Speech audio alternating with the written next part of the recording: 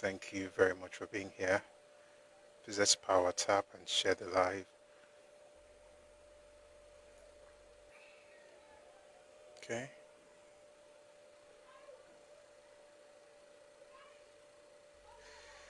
Oh boy.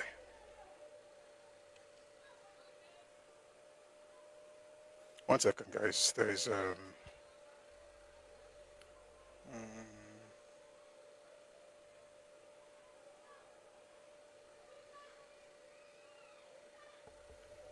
thank you for liking the live.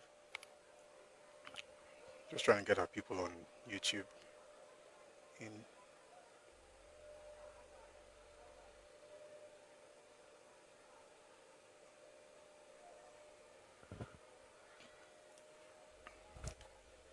Okay, I think we're live on YouTube now.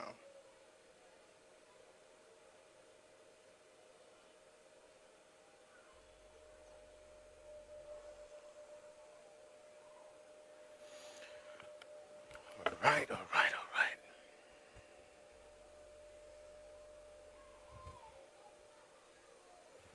Okay, we're live.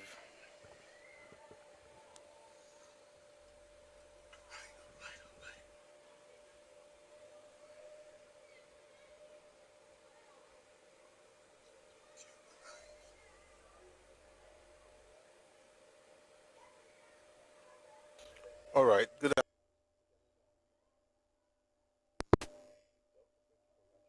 afternoon, everybody. Thank you very much for joining us. And thank you to the guys on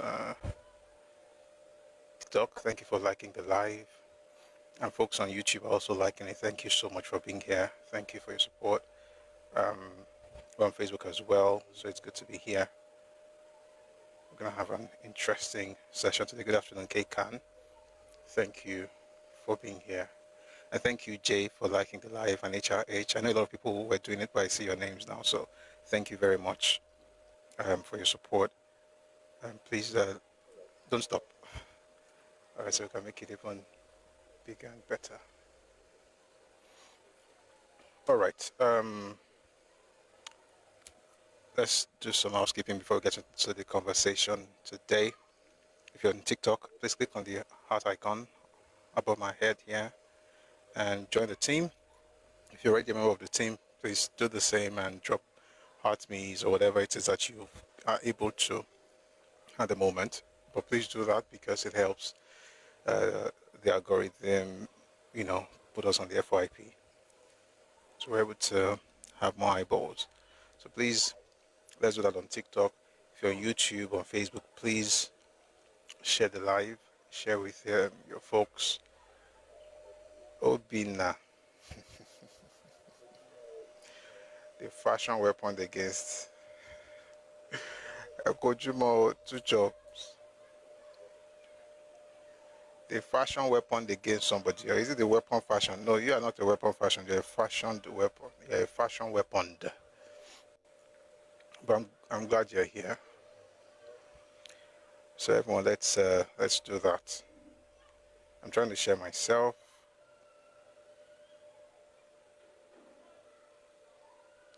Bagunyan inu ewe, basebe inu epo epa, eni to mayo. All right, so we're just doing a bit of housekeeping before we get to the conversation, and also sharing the live on YouTube and on Facebook as well. It's a beautiful Tuesday afternoon. Hope everybody's having a wonderful day. Sheshen lo, Ugbara Lesiko, Ugbara Lenko, Shida Dalewa, 30K live, power tap. Thank you, Obalufon. Esheo, thank you. Yesterday was quite good. I mean, we spent time discussing events, thoughts, and ideas, and also OWL. And we spent a lot of time discussing, OWL, but we spent time talking about the early days, how he was born, who his parents were, what happened, some of the things that happened as far as religion is concerned, um, the balance between people of different faith in Yoruba society in the early 90s, late 19th century and early 20th century. Um, just to give us an idea of how they were able to build society, a number of things about how the society itself worked, the political system or the political structure of different Yoruba cities and all of that. We spent some time talking about that yesterday. I thought it was really cool, right? Today we're going to maybe just do a little recap of that in as maybe very, very few minutes, and then we'll get into how he got educated and things like that. Okay, before we do that, we'll discuss the news making the rounds in the last 24 to 48 hours. But before I even get into the news, there's some responses on some of our YouTube videos. So I think this should also help us understand that beyond the fact that if we're putting out content, people are actually able to also tell us what they're about, and it helps us understand stuff. So for instance, somebody under a video, why somehow, so one of the videos on YouTube, why some outsiders will never be Yoruba, a commenter at 11 Damilola, it says the Ibos are changing their names and surnames to Yoruba because they are tired of visa rejection. To get visas to Canada, Europe, USA easily, they use Yoruba names. I noticed 4 of my Igbo staffs changed their names on their passport when we were processing France visas for a 2-week retreat and conference in Paris for senior staff. The HRM drew my attention to the change in their names, and they all had to explain why they changed to the management. Recently, one of our fleet managers, named Chikozie Nwankwo, has Adewale Adewoye on his passport and sworn an affidavit in court to replace his birth certificate. This changing of names to Yoruba names is an epidemic. They travel to Ibadan or Kano and pay a lot to immigration officers to get the new passport with a different name. Okay. Like I say, at the point where we did now is to start writing petition to Olubumi Ojo. That's the Minister of Interior. Probably have to get the people of petitions and stuff. This is not the first time I'm hearing it, but this one is more detailed and everything.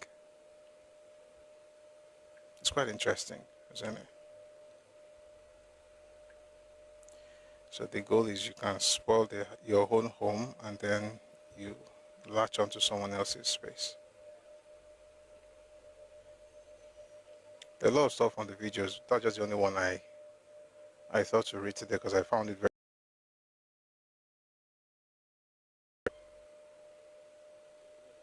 But I think it's also important. Maybe if there's a way I can reach out to him, I will, and then we'll see the possibility of maybe writing a petition. But he's going to have to give details of what happened. So that will make it make sense when you're escalating that to the minister or the Ministry of Foreign Affairs, Ministry of Interior, and also the minister himself. So I don't know if you are here, but please, if you can, please reach out. I'll see if I can reach out to him as well. We'll find a way. Because at this point, the fact that people are even collecting money to change their names and all of that also shows something really interesting, especially from the video we watched yesterday of the lady saying that they have their cultural events in Lagos and Abuja, but it's not because they don't want. It's not because they don't want to do it, or just because if your home is destroyed, why would you want to be constituting nuisance everywhere else? Why not just fix home? That's what sensible people do. right? You make home better so that you can tell your children that when people scattered it, somebody rose to the occasion. And it's funny that the people who cannot rise to the occasion to fix their homes are the ones who call people cowards. People like say, nah, you be the definition of cowardice, respectfully. But yeah, that's that. But that's not the news. That's just a comment. And there are many on the videos. I want to thank you if you watch the videos on YouTube and TikTok and you engage. Thank you very much. Shows how finished your Obina, it shows how finished your part of the country has become.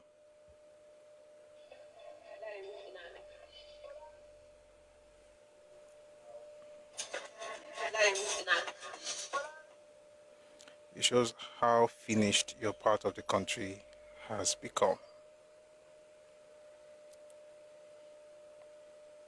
I'm sure you like that. You have to remember that the whole country is bigger than your space. So whenever you want to say things about Nigeria, just try and locate it where you are from. Is it not the Nigerian passport being bastardized? Who are the people bastardizing the passport? Is it not your people? Are you cursed not to be able to take responsibility for anything in your life? People say things like the passport is being bastardized, as though the passport is bastardizing itself. Is it the passport bastardizing itself?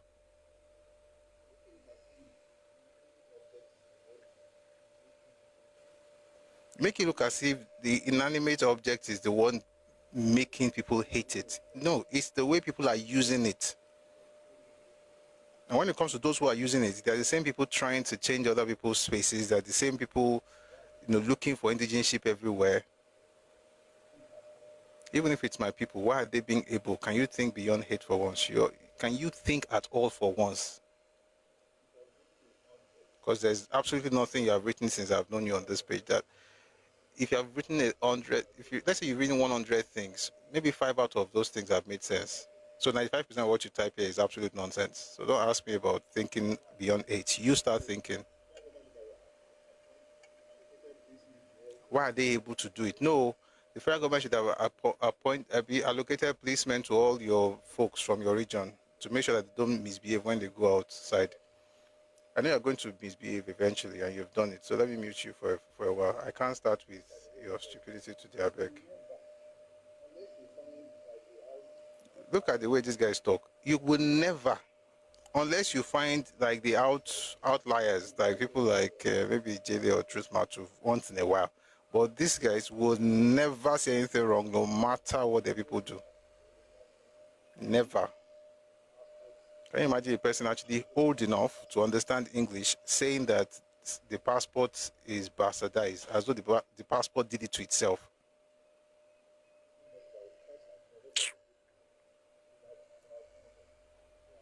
The same person that will curse Nigeria just like he did now says how kiniko Nigeria has become. Is your part of the country that's like that?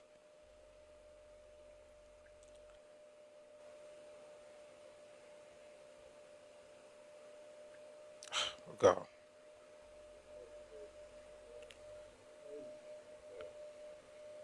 Can you go everywhere destroying the image of everywhere?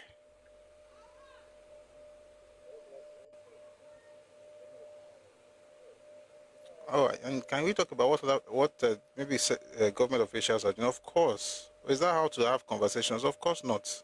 At least even say, okay, I'm going to Akpo. No, you will not. You start from see what has happened to us. Where is it? Sorry. Anyway, this is something from Labour Party. Resolution adopted at the end of the National Executive Council (NEC) of Labour Party held on Monday, 21st July 2025. 1 second, guys.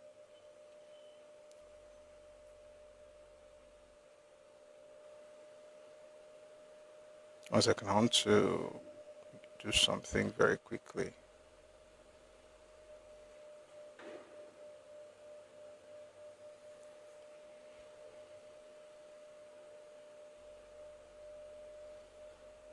All right.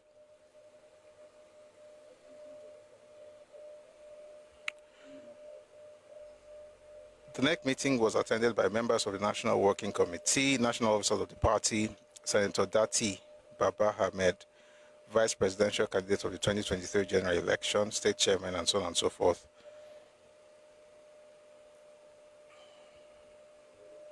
The spy on the mountain, this in Labour Party. What you want about Daru? The NEC in session after reviewing the purported NEC meeting held in Transcorp on Friday. The damage they have done to her image outside is so crazy, and they enjoy that victim mask to mask. See, this thing is going to happen. This thing is going to happen. The rate we are going now.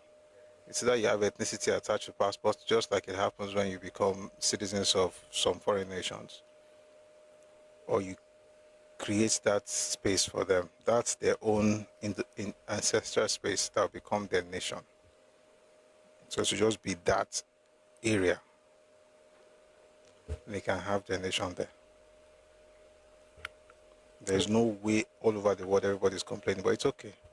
It's everybody else's fault. Let's just continue with this Labour Party stuff before we read the news of interesting things. Okay, so Labour Party, the NEC in session after reviewing the purported NEC meeting held in Transcorp on Friday, the 18th of July 2025, condemned the conveners of the meetings and thereafter disassociate itself from the outcome of the so-called NEC meeting, where they renamed their illegal caretaker committee. Anyway, many things they said, but I think the one I just want to read is the latter part. NEC in session commends Senator Dati Baba Ahmed for identifying with the leadership and declaring his interest for the 2027 general election. This is the Julius Abure faction, right? This faction, they're saying the other faction, those ones are wrong. But interestingly, wait though, I thought Baba Ahmed was in ADC with the rest of them. Now that he's declaring his interest as what? As VP or as presidential candidate?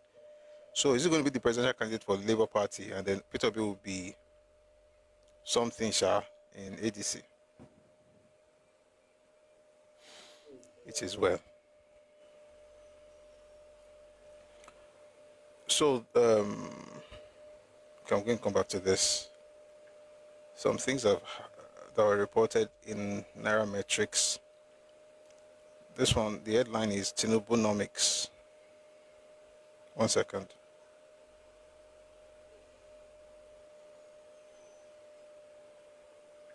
This thing is slow. This thing is slow.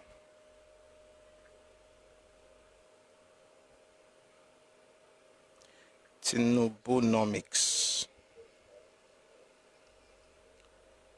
Nigerian stocks are experiencing their best run under any precedent since 1999.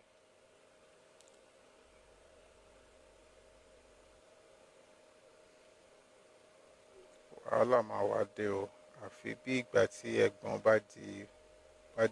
bá di màjá. The identity theft is becoming another thing. How low can people sink? It's crazy. Nigerian stocks have recorded their most impressive run under any civilian administration since 1999 as the market rallies sharply under President Bola Ahmed Tinubu. According to a Nairametrics analysis, the all-share index, ASI, has gained 136% since President Tinubu assumed office in May 2023. The ASI, which stood at 55,769.28 points as of May 29, 2023, is now trading around 131,000 points, a historic milestone for the Nigerian capital market. Well, I hope that those who are going around saying Nigeria is destroyed, getting destroyed, I hope they like that idea.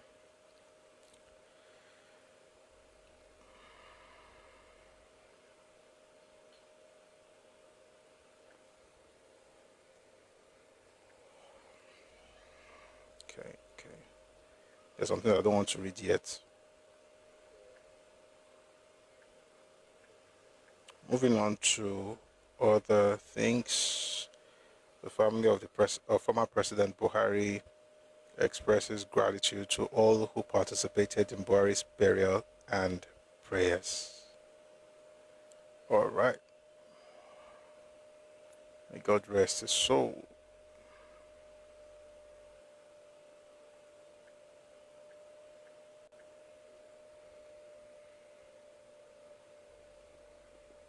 So I want to play a video from the former president Olusegun Obasanjo. He was speaking at a conference held recently. I'd like you to take a listen.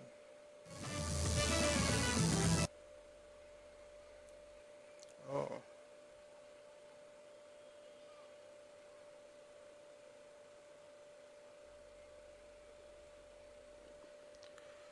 All right. Let's take a listen to the former president Olusegun Obasanjo.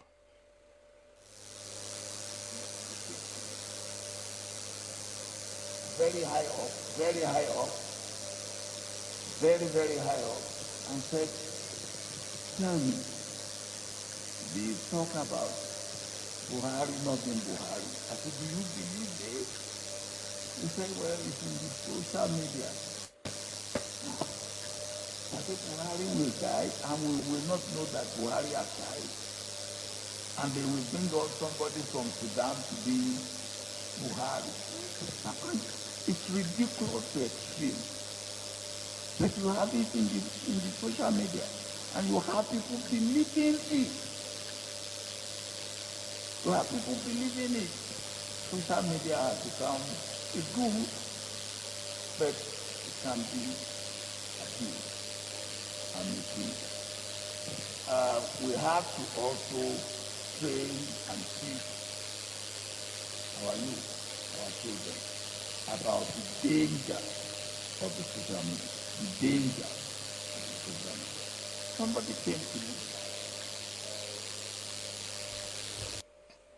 I don't know if you heard what he was saying. He was talking about how he had a conversation with somebody who believed that Buhari was cloned, the Jubril nonsense. So, and that social media was the tool that was used to propagate the idea. Hopefully people have enough sense to not believe ridiculousness.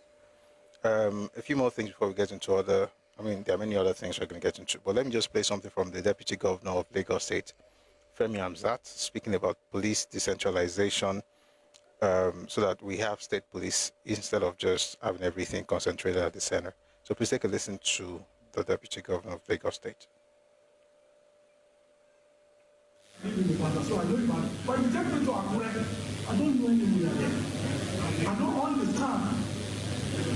Therefore, state policing is not about semantics. It is about protecting the people. So let us have it.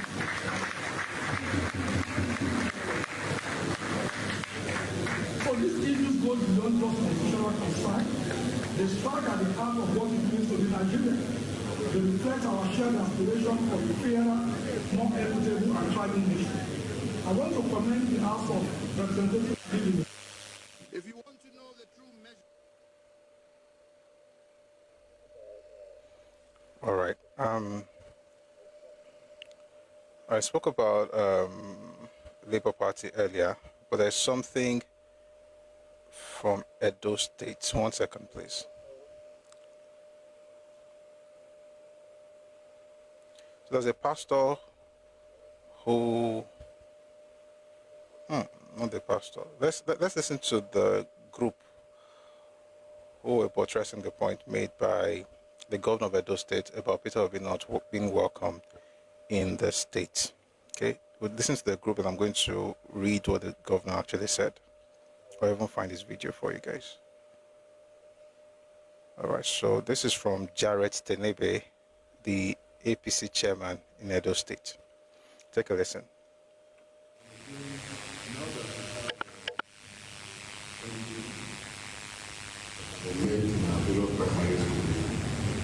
Want to really become running campaign.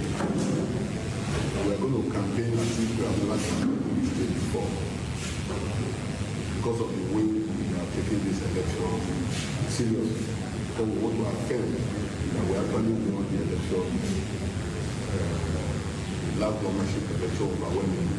We want to prove to the whole world, to Edo State, the Nigerians, that we actually won those elections. So we are not going to leave any stone unturned on the campaign. And we're also sure that everybody will try to stand on our way to smoke that person out. Well, since morning while the primaries were going on, there's been a lot of criticism all over the press about the statement that Governor made yesterday when he was receiving one of the remaining of PDP Central, where he said that Peter Obi has to take permission before that.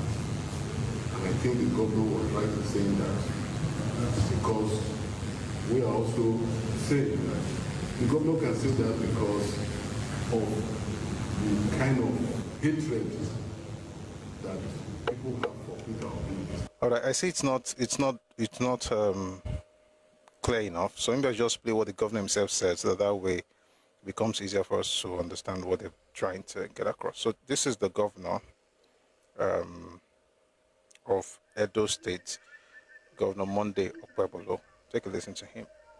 I am sending a direct message to him. There is a new sheriff in town. He cannot come to Edo without telling me, because his security will never be guaranteed. Whatever happens to him when he's in Edo State, he will take it. I am serious about it.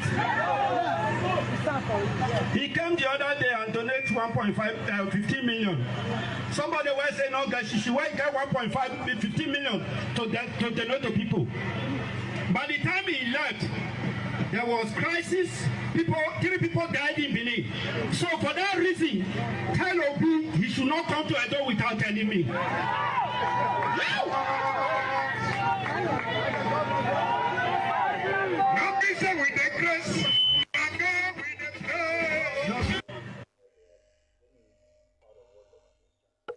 So the other video we listened to earlier, let me read part of what the man was trying to say.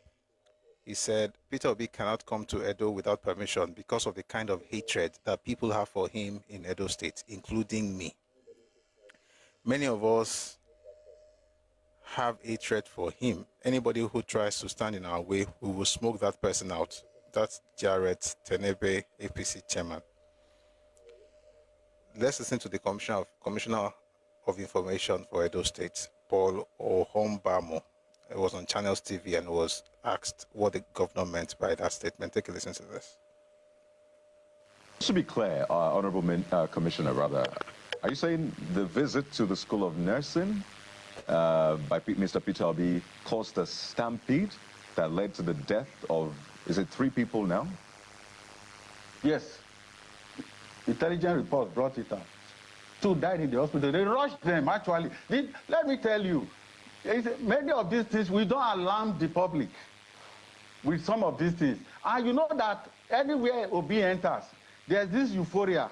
People who don't know him deeply, who just see him and they see, this is Obi, the Messiah they want. And they rush after him. And that euphoria, ecstasy, can cause stampede. Just to be... But it did not reflect in votes. Is it the same visit that we're seeing on the screen that you're referring to? And is the school authority also aware of this fatality that you speak to, or is only the government that is aware? Obi, apart from going to that school, went to other places.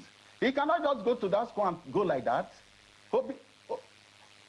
When Obi comes to a place, there is another place he can go to. There are other places. People are waiting for him. But people along the road and all. Okay, this stampede you speak to, was it at this visit or another visit? Just to be clear again. No, this July 7th. That's why he has been visiting now, and the governor has not taken it serious. It's because of this incident.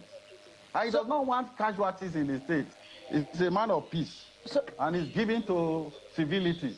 At the risk of seeming to overflog the issue, are you saying that it was as a result of the visit to the School of Nursing or to other places? Where exactly did this stampede? His visit was not only School of Nursing. They are just hiding fast from you people. And so where exactly did this stampede happen? Where exactly did it happen in Edo State? You said? Where exactly did this stampede happen in Edo State? In Benin, they took some of them to the hospital. And they are in Benin. They couldn't have taken anybody from Ekpoma to Benin now. Honorable Ahobamo, you're not answering the question directly. Where exactly, which location in Benin? I don't think it's fair that they will tell him not to come to the States and the people hate him and everything. And this whole thing about, I don't know where this thing actually happened, but I think, oh, hope you can hear now, all grow. I don't know where he got all this thing from. These things where he's talking about, you know, stampede. But again, politicians will be politicians. Kenneth Okonkwo decided to weigh in on the matter, and in the beginning I thought he was making sense until he said something that I've heard again and again and again. And I think it's also somehow, no matter how educated, not really, no matter how many certificates, I should stop saying educated to be honest, no matter how many certificates certain people have, there's a particular thing you always notice.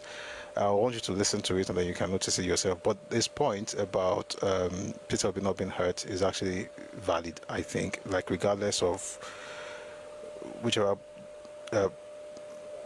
regardless of who you support, it's important not to, you know, go to that extreme. But whatever happened between him and the Edo State governor, I think one day we're going to know. But this is Kenneth Okonkwo weighing in on the matter on the morning show on our Rise Television. Take a listen to this, please. Thank you for this once more. I am going to unpack this dilemma from 3 perspectives or more. 1, as a constitutional and human rights lawyer. 2, as an opposition leader. And 3, as a citizen of Nigeria from Southeast extraction. Now, as a lawyer, you have rightly pointed out that Section 41 is very clear. And let me state what Section 41 said clearly. That every citizen of Nigeria shall be entitled to move freely underline, throughout Nigeria, and to reside in any part thereof. And no citizen of Nigeria shall be expelled from Nigeria or denied entry thereto or exit therefrom. If you put it into context with Edo State, it simply means no citizen of Nigeria can be expelled from Edo State or denied entry into Edo State or exit therefrom. And every citizen of Nigeria has the right to move freely in Edo State. So what the governor said is unconstitutional, it is illegal, it is irresponsible, and it's largely illiterate. Coupled with Section 39 that guarantees freedom of expression and Section 40 that guarantees freedom of association and assembly. Having said that as a lawyer, let me talk as an opposition leader. This is a direct attack, threat, intimidation of opposition leaders. Recall that Adams Oshomole blocked airports. Even the Minister of Aviation noted that what he did was wrong, yet nobody threatened him. Nobody locked him up. If it were an opposition leader, he would have been in jail cooling off before anything is said and done. But whenever you come to APC, your sins are forgiven. And look at an innocent citizen, just because he's an opposition leader, he's been threatened, his life being threatened, that he should not step into Edo State by a governor that is INEC produced, figure challenged, pinchomic and petite, and largely illiterate, like I said. Now, let me come in from the point of being a citizen from Igbo extraction. I sense tribalistic, cheap, ethnic bigotry in this governor. If P2B were to be a leader from Hausa land or from Yoruba land, this governor will not dare make such a statement. Recall when 16 persons were killed in Edo State, before even making any investigation, he ran to Kano State to prostrate. That was a good thing, because life is very, very essential. The same governor that did that is the same governor that is threatening the life of a human being for just coming into your state. This is very annoying. It's a direct threat to Igbo people. It's a direct threat and exhibition of being an Igbo hater. And that should stop. Let me tell you, from where I come from, when you kill even a madman, that's when you know that he has a brother. If a strand of hair falls from P2B, because this is a direct attack and threat to his life. Remember, the governor made it clear. He said his security can no longer be guaranteed. He used the word never, if he does not take permission from him. Let me ask Monday Okpobole, does it mean that when he finishes as a governor, before he travels to any state in Nigeria, he would have to seek the permission of all the governors? Okay. Does it mean that 200 million Nigerians, before they step into Edo State, they would have to seek permission from the governor? Okay. And in the case of AMPP versus the IGP, the law has even been made clear that you don't even need permission, even when you want to embark on a protest. And I'm talking about peaceful protest. Okay. If you don't need permission when you want to embark on a protest, how can a governor be talking about permission to visit a state that is in bad taste? That is Okay, so I'm sure there's a lot to pick out from the things he said. And like I said, I don't know why, there's something else that we don't know about, to be honest. However, in 2020, this same thing happened, not to a non-Edo State person, but to somebody who was a former governor of Edo State. The deputy governor of Edo State at the time actually said Oshiomhole cannot enter Edo without Obaseki's permission. So yeah, but I mean, hopefully they're going to resolve whatever it is that's been going on between them. But there's something he said that has been in the Nigerian public space, in political conversation since the 1940s, is that when a person speaks against a person, one person speaks against another individual, you hear people say things like, it's a direct threat against Igbo people. It makes absolutely no sense. This thing started with even Azikiwe in the 1940s. Azikiwe, I said yesterday, Azikiwe went to the UK, returned with people. They asked him for accounting, like, how much did you spend? Let us know how it happened. You got £13,000 when you traveled. So let us know, because the trip was so bad that they said they had a day of mourning in Enugu. It was a terrible trip. This was 1947. It was a very terrible trip. People, they didn't get anything they wanted on that trip. They just went and came back. So they were like, okay, at least tell us how much you spent. And then Azikiwe came up and said, oh, you know what, £9,000 of the money is actually from the eastern region. Who asked you, as in, how much did you spend? Where's the change? It just turned it to say, they're doing it because it's Igbo. And then when the Yoruba people now took that up and started going after him, paper to paper, like daily service against West African pilot. Do you know what the Ibos said? The attack against Azikiwe is the attack against the Ibos. This thing, it's a terrible mindset. What was said against Obi, again, I don't know why it was said. I don't think it's acceptable. But to say it's an affront or a threat against Igbo people, how? How? Deep Boy on YouTube, stop spamming the comment section. Whatever you are typing will never be seen, because you are not writing like a sensible person. So you may want to stop your stupidity and just listen to this, or you step out. If you like, type it 1 billion times, it will never show. You will never see it. You just be pouring water in the basket. But I'm sure you're already used to that. All right, so I don't think that, I mean, like the chairman who said he hated him, he didn't want him and stuff like that. I don't know if that's the best way to say it. However, to say things like, if people have issues, you now turn it around and say anything that happens to that person is against Igbo people. This is the reason you cannot even talk when your people do something bad.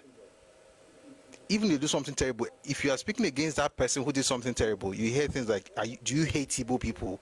How daft can you be? The person has done something wrong. You can't even say anything about that person. You will not. You just go straight to, 1 second though, come out of YouTube. Instead of you to talk about that thing, you say, oh, you are against Igbo people. What this person said, I don't know why he said it. I don't think it's acceptable. But again, they're politicians and they know exactly what they're doing. But to turn it around and say, oh, there's something against Igbo people, I beg you. I beg you. I hope nothing happens, by the way. But people should just calm down with all this And then he's not the one saying something is tribalistic and bigotry. That's how he said it. I'm just trying to see if I can mimic him. Tribalistic bigotry. The people who practice it the most are the ones who accuse others of that same thing, you know. But moving on from there, a pastor, this is the first time I'm hearing him, decided to weigh in on the matter. I'd like to take a listen to this man. I think he's an Edo person. Take a listen, please. My name is Prophet Elijah Bamidele Iluholo. My name is Prophet Elijah Bamidele Iluholo. I am an Edo man. Aochi, South Ibe, Iyerehu, that is where I came from. I'm a typical Edo man. I don't know the carry last. And if I can speak to federal government, I should be able to say things concerning my state. Amen? Amen. If you are an Edo person, Edo social media influencer, social media human activist, you are from Edo State, I don't care about other state, from my state, Edo State, you are from Edo State, and you are among of the people who are insulting the governor of Edo State, Mr. Monday Okpewuru. You are among the people who are insulting him over a statement he made concerning Peter Obi. You are a... If you are an Edo social media influencer, you are an Edo human activist, I don't care to know who you are. Everybody get your position. And you are among the people who are insulting the governor of Edo State, you are using or Zuawehi Egwe. Yes, sir. I hold nobody an apology. Sir, I want to ask you a question. You are the head of the family. Don't you have the right to tell your mother, your father, please, before you come to my house, make sure you call me.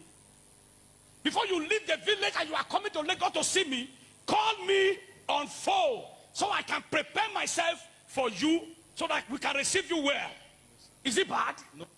The governor said if Peter Obi must enter Edo State, he should call him on phone.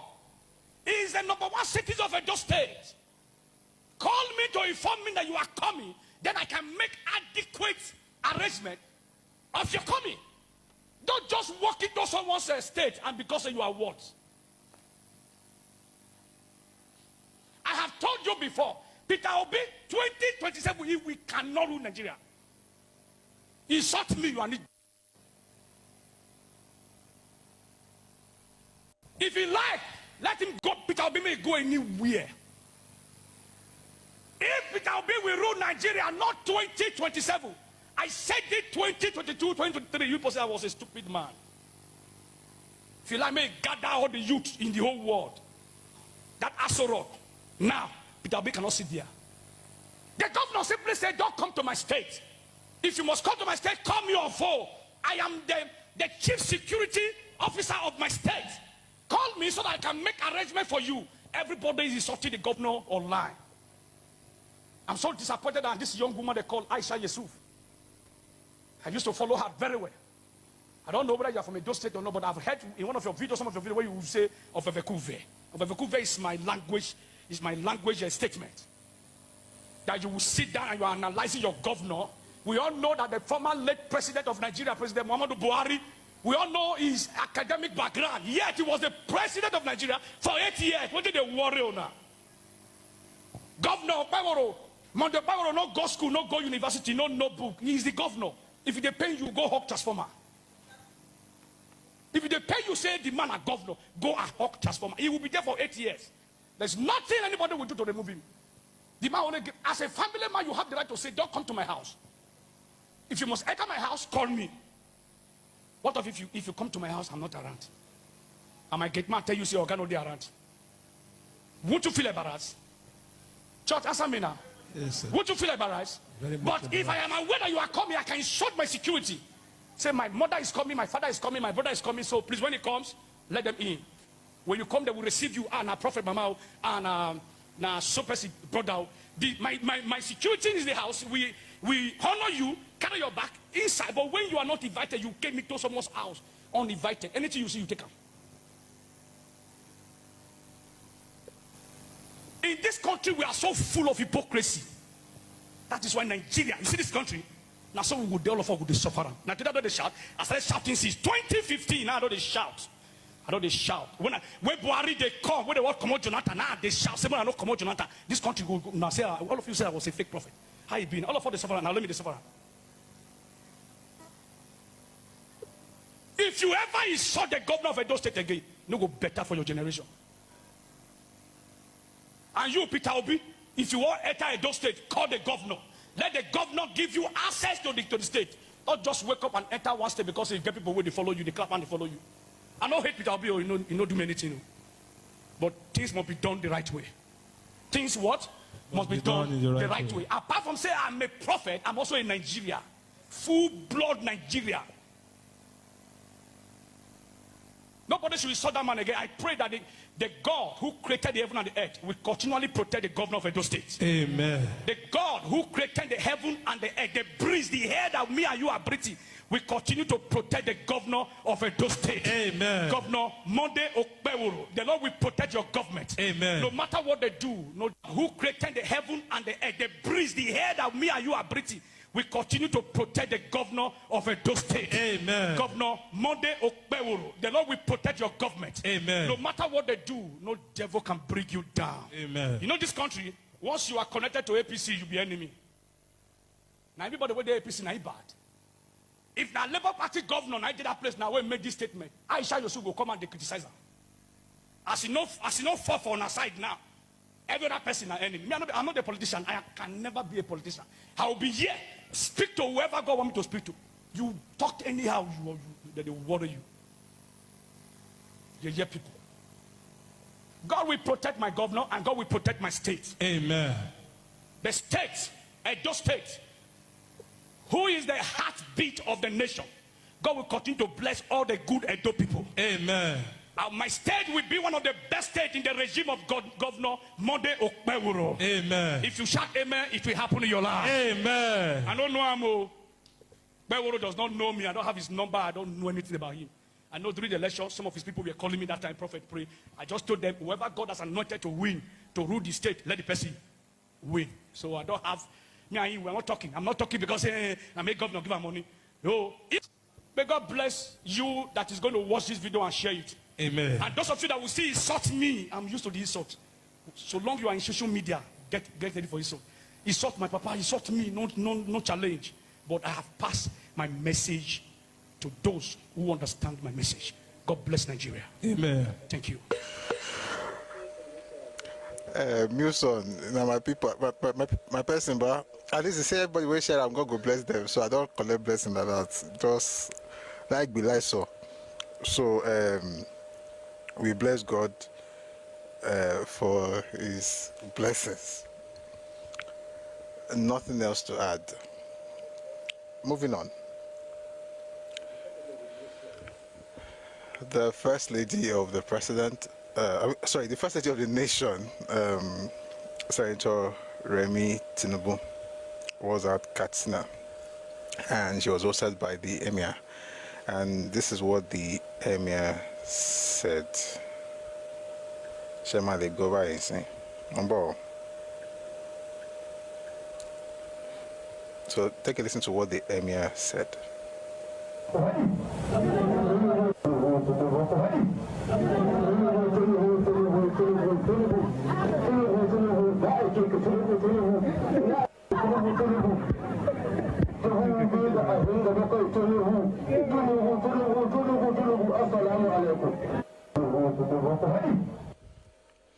He probably called Tinubu up to 30 times in 18 or 16 seconds. Tinubu, and I said, Assalamu alaikum. So apparently, it looks like he likes the idea of Tinubu being the president. All right. So yeah, he declared for Tinubu. Yeah, that's it. Moving on. This is from the governor of Lagos State, Babajide Sanwo-Olu. This last weekend, we were in Monaco experiencing the E1 Racing Championship. It was a good reminder of how innovation, determination, and bold ideas can come together to create something truly groundbreaking. I'm proud to share that Lagos will become the first African city to host the E1 Championship on October 4th and 5th, 2025. That's a major milestone for the sport and for what it says about our city. It shows that Lagos is ready to be part of the global conversation on clean energy, sustainability, and new approaches to marine transportation. So the E1 Racing Championship will hold in Lagos on October 4th and 5th, 2025. So I played a video yesterday, and a gentleman responded, not to me, but to that video. He made a video. I don't think I should play that video because I'm going to have to be moving around devices. But let me just play again what the lady said, and I'll read what he said and see if I can find the video where he said it. And, so this is from, what's her name again? No, let's not go there yet. Let's do good news first. This bad news is not inspiring. We'll come back to that bit later. Let's do something funny, okay? This is from the President Buhari. He was in Ogun State over the weekend, and I think it was for the 8th fidels of the Aujale. What's E1 Sporting? E1 Sporting is E1 Sporting. It's racing on, speedboats. That's the only thing I can say. Like, the same way you have car racing, so you now have boats racing, right? And it should be holding in Lagos. So that's what E1 is. All right, this is from the President. Please take a listen to this. His Excellency Dakmo, Governor of Ogun State, Oyinbo pọ̀.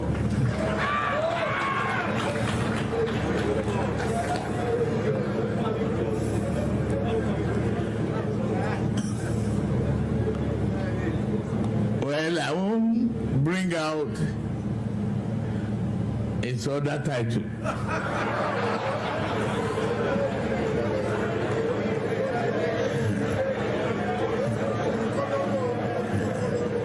Ọ̀kan lọmọ eléyìí of Ogun State.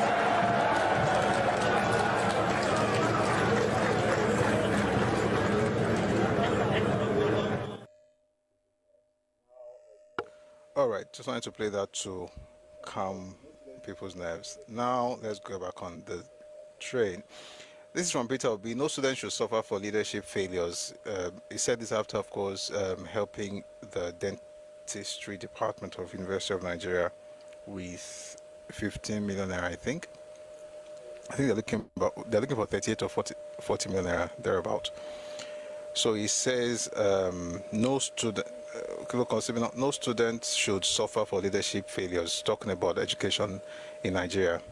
Well, that would have been so inspirational, except for the fact that in 2012, Obi actually increased school fees to 230,000 naira from. Sorry, let me see. In fact, this is one of the students that went there. Everything Peter Obi was guilty of as Anambra State governor for 8 years, he's pretending to be a saint today because he has money to throw around and buy the truth. Imagine paying 230,000 naira as school fees as at 2012 in Anambra State. All right. While this was happening, there was this news. I don't know if you've seen it on Twitter. There was a news on Twitter that University of Nigeria on Nsukka has buildings that are dilapidated and really terrible, and everybody was saying, but it's a federal government institution, so the federal government should take care of it. Well, we've been able to get the report on. Let me see. 1 second, please. I thought I put it here earlier.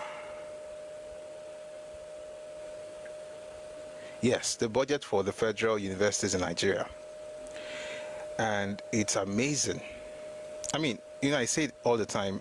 There are many schools all over the place, schools by schools in Ibadan, University of Ibadan, OAU, Unilag, all the schools are federal schools. And of course, there are state schools and also private-owned schools that do a lot better and that have better stuff than what it is that we see in the eastern region.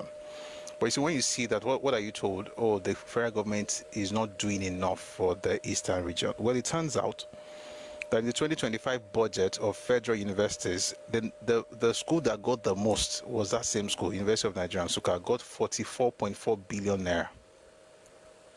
Followed by Ahmadu Bello University with 39.8 billion, University of Calabar 39.7 billion naira, University of Maiduguri 34.2 billion, Nnamdi Azikiwe University 31.8 billion, University of Benin 30.3 billion naira, Bayero University 29.3 billion naira, University of Ibadan 27.8 billion naira, University of Uyo 26.9 billion, University of Lagos 24.6, University of Jos 24.2, Obafemi Awolowo University 23.5. So OAU got about half of what UNN got. UNN got 44.4. OAU got 23.5. That's about half. And it is UNN that is dilapidated, not Ife. And right here we have the breakdown of what they spent money on, the different schools. And University of Nigeria is just amazing. Let me tell you what I discovered. It's not about money, it's about capacity for administration. It just doesn't exist in some certain places, because that's the only thing you can say. I mean, based on all of these things, you're getting the most money, but, somebody wrote here, this is not me, by the way, this person is called Amojo Gunlere on Twitter. He says, give Nigeria to Igbo man and he will turn it to America. Small university will then give una Siam. According to 2023 financial statements, UI and Unilag had a budget surplus of 782 million naira and 6.79 billion naira respectively, while UNN, with a much higher federal funding, had a deficit of 191 million naira. Same UNN is currently begging for 38 million naira to meet up for an accreditation exercise. I wish you could see the video. I'm going to play it. Maybe you'll be able to hear part of the video, right? You should be able to hear part of it. Maybe not everything. So, UI had a budget surplus of 782 million naira, almost a billion. I mean, well, like 200 and something million shy of 1 billion. But Unilag refunded the federal government with 6.79 billion naira as budget surplus. UNN has 191 million naira deficit. In other words, they go collect BC on top, waiting they don't give them already. But then they collect money past other. In fact, Nigeria has to do something about the eastern region. Maybe they'll just do like managerial training for. I don't know. Like it's sad. And at them they shout past. They are better than everybody. Listen to I hope the audio will work because the video tells a better, like a deeper message. But maybe the audio too will help. So take a listen to this. Is this your campus? University of Nigeria, Nsukka, the Lion's Den. Fortunately, right now, it looks like they are more interested in creating prayer warriors and spiritual giants than industry leaders, sports giants, and excellent professionals in all fields. That would explain why the old sports complex has become a shadow of itself. Our team was shocked and saddened by the sheer number of abandoned projects and dilapidated buildings on campus. Kai, DK, nah, what has happened to this great school? Away from the damaged sports center, let's talk about some of the good things on campus. The library has a unique architectural identity. Some call this style tropical architecture. Fortunately, there's an unfinished part to it. A ramp here with no handrail. I wonder how wheelchair users will fare. Personally, don't understand why the library is fenced away from the school. If you're going to fence anything in a school, it definitely shouldn't be the library. Faculty of Art building is also a great building. We may do a special. My life. I've never seen a library fenced in my life. Maybe they exist, but definitely not in sane times, let alone sane ones. Let's continue listening and be blessed. on it when next we can. We couldn't get into it that particular day, but it's definitely iconic and it's one of their best buildings. On one hand, the school-start roads need serious upgrade. On the other hand, you have the issue of the absence of pedestrian walkways, so the students and the cars are competing for road use. Another thing that shocked us is the fact that they don't have a Senate building. I mean, they do have an administrative building, but you know their age mates, UI, OAU, Unilag, all have Senate buildings of their own. Let me even ask, is UNN the least funded of their peers? I mean, we know that all Nigerian universities are poorly funded, but this one takes the cake. This is back to the interior of the library, and as you can see, it's very underwhelming, it's very dirty. Many of the lights in this room are not functioning. It's a sad case. In a normal country, this is unacceptable for a university library. But the government of the state where this university is hosted is launching an airline. Talk about priorities. So this is the mechanical engineering workshop. So it is rustic, I get that, because it's a colonial structure. What I don't get is why they've not consciously curated their own architectural identity. Also, why is there no conscious effort to have paved walkway around? Why is there red sand all over the place? The university alumni and the government at state and federal level, and anybody and everybody that cares, needs to come and help this university. The future is not bright if this is where your engineers are going to be coming from. That has nothing to do with the intelligence of the students. The environment is just not right. I'm not even going to talk about the fact that these facilities look like they are from the 1960s. I'm not an engineer, but I don't know if many of these machines are still being used in 2025. This UNN or Diego. I'm worried about this university because the environment has an impact on the minds of the students. For example, I'm not sure there's any functioning elevator in the university campus, whereas as bad as Unilag is, there are at least 15 working elevators. I also have to mention, the university is not neat. There's overgrown grass everywhere, and wait till we get to the hostels. You are going to cry. The hostel videos moved me to tears. University students in poorer African countries have better learning environment. And don't you dare come into the comment section to accuse the students of not using the facilities well. If you are watching this video aged 30 to 60, your question should be, how can we solve this? The Awolowo halls and the newest halls, you need to do proper landscaping everywhere here. Apart from eliminating the risk of reptiles attacking the students, you protect the building. You can see the stains on the base of the building already. You need roads. These puddles at the Okeke hostel are a risk. You can already imagine how terrible it looks inside. It should also be noted that these students don't have regular access to water. Water tanks are not sufficient. It is common sense. You can tell many of these areas are terribly dark at night. In terms of architecture, yes, the hostels may be finely designed, but on facility maintenance and landscaping, it is 0 over 100. I have chosen to skip the other buildings because the point has been made. Any further point will be repetition, but I want to reiterate this one. This is the mosque project. It is abandoned. There are too many abandoned projects in this university campus. It's a security risk, it's a health risk. Something has to be done very urgently. All these abandoned buildings make the school look like Gaza. Even the places that were bombed in Israel and Iran don't look as bad as this. So guys, this video is in partnership with Banzai Furniture, and you can pre-order any of their furniture sets through the... Whatever makes somebody compare your school to Gaza. Again, these are the people that go everywhere insulting everybody. You know, they are better than everybody. Everybody. The worst. I mean, it is well.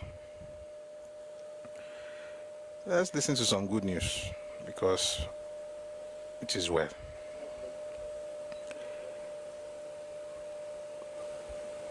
Nigeria's gross domestic product (GT). 1 second, guys.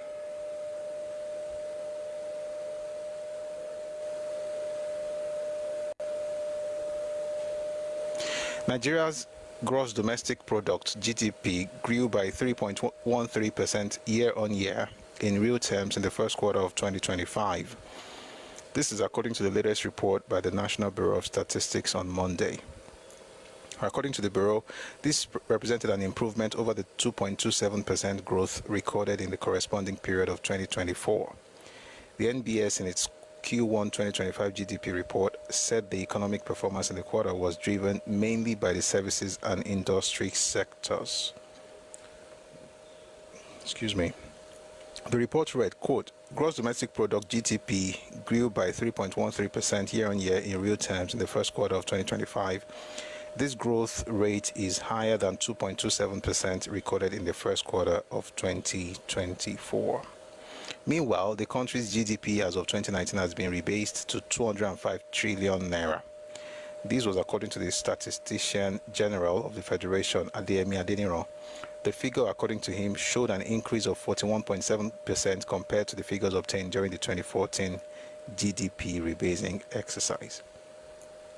If you're an economist, when you come up, please make sure you explain that part to us. God bless you.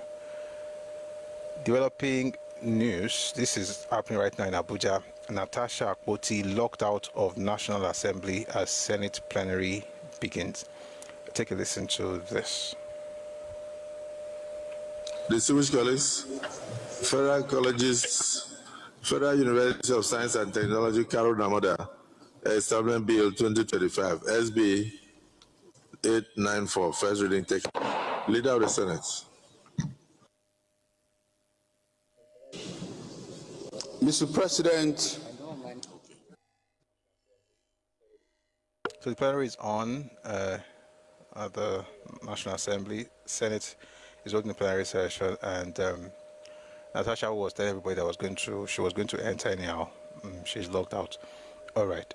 Somebody saying something. Imo State University is worse. I saw the two. Sincerely, if you see the two, I don't even know which one is better. The point is just that you cannot come from that part of the nation and insult everybody. Essentially, what they do is this, and let me say, in fact, let me answer the person in the comment section. What they do is, what they are saying, it's not like they are lying, but it's their own reality. What they are now doing is to transpose it to all of us.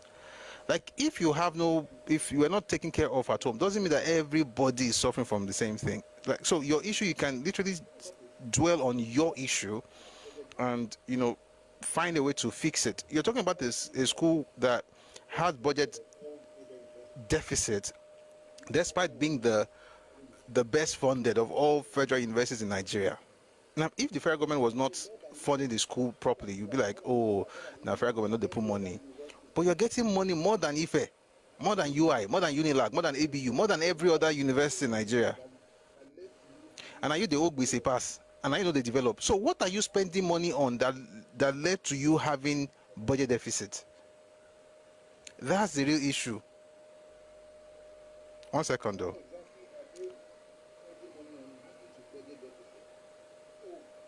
What exactly are they spending money on leading to budget deficit? And so when they cry about Nigeria not developing, I think they are experiencing underdevelopment, but it's not a Nigerian issue, it's a regional problem. So maybe they should talk to the leaders, and I hope the leaders listen and do better. Moving on from there, I'm going to read something from Sahara Reporters. After 7-year manhunt, Nigeria captures 60-year-old drug lord Arochuku Gozie in Lagos hideout with cocaine others. A drug kingpin identified as Okpara Paul Chigozie has been arrested by operatives of the National Drug Law Enforcement Agency, NDLEA, after evading capture for 7 years. It was learned that the 60-year-old suspect was caught with 11.6 kilograms of hard drugs, including cocaine and methamphetamine. Okay, I remember that thing. Methamphetamine at his hideout in Lagos. NDLEA spokesperson Femi Babafemi, in a statement on Sunday, said the breakthrough came on Sunday, July 13, 2025, after NDLEA operatives intercepted one of Okpara's drug couriers, Achebe Kenneth Namdi, 51, at around 5:45 a.m. along the Apapa Oshodi Expressway in Ilasamaja, Lagos. He explained that Achebe, who was on his way to Onitsha, Anambra State, was arrested while transporting illicit drugs concealed in a white Toyota Sienna.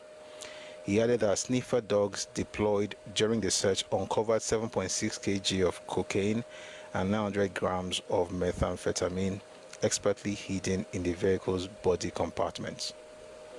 The statement partly reads, quote, operatives of a Special Operations Unit of the National Drug Law Enforcement Agency, NDLEA, have arrested a wanted 60-year-old drug kingpin, Okpara Paul Chigozie, ending 7 years of evading the long arm of the law, even as he was caught attempting to ship large quantities of cocaine and methamphetamine to the southeast and other parts of the country.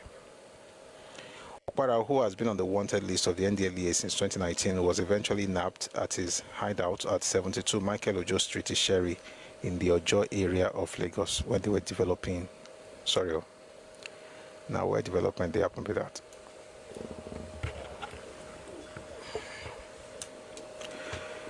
In talk say Okpara, who has been on the wanted list of the NDLEA since 2019, was eventually nabbed at his hideout at 72 Michael Michael Ojo Street, Isheri, in the Ojo area of Lagos State, on Sunday, 13th July 2025, following the interception of some of his consignments at 5:45 a.m. the same day at Ilasamaja, along the Apapa Oshodi Expressway. End quote. Yeah. May God develop all our lives in Jesus' name. Amen.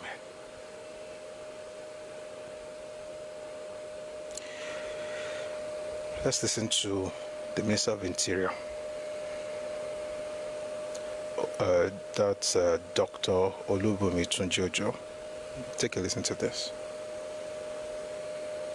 For you to say you want, but not for you to say you want to open a hotel and you need an expatriate waitress. Haba. We shouldn't be wicked in ourselves. So please, because very soon, BG Decker, they will come to you and say, Minister is not issuing quota. We will issue reasonable quotas. Be reasonable. Don't come and tell me that you need something that a Nigerian can do. You are telling me I saw one that's talking to me about HR, and we need HR manager. Why do you need to put an HR manager in Nigeria? Let's call it spade. Why? Do you see just like me? Some people now. I just read some of the things that he said at the event where he spoke. He said there is nothing as dynamic as migration management. It is constant. What we have now wouldn't be called a policy, but a proposal where we bring stakeholders from all spheres and brainstorm. You need an expatriate quota to bring in expatriates, not a business permit. A business permit is what is issued to a foreign company that wants to come and invest in Nigeria. These are two different things. Then he said, if you apply for your visa online, you get approval. Because the system goes through the criminal checklist, Interpol and so on, as much as I want you to come to my country, I also need to be sure that you are not a person of interest. Nigeria would never be a safe haven for any person of interest. We will not allow that. In situations of a regular visit, of a regular visa or a long stay visa that is 10 working days or more, you must have your visa. Or if we are denying an applicant the visa, the reasons will be made known, because this is a service we must render as a service. We are trying to create our approval centers on everybody's phones. Then it says, the Chinese delegation led by the ambassador came to my office with the impression that we are blacklisting China. But that couldn't be further from the truth, because China is a major trade partner to Nigeria. We would never, under the leadership of His Excellency President Tinubu, paint an entire street with a single brush. There are Chinese people here doing fantastically well in our economy. There are Indians investing billions of dollars in our economy. I thought the people investing billions of dollars are from a particular part of Nigeria, the investors. Wonderful. Anyway, it says there are Indians investing billions of dollars in our economy. There are Americans and European people too. When you hear the word billion, you should be talking about a particular group, no other group. Anyway, the United States Embassy in Abuja has issued a strong advisory to its citizens residing in Nigeria, urging them to comply immediately with new immigration directives from the federal government. Not everybody here seems to be Nigerian, so or Ghanaian. So maybe you may not need the Immigration Act and all the things that they have to talk about. Anyway, the senator who was trying to force her way into, who was saying that she will enter the National Assembly complex. Like I said, she was delayed, but there's a video of her talking to her. Some people just like media attention. Don't worry, it's not necessary. She's at the gates. May God give her grace. All right, a few more things before we get into before we bring people up, and then we'll get into the topic of today.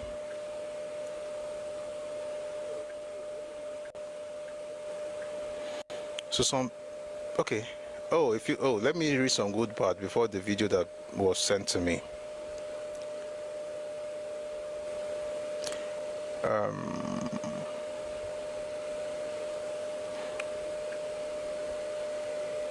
So this is good news from Ekiti State. Land clearing operations are heavy lifting. Okay, one of the issues we identified early when we came into the government of Ekiti State is, but this is from Ebenezer Boluwade, working for the state government, I think. One of the issues we identified early when we came to the government of Ekiti State is the challenge of the availability of cleared lands for food production in our farmsteads and communities. Land clearing operations are heavy lifting for the smallholder farmers to do because of the huge capital outlay involved. His Excellency Biodun Ibanji has invested heavily in these operations. In Ekiti State today, from 2024 till now, we have added a circa of 4,500 hectares of cleared land to the legacy arable land. I mean, it's long, but essentially many of the local governments, they have been able to clear in total 4,352.7 hectares. So that's good news from Ekiti State. The Adeleke, that's Davido's father, is 1,250 megawatts power plant is set for commissioning. So that'll be one of Nigeria's largest energy projects. A landmark in Nigeria's energy sector is set to go live as the 1,250 megawatt power plant spearheaded by billionaire businessman Dr. Deji Adeleke is now fully completed and ready for commissioning.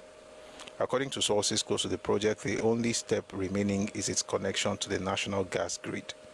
Once operational, it will rank among the largest power projects ever undertaken in Nigeria, marking a significant boost to the country's electricity generation capacity.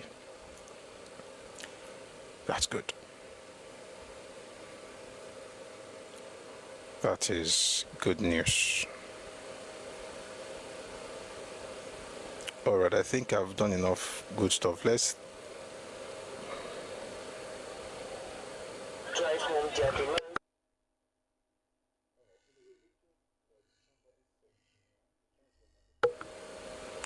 All right, so there's a video that somebody sent to me. I'm trying to see if I can quickly find it and play it. It's been trending for some days. I've seen it. I saw it about 2 days ago. I saw it over the weekend, but I just didn't want to play it. But I'm going to play it today. But before I do, let me read something from the government of Ebonyi State of Nigeria. That's how they wrote the letterhead. Government of Ebonyi State of Nigeria. Vacancies. This was on the 16th of July 2025, so it was last week. Application is hereby invited from interested legal practitioners of Ebonyi State origin to fill the existing vacancies in the magistracy. The existing vacancies shall be filled from the 3 senatorial zones of the state. Interested applicants must not be less than 3 years post-call and must have been in legal practice.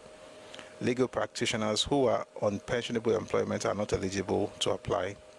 Interested candidates can come to the Guinea-Coquin and so on. But the point that this is actually, what makes this important is the first thing. Application is hereby invited from interested legal practitioners of Ebonyi State origin. 1 second. If there's any region that understands self-preservation in Nigeria, it's the Southeast. Anambra did their own the other day. They were recruiting people into the health sector. I think they were nurses or something. And one of the prerequisites, one of the criteria was that that person must be an indigenous of Anambra State. This one is Ebonyi State. They are saying you're a lawyer, you won't get a job for this place. You must be state of origin. This is the same people that are telling you to remove state of origin in Nigeria and make it open to everybody. All of us are indigenous to everywhere after living there for 10 years. If we are all indigenous to that space, why not just, I mean, you might as well start by making it free for all. In your space, you open for nobody else but your own people, not even folks from the neighboring state. So that thing, they all say it is not going to. I'm glad that they are protecting their space, by the way. I mean, all power to them. It's very important for them to do what they're doing. But it's also important for folks to know what's happening. Good afternoon, Mr. Johnson Julius. Good to see you. All right, so the way they can do it, which is, like I said, I think is nice, I think it's grand, but I think they should stop being hypocritical. And if you don't stop, then you should not allow anybody to blackmail you with all this One Nigeria thing. The One Nigeria will not allow you, allow other people from other places enter your civil service. With that One Nigeria, they push you go back where you come from. And God will bless you on your journey back home. Amen. Signed, Ellen Walker, you know. Not what I said though, what is in the letter. The federal government has initiated a 35-kilometer road construction project aimed at connecting Nigeria with Cameroon, commencing in Taraba State. Commencing in Taraba State. It is being carried out with a budget of 70 billion naira by President Tinubu's administration. Please take a listen to this.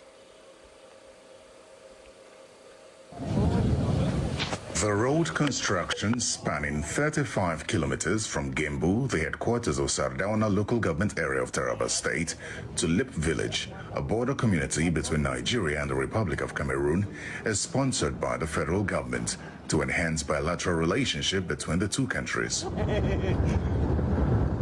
The road project, which is estimated to cost over 70 billion naira, will be a rigid pavement using concrete. It's a project that is awarded for 30 months. So far, if you take from January 13th to this period, it's just less than about 6 months thereabout. And they've already achieved more than 16% of the project piece, with a time lapse of less than 15%. It's a rigid pavement, which is a concrete road. And we trust that we'll see how it goes too.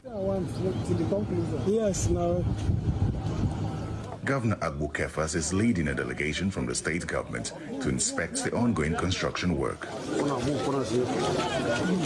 Coming in here today, and I've seen what they have done, at least temporarily, to be able to keep the project on, to get to the completion.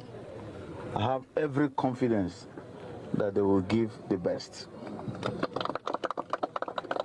The roads and the rivers were considered as death traps for commuters, forcing students from Nigeria to go to the Republic of Cameroon to study. The significance of this particular road to our area, one, it has opened our area for international business, bilateral relationship between Nigeria and Cameroon, and also it has given our people the sense of belonging. It's going to link not just the Mambila Plateau or Sardauna local government or Taraba State to Cameroon, but it's going to be a major link between Nigeria and Cameroon. With the funding that the president gave,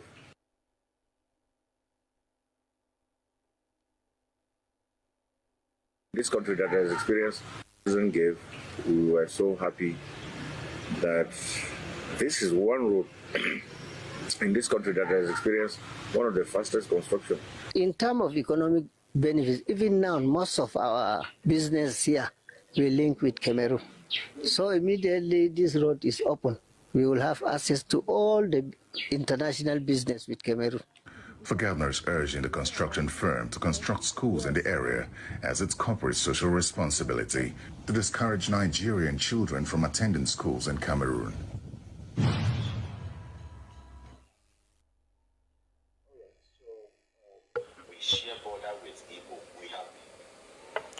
All right, so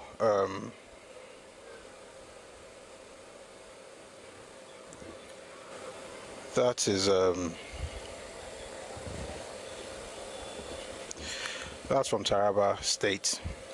Yeah, back to the video that they've been saying for a while, but I think today we should just listen to it. This gentleman is a Cameroonian. I've listened to what he had to say.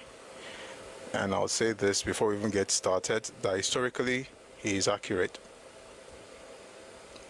But also there are other people who have also written about these things from the eastern, from the Igbo people. Even before this video was made, they had said things about that area. I'm going to read what they had to say. But first I want you to listen to this gentleman, just to understand the relationship between the eastern region and southern Cameroon. There will be some things about it, talk about it for a bit, then bring people up to be part of the conversation. So take a listen to this. Cameroon joined Nigeria. Why part of? We are Cameroonians today because Ibo pursue us from Nigeria. In our history, we learned that we separated from Nigeria because of the attitude of Ibo toward us. But the other part of Cameroon that joined Nigeria, I'm talking that was attached to northern part of Nigeria, they never separated from Nigeria. They were happily with the northern part of Nigeria. This video, I want to talk concerning what is happening between Nigeria and Ghana. I want to deal particularly with Ibo. Let's first start with Cameroon. When you check the map of Cameroon, and if you are in Nigeria, you understand the history of your country, you will notice that parts of Cameroon joined Nigeria, while parts of Cameroon also separated from Nigeria and returned to Cameroon. When you look at this map of Nigeria, you will understand that part of Cameroon joined the northern part of Nigeria, but another part of Cameroon, the southern Cameroon, separated from Ibo. I'm trying to explain to you to understand the attitude of Ibo. We learn history, our parent school in Nigeria, Enugu, and we understand the history of Nigeria. During the time we joined the Eastern House of Assembly in Nigeria, Ibo gave Southern Cameroonians only 2 posts, which is Minister of Labor and Minister of Work. This is for you to understand what is happening between Ibo and Ghana. So in our history, we are Cameroonians today because Ibo pursue us from Nigeria.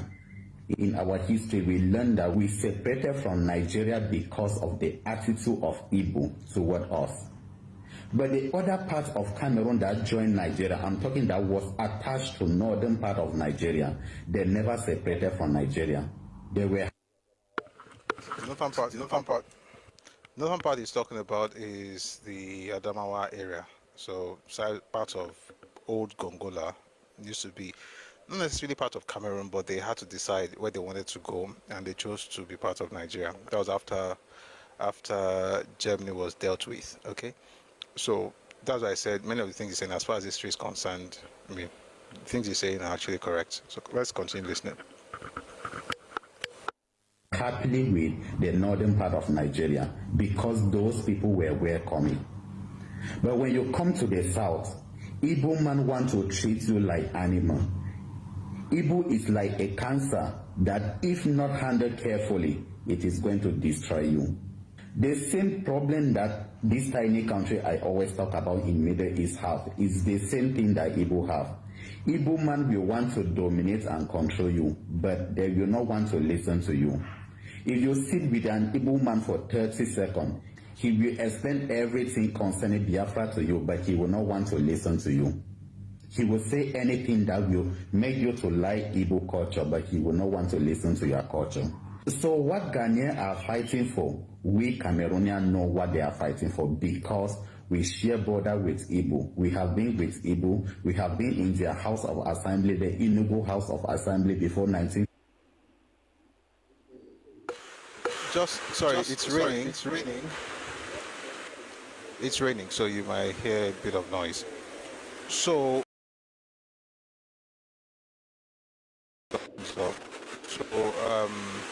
it is not that Igbos and Cameroon have borders. They don't share borders.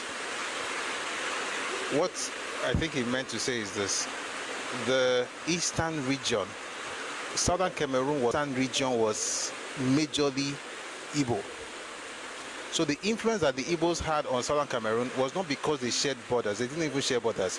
It was actually because they were the ones leading the politics of the eastern region at the time. This is in the 1940s and 50s up onto the 60s. But the main issue that the officially breaking away in 61. Okay? And so I'm just trying to put some of those things out there, the little mistakes that he's probably making. So let's continue listening. When we decided to separate from your culture, but you will not want to listen to your culture. So what Ghanaians are fighting for, we Cameroonians know what they are fighting for because We share border with Ibo. We have been with Ibo. We have been in their House of Assembly, the Enugu House of Assembly, before 1957, when we decided to separate from them and join Cameroon. We describe Nigeria as via French Cameroon as Ziguata, but we decided to be with French Cameroon. Ibo treated us bad, and right inside our history as Southern Cameroon, it is widely said that we separated from Nigeria because of Ibo policy toward us, not the Nigerian policy. We Southern Cameroonians have no problem with Nigeria. When I see somebody from Southern Cameroon saying that they are fighting the same cause with the Ibo, which are the Biafra, that is not true. We have nothing in common with the Biafra. These are people that pursue us out of Nigeria. These are people that dominated us in the Eastern House of Assembly in Enugu. These are people that treated us like animals. There is this touch and buy policy that happened in Nigeria, where no Southern Cameroonian was given a bargaining power. Anything you touch, you need to purchase it at the price that an Igbo man tell you. This is the same attitude that 99% of Igbos still have today. They try to dominate you. They try to make sure that they force you to believe only in their own culture. And that is what they are taking to Ghana. Every tribe that share border with Igbo will never be in peace with Igbo. Every tribe. Just go to Nigeria. Go to any country. There are Igbo. There are problems. That is the simple fact. Where Igbo share borders, there are problems. Name any tribe in Nigeria that share border with Igbo and they are not having issues. Name any country that accommodate Nigeria and you are not hearing Igbo, they are causing problems. That is the attitude of Igbo. Igbo are like cancer. The same problem that the tiny country is causing in Middle East is the same problem that Igbo is causing. We try to ignore it, but that is what is happening. The image of Nigeria is tarnished, not because of the Hausa, not because of the Yoruba. How many of them? You hardly see Yoruba or outside men out of Nigeria. The image of Nigeria is tarnished by Igbo. I'm still going to speak the truth irrespective of how you feel. The image of Nigeria is being tarnished by Igbo. And this thing is affecting almost Africa again. Because when Igbo create problems and they start pursuing them, they will say, they are now sending Africa away. They are now pursuing Africa out of their country. Let's face the fact. They are not pursuing Africa out of their country. They are not sending away Africa anywhere. They are pursuing Igbo. We try to see it like they are pursuing Nigeria. But when you go deeper and look at the history, they are not. The image of Nigeria and the image of Africa are one tribe, which is the Igbo. Which is the Igbo. The same problem the tiny country is causing in Middle East is the same problem Igbo is causing all over the world. That is the same problem. So many people will come here to insult me, but I speak out of experience. I have been with Nigeria. We have lived with Nigeria. We have the same constitution with Nigeria. We have the same government with Nigeria. Our people school in Nigeria and we understand who are the Igbos. If Igbo are good, what makes Southern Cameroon to separate from Nigeria? So Cameroon join Nigeria. The northern part of Cameroon that join Hausa, the same Hausa that Igbo is telling us that are bad people, never separated from Nigeria. But the southern Cameroon that join Igbo, that came to be angel, the only angel in Nigeria, are the ones that separate from Igbo. And in our history, we grow up to learn that Igbo are not good people. So I will not cover up to pretend as if it is the Yoruba or the Hausa in Nigeria that are the problem. No. We deal with Igbo everywhere. We travel, we have been with Igbo. We feel the pains that Nigerians feel outside of Africa. We walk around with Nigerians looking for jobs, and we face the same difficulties. I once have a friend from Nigeria, and we were going around looking for jobs. So many areas they would say they don't need Nigeria. So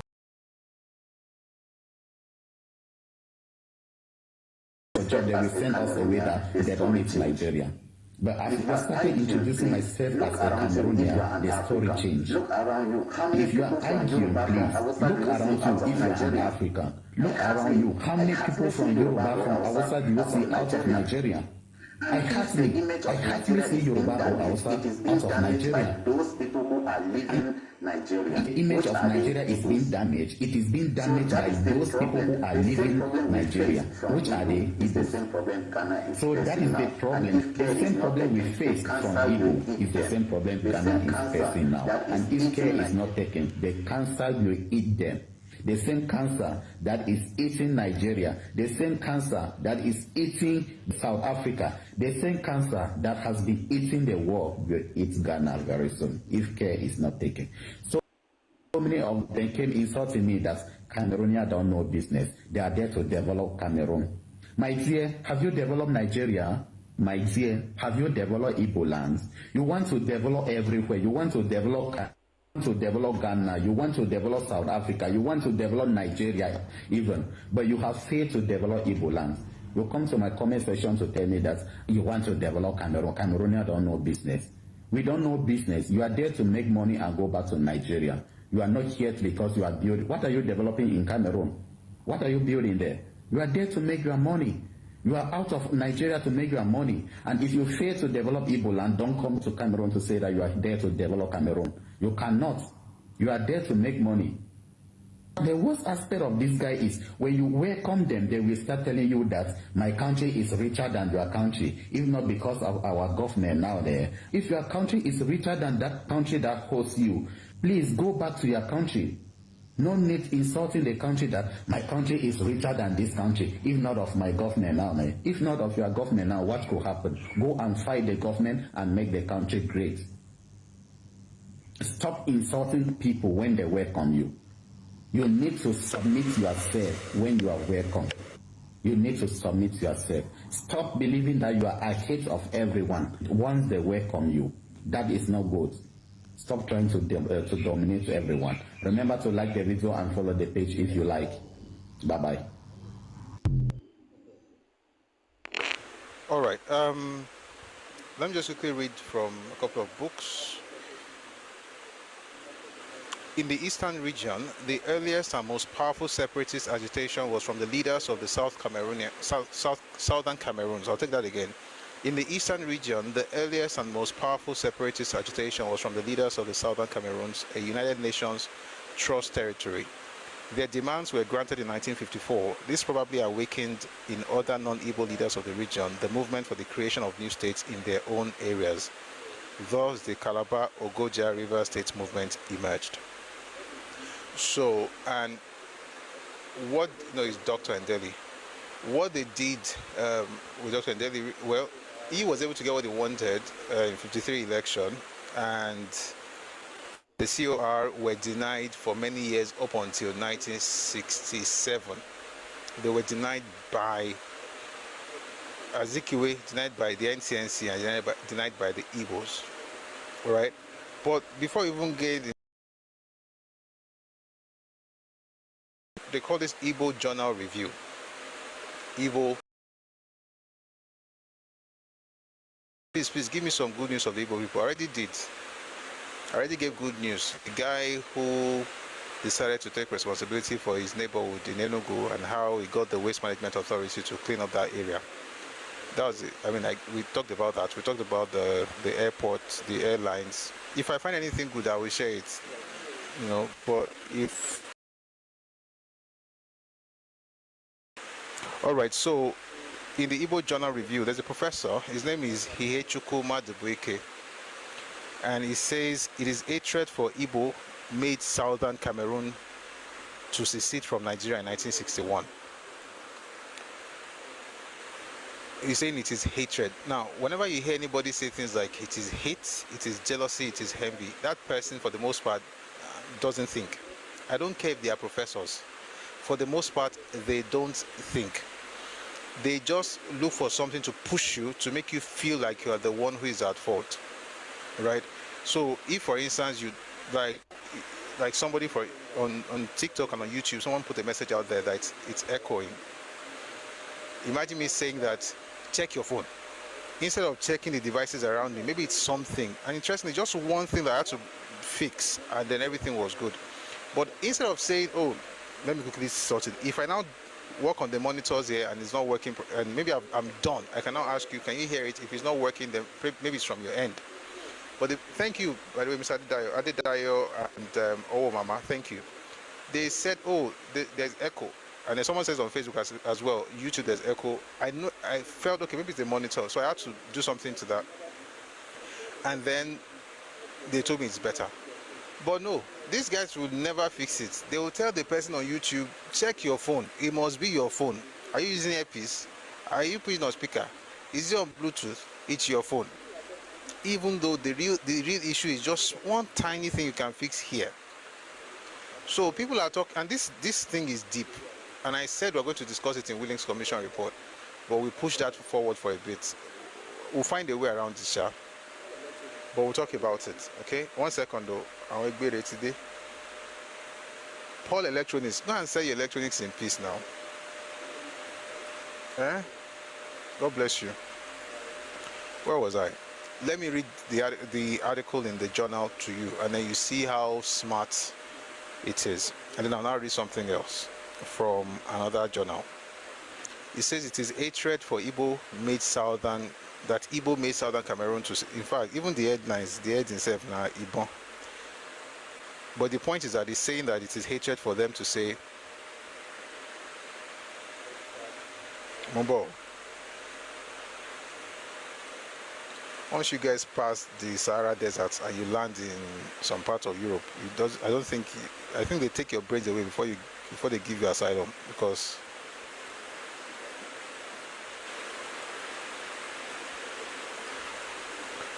I'll read this thing, no matter what you guys say in the comment section. It is hatred for that Ibos made southern Cameroon to secede from Nigeria in 1961. Oh, sorry, they didn't write it well, but this is what I think he's trying to say. It is hatred for Ibo that made southern Cameroon to secede from Nigeria in 1961. That's what he's saying. So let us listen to, we've listened to someone from they will now look at, like, 1 second though. I think my moderators are busy today because there's an epidemic of fools in my comment section today, and they are all from one region, the region that shall not be named, at least for now. So this is from Arochuku Madubike. He's a professor. Again, professor. I'm saying that for a reason, just to understand people's thought processes, regardless of academic achievement. The so-called Ibo scare in the British Cameroons between 1945 and 1961 allegedly led the southern part of the British mandate to opt to leave the Federation of Nigeria on the 11th of February 1961. The fear of Ibo domination in all the sectors of social and political life in the former German and British territory was given as a major factor. Kumba, Mamfe, Bamenda, Tiko, and Victoria had a large number of Ndibo who dominated the economy. This led to local resentments, which politicians like Dr. E.M.L. Ndeli, Chief Manga Williams, and J.N. Foncha exploited for selfish interests. That's the guess, though. It's the guess telling you that the hosts are doing what they are doing because they are selfish. So just stay with me. Stereotyping the Igbo did not change the natural disposition of the latter to hard work, aggressiveness, showiness, and ethnic pride, all of which may be interpreted as the Igbo hubris, which in literary parlance is a tragic flaw. I'll read that paragraph again just to see how people don't know how to process information. It says, stereotyping the Igbo did not change the natural disposition of the latter to hard work, aggressiveness, showiness, and ethnic pride, all of which may be interpreted as the Igbo hubris, which in literary parlance is a tragic flaw. Yet, local resentment did not stop Igbo migration to Cameroons.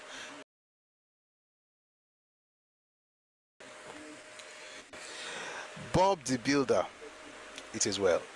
The Igbo helped to build the Nigerian-Cameroonian highway. They became petty and full-time traders, engaged in farming, sometimes dispossessing original landowners of their lands through legitimate purchases, and held sway in the plantations. Because of the education, Igbo became dominant in government services and commerce, especially with the departure of the Germans in 1939.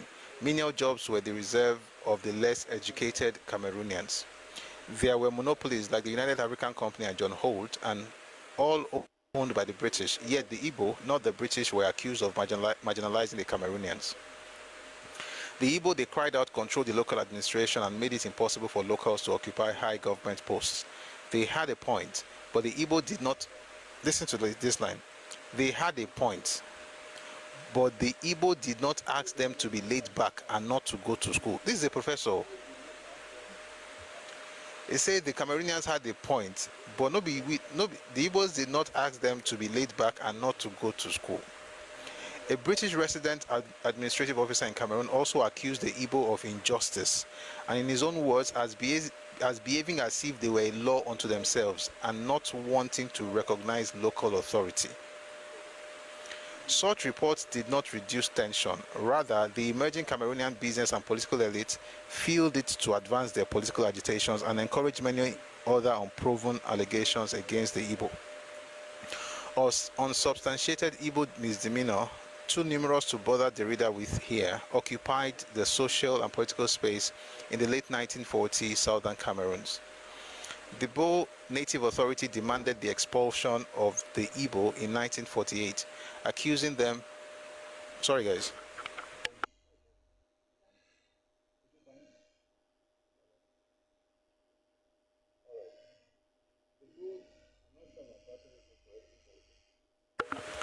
All right. The Bo, I'm not sure if I'm pronouncing this name correctly, but I think it's B-U-E-A, so it's probably Bo. I'm calling it like it's a French word, even though the U should have been at the end. But the Bo Native Authority demanded the expulsion of the Ibo in 1948, accusing them of dominating the plantations especially. Earlier, the Bakweri Native Authority had specifically issued the following orders. I want to read these 10 orders from the Native Authority in Bakweri and what they want. And to be honest, this was written by an Igbo person and was writing this thing to make it as though to canvass for sympathy. But please take a listen to the things that the Bakweri Native Authority actually put out there. Number one, nobody is allowed to sell his or her house to an Igbo. Neither must anybody give his or her house for rentage to an Igbo. When was this? In 1948.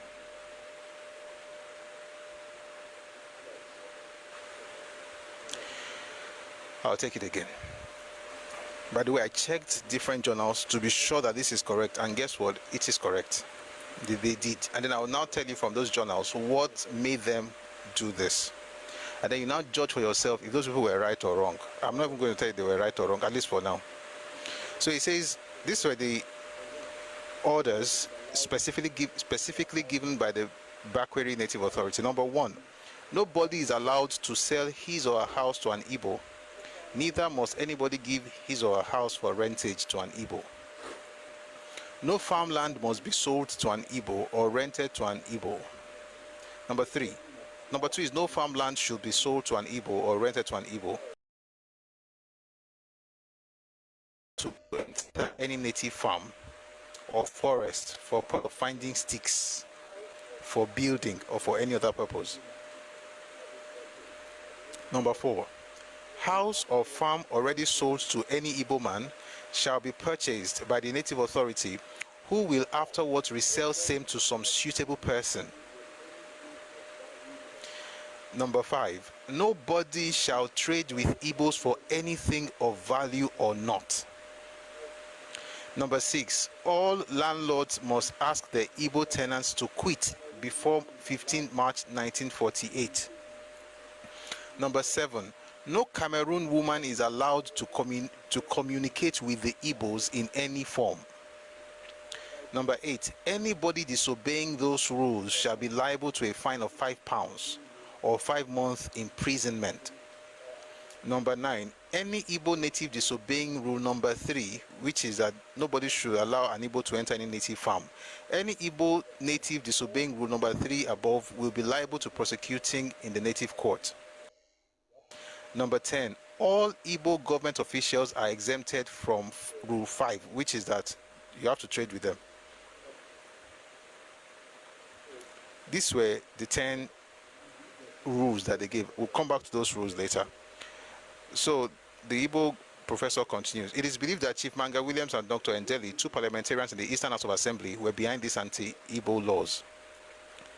By the way, those two people he mentioned were also in Enugu, representing their own part of the Eastern region, but they saw when in the hands of our brothers. Let me use that word. We have seen similar sentiments directed against the Igbo in Nigeria in colonial and post-colonial times.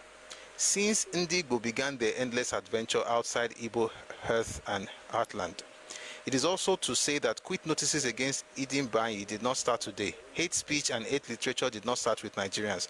As we write, English-speaking Cameroonians, Southern Cameroon is directing its angst against Yaoundé and the minders of power in their capital. The same Cameroonians are also terrorizing Bakashians. They were in hearty collaboration with Nigerians during the Civil War. After demonizing the Igbo and seceding from Nigeria to join their supposed kith and kin in French-ruled Cameroons in 1960, the battle cry has changed.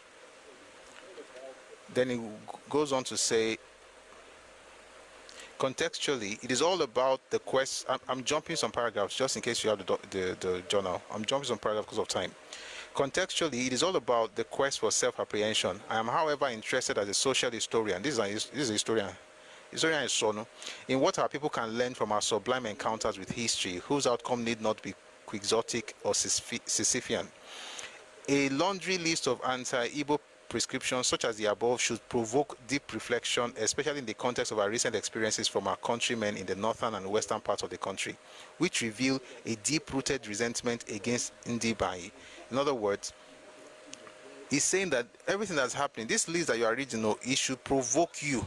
I mean, what is happening in the west and in the north, how people, the recent experiences in the north and west of Nigeria, and what it shows should make you have deep reflection.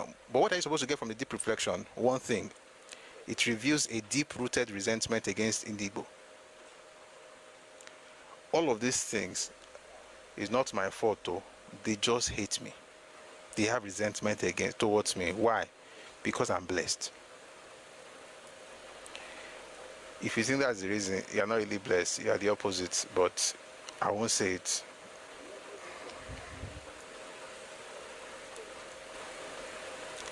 A laundry list of anti-Ibo prescriptions such as the above should provoke deep reflection on our part, especially in the context of our recent experiences from our countrymen in the northern and western parts of the country, which reveal a deep-rooted resentment against the Ndibayi, or Idimbayi, that's how they pronounce it in their place. Certainly, there's an Igbo complex, just as there is the Igbo question in Nigeria. Both need resolution, said the Honorable Nnamdi Azikiwe in 1949 while addressing Igbo in Aba. It would appear that God has specifically created the Igbo people to suffer persecution. This was when they switched it. I will tell you what they said, but let me read what he said, Azikiwe said.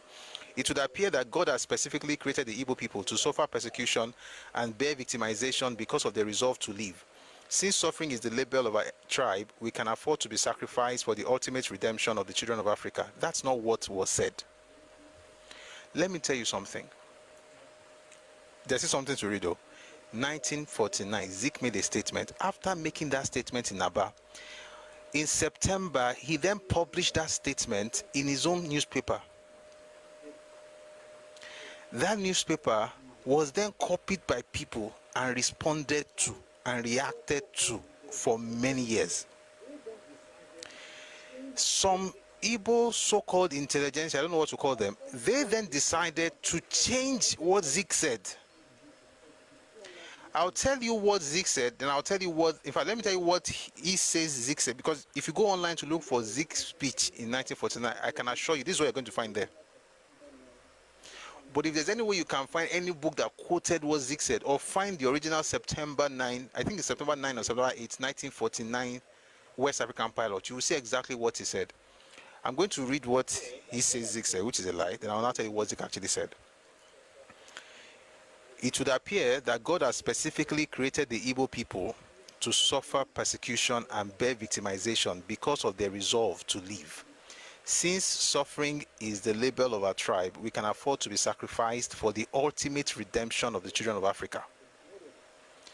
That's not what Zik said. This is what Zik said. He said, it would appear that the God of Africa has specially created the Igbo nation to lead the children of Africa from the bondage of the ages. That's what Zik said.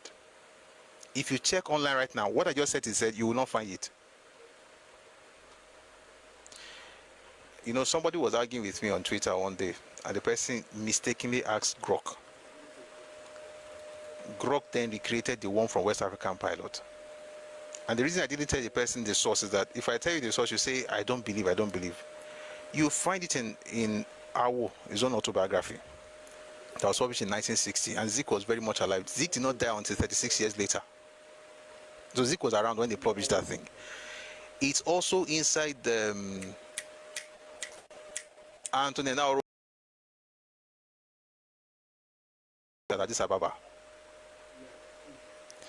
If you go online today, and I have the one online and I have the real one, they have changed it. And they now publish that thing in different blogs all over the place. So whenever you search for Zig's speech, the point you are going to see is that they are victims.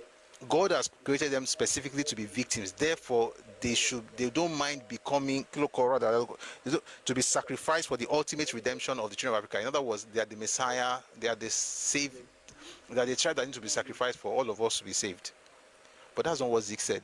Zik was creating an Aryan race mindset in the minds and hearts of the Igbo in 1949. It should appear that the God of Africa, especially, this should appear, I'm taking it from this one, that the God of Africa especially created the Igbo nation to liberate the children of Africa from the bondage of the ages. In other words, it's the same speech where he said that they have conquered over the years. Read the script. Every other thing inside that speech, you find it online. Everything inside that speech was left intact. Just that phrase or that paragraph. Because they have used it against him. But you see what? The crazy thing is that the paper that they published that time is still available. Nobody said them burn everything through away. So what did you notice here? A professor is whipping up that victim mindset again. What do you now expect all these spare parts clowns that's insulting me in the comment section? What do you expect them to be doing? If a professor is saying this, but stay with me. It says, is Zig's position anachronistic or is it messianic? Can we deny our Igbo-ness? Does being cosmopolitan mean abandoning our homeland? Actually, Igbos are not cosmopolitan. With all due respect, they are not. Let's stop lying to ourselves. And that's why any small thing you say, you heard something like, is Lagos not cosmopolitan? But you could create, how come you couldn't? How come you couldn't create the same thing in your space? That's the question. That's the fundamental issue. I know what, for people who want not just acceptance, but domination in other people's spaces, how come you're not even inserting yourself into their space in terms of, don't worry, I don't want to talk about it. Let's just continue, because what I want to talk now is not necessary. Necessary. Casual factors have been important in determining Igbo journey in the pluriverse, and the journey has been dramatic. Can we, Indigo, control the natural instincts and impulses which drive our relationship with our environment and political spaces?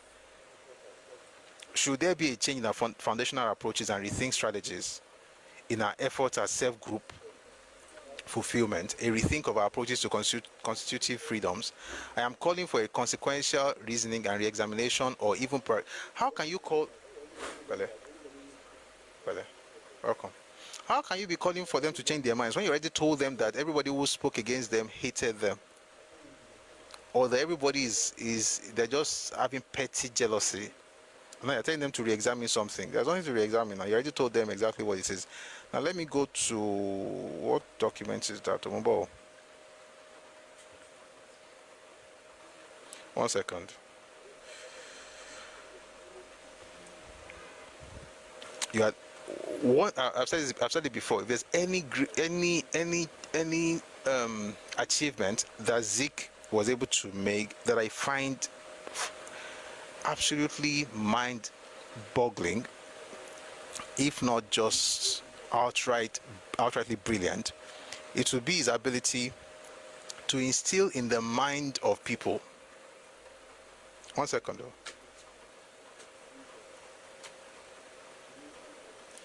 It would be his ability to instill in the mind of people the combination of superiority and victimhood. if there's anything that I think Zik should be respected for in Nigeria's history, it's his ability to instill in the minds of people the concept of superiority and victimhood. He told them you are better than everybody, but he told them you are the victim of everybody. That same idea is what you find in every writing, every single one that I have read about the development, whether in the 40s, 50s, especially in the 60s and during the war. It's always that they are better than everybody, but they are the victim of everybody. How can you be the victim of everybody, but you are better than everybody? You should be the one victimizing them. And the reason you're not victimizing them is not because you have altruism. It's because you lack the capacity. When you could, you did. And it's the story of everybody in the Eastern region, whether it's the Eastern minorities, that's the COR people in Calabar province, in Ogoja province, in Rivers province, or the folks in Southern Cameroon. How can everybody be saying the same thing? So if you have the power, you will dominate. If you don't have the power, you will cry marginalization. How will the young people then learn to do better? So here is the point. Why would the Southern Cameroonian come up with 10 laws? I'm going to read those 10 rules again because, Mumbo, let me read those 10 rules before I read what I want to read, because I think it will connect well if I do it that way. What do I think about these 10 rules? Sincerely, I'm not even thinking anything about it. I'm not saying it's right. I'm not saying it's wrong. I'm just wondering what will push people to even come up with this kind of rules. Is it just jealousy? Is it possible that it's just jealousy? Is it possible that there's something more? We're going to discover. So let me read the 10 rules all over again. This is from Bakweri Native Authority. It's from, they are now in Cameroon, but they used to be part of Nigeria, and at the time they were part of the eastern region of Nigeria. Again, the man made some mistakes by saying that, you know, the Ibos were the neighbors. Ibos were never the neighbors, but you see, the eastern region was created in 1939. Maybe a little of the history will help. Nigeria, you know, the way we know it today, well, not the way we know it today, but Nigeria in terms of being an extension of British colonial enterprise was put together in 1900 after the Foster Sutton inquiry. Okay, so 1900. 1914 was when we now had the North and the South. Okay, the South was then divided in 1939 into the East and the West.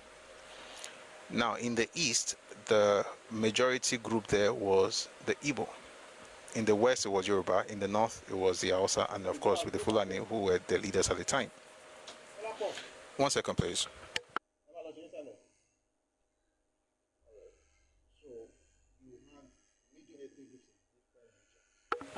All right. So you had major ethnic groups in different regions. Now, most of the power was concentrated. By the way, the capital used to be Calabar. It moved to Enugu. People wanted to go back to Calabar, but Azikiwe said, no, let it stay in Enugu. But that's talk for another day. Anyway, the point is that the minorities had a huge problem in the East. Now, did minorities have a problem in the West? Of course. Did they have a problem in the North? Of course. But you see, the problems they had were different. They didn't have the same problems everywhere. I'll give you an example before I read what I'm about to read. You see, in the West, the majority group in the West had the majority land. Please stay with me. The majority group in the West has the larger portion of the land in the Western region. So Yoruba people were the majority, but the Western region itself was made largely of Yoruba land. That's not what you had in the East. The majority population in the East had a small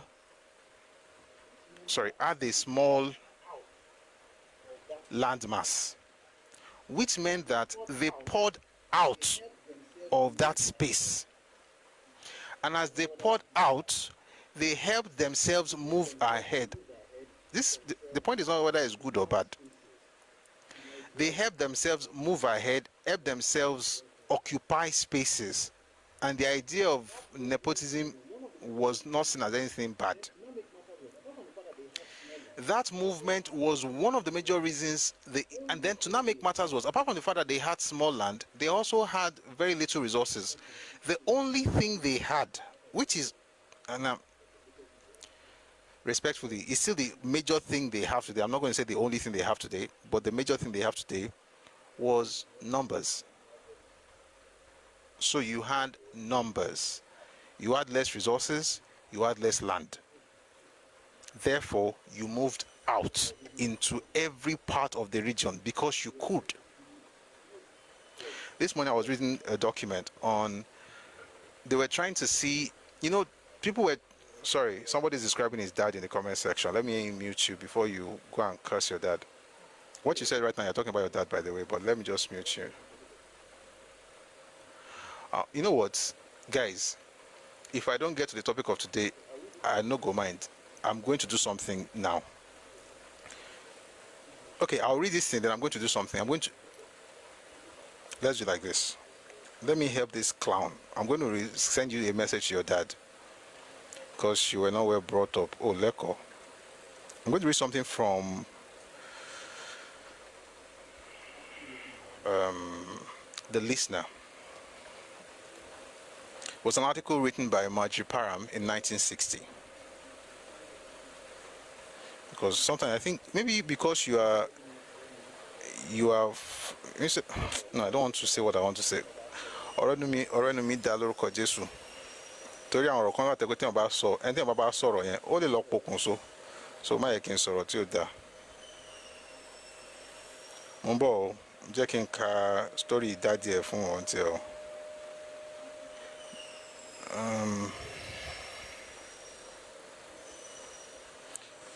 Okay, I found it. No, yes. This is from Marjorie Parham. She wrote it on 20th October 1960 in The Listener. She said, I believe that beneath these difficult restraints, regional differences are great. I believe that the Igbo are the main force for unity. That's a good thing, Abi. Maybe until you read the next line. The next line says, they need unity. There's no Igbo person that you have conversation with in politics today that will not use that word. Let's unite. Unity. Why? They need it. I'll read a bit more. Beneath these difficult restraints, regional differences are great. I believe that the Igbo are the main force for unity. They need unity. As the poorest region, they have had to pour out of their overcrowded forests to seek work all over the other regions.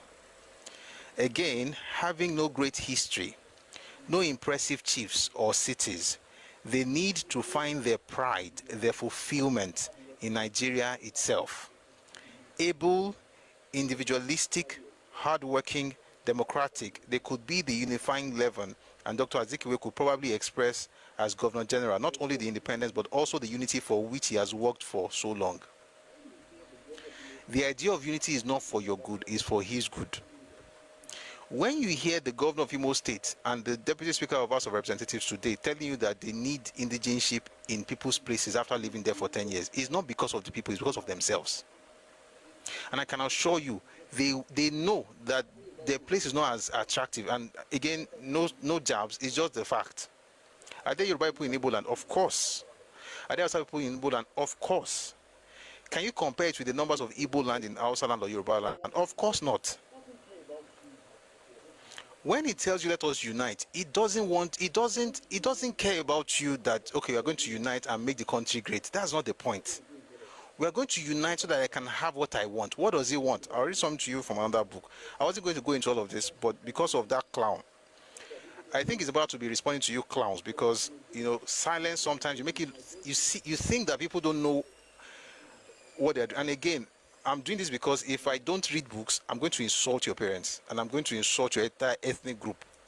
And I don't want to do that.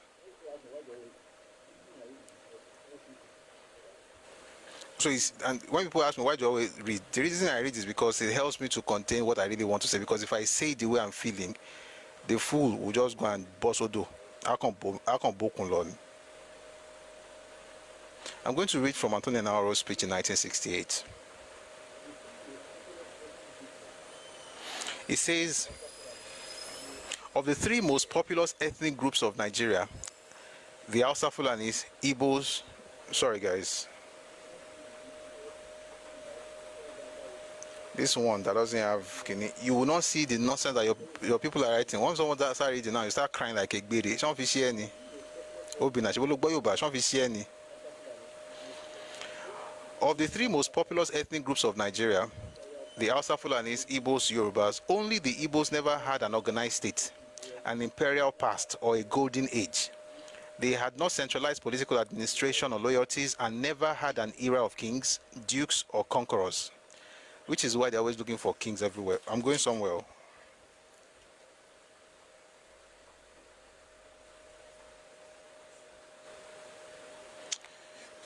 One second, I'll find that page.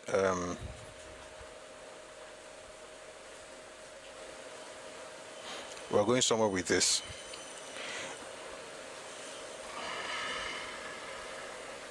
No, not now. Let me not read this one. Because if I share on your list, Ẹkáàbọ lọ́wọ́ pẹ̀lú ọ̀tọ̀. Ibo ni kíní yẹn wà náà.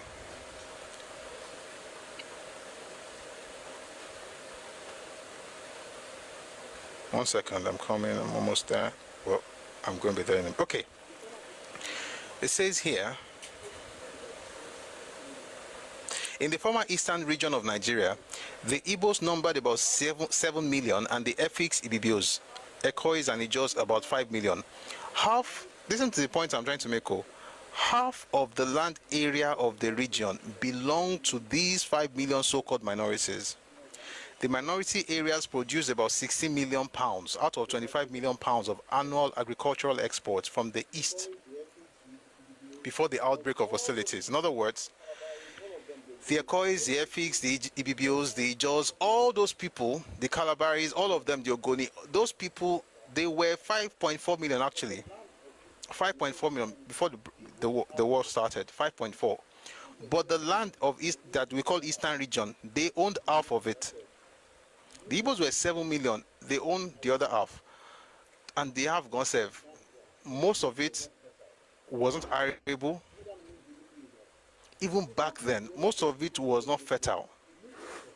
So what that means basically is that they did not move to other places to go and develop those. And that was one of the major issues in the Willings Minority Report of 1958. We will get there today. We'll continue our soon. One second, there's something more that I want to read from this stuff. The whole idea of they need unity.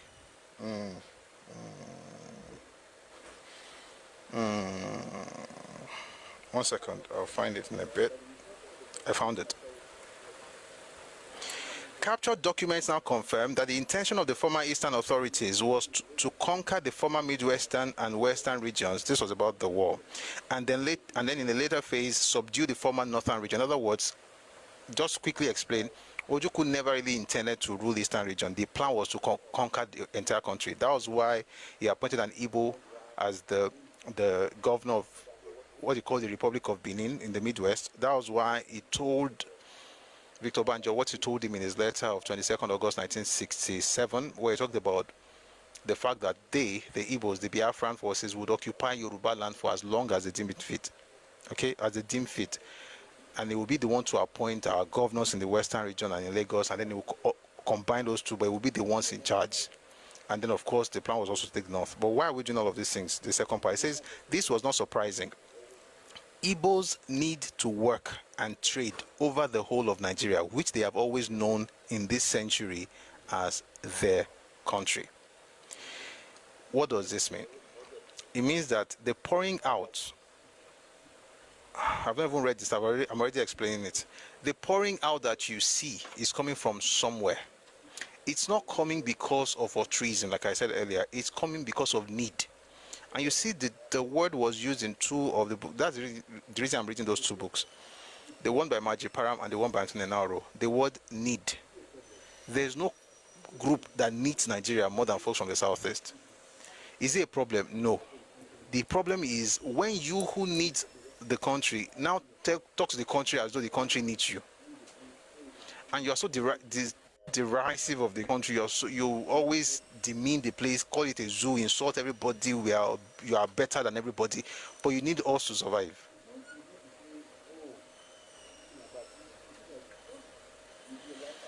the point is not to say, oh, some people are bad. It's to say that just live your life and enjoy. Stop this nonsense pride that you're putting all over the place. It doesn't make sense. I'll read the 10 points and I'll go to the explanation why they did what they did. Okay, we're going to go back to that later. So these were the 10 things that 10 orders that the Bakweri Native Authority issued. Is it good or bad? That's not my point. My point is, let's listen and then we can now judge if it's right. Why were the Igbo forests somebody on YouTube is saying, why were the Igbo forests so overcrowded? Because the people were more than the land. How were the people more than the land? Because they were put there by some interesting circumstances that I don't want to mention. By the way, somebody sent me on YouTube, somebody wrote a comment, how about Arochuku? And like I said, I always try not to get into some of these things. If you want to understand the Arochuku stuff, Arochuku was taken from the Ibibos, but the people who actually did the work were the Akpanam people, and they are from present-day Cross River State. They were twins. They were brothers, two brothers who were the first two leaders of Arochuku, not Igbo. They were the ones who actually, the priest, there was a Dibia who traveled from Igbo interland, right? Who wanted to take over, I mean, this is not about good or bad, it's just what happened, all right? He wanted to take over the Ibibio areas, the Arochuku. The Aro side was Ibibio. He then reached out to the Akpanam. They were the ones who worked with him to conquer that area, but they were the ones who ruled that place before it eventually became an Igbo territory. So even that conquering itself, no pure. So someone was saying me that I said that it never conquered anywhere. That means that about Arochuku, the Arochuku thing. Let me see if I can quickly find it. 1 second. I want to read something to you before I continue.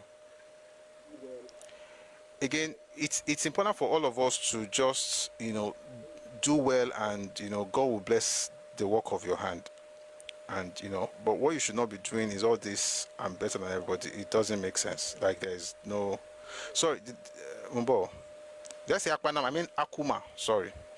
This the word they do my mouth. The Akpa people. Akpa, not Akpanam. Akpa people. Akpa. A-K-P-A. And there were two brothers. One was Osim Nubi. The other one was Akuma Nubi. That's why I was mixing it with Akpanam. Is Akpa, but the other one is Akuma. Those two people were the first rulers, and they were not Ibos. I'll read something to you from. This is from A History of the Igbo People by Elizabeth Isiche. Meanwhile, you guys have some really interesting stories in your history books, but I don't think you guys read it, because if you ever read your history books, you will not be insulting people the way you do. And in some of these books, many of the people there are what's the word now? They are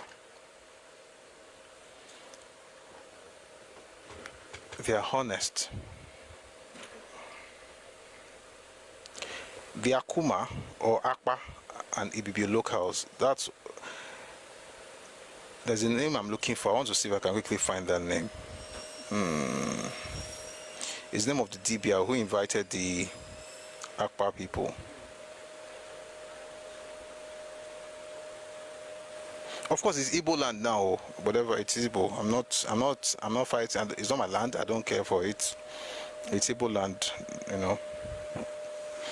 Two books I think I can recommend. That one, A History of the Igbo People by Elizabeth Isiche, and Ropes of Sand, Studies in Igbo History and Culture by Afigbo A.E. So this is, I found the name, Nachi. Around mid-17th century, Igbo migrants led by a priest named Nachi from Eda, present-day Ebonyi State, entered the region. Nachi was a Dibia who was invited to mediate internal conflicts within the Ibibio kingdom. They invited him to mediate internal conflicts. Let me stop to say something from there's one lesson I learned from this man's story. Sorry, from this Arochuku story.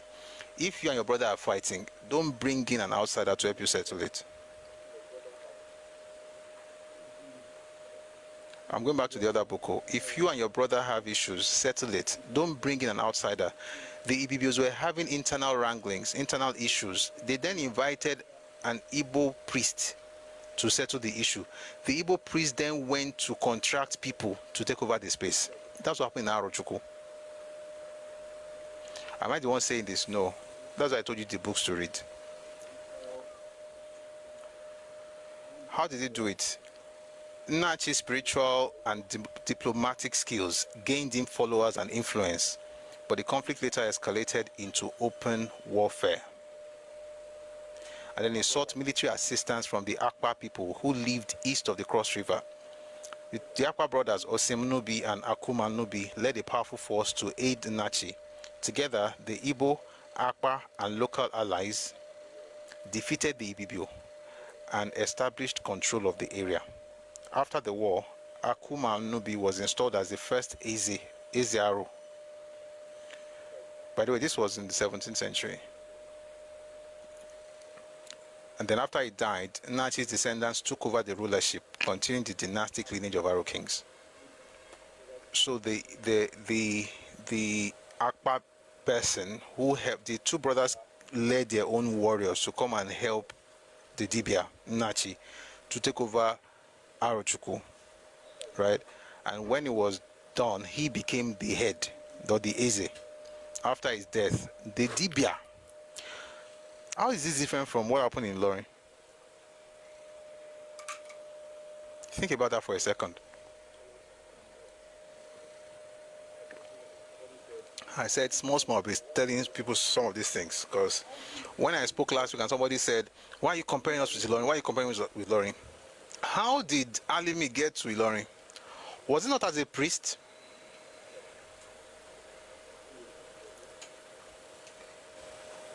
One second though. Egbere kanti wole. Efe kiku. You guys will cry, eh? How did Fulani get into it? How did what's his name? No, not even. Yes, the same thing with Danfodio, but I'm not even going that far. The same thing with Danfodio. He also came in as a religious leader. Danfodio was a religious leader in Sokoto before he did what he did. Alimi was a religious leader in Ilorin, and then his son Abubakar did what he did. Nachi was a religious leader among the Bibio people in Arochuku, and then he did what he did. When he was there to settle their problem, the difference is that, see, with Usman Afodio was born there. Alimi was invited. That's why they don't use Usman Afodio example. Alimi was invited by Afonja. Nachi was invited by the Aro people, the Ibibios, who were native to that space. Ibibio land is not just Akwa Ibom. Now, today we can't say Akwa. Even today, it's still more than Akwa Ibom, but then it spread beyond all those areas at the time.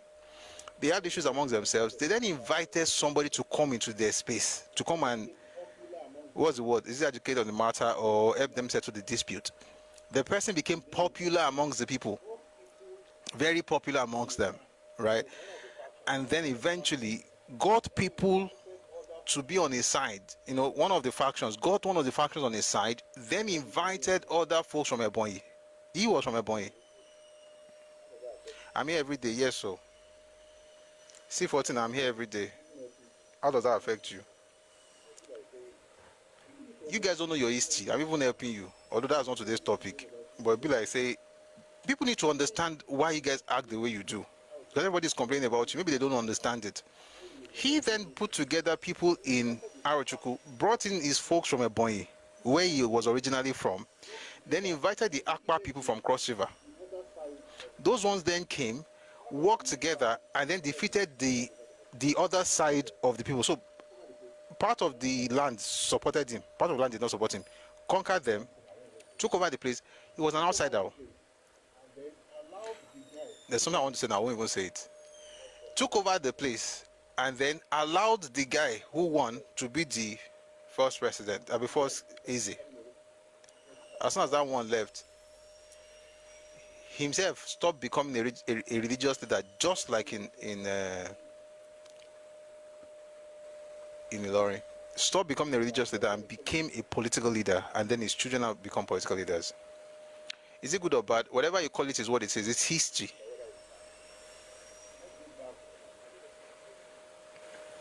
it's not about whether it's bad, it's history. Now let's go back to the Bakweri Native Authority. They issued 10 specific orders. Number 1, nobody is allowed to sell his or her house to an Ibo. Neither must anybody give his or her house for rentage to an Ibo. This is actually painful. It's painful that they will have this kind of law. It's painful. It's actually because they are good people, but everybody's going to suffer. Everybody will suffer because the good people are quiet and the loudest people are the bad people. They are the ones who just behave anyhow. Even the professor is saying that's how they are. So number 1, nobody is allowed to sell his or her house to an Ibo. Neither must anybody give his or her house for rentage to an Ibo. No farmland must be sold to an Ibo or rented to an Ibo. Nobody must allow an Ibo. In fact, let me take in number 1. Number 1, nobody is allowed to sell his or her house to an Ibo. Neither must anybody give his or her house for rentage to an Ibo. Number 2, no farmland must be sold to an Ibo or rented to an Ibo. Number 3, nobody must allow an Ibo to enter any native farm or forest for purpose of finding sticks, for building, or for any other purpose. Who is talking here? The Bakweri Native Authority in Cameroon. This will be part of Eastern region at this time. This is 1948. Number 4, house or farm already sold to any Igbo man shall be purchased by the native authority, who will afterwards resell same to suitable persons. Do you know what that means? It's like saying that the state government will buy back all the houses that were built by the Ibos. The government has money to buy it and then sell it to their own citizens. What will make people do this when they were in the same country, at least in the same region? What would make people be like this? We'll read why they did it. Let me just finish what they did. So it says, house or farm already sold to an Igbo man shall be purchased by the native authority, who will afterwards resell same to some suitable person. Number 5, nobody shall trade with Igbos for anything of value or not. Number 6, all landlords must ask their Igbo tenants to quit before 15th March 1948. Number 7, no Cameroon woman is allowed to communicate with the Igbos in any form. Why? Remember what Joe Ibokwe said in his book. He said that marrying the indigenous people gives them right. There are 2 things he said. He said they will marry the indigenous people, indigenous woman in his own case, then buy land and then do business there. Therefore, that should be enough to give them rights in that space. And that's why they're telling the women not to talk to them. This was when? 1948. I feel bad for them, but you will understand why they did what they did later. Why would these people be like this? We'll read that later. So it says, number 8, anybody disobeying those rules shall be liable to a fine of £5 or 5 months imprisonment. Rule number 3 above will be liable to prosecuting in a native court. Number 10, all Igbo government officials are exempted from Rule 5, which is doing business with people. So, in other words, the Igbos were still with them. They're not saying that the civil servants should leave. They're saying that no business with anybody, no rental to anybody, nobody sells any land to anybody. Now, the question is that why did they do that? Wasn't that too much? Now, let's go through...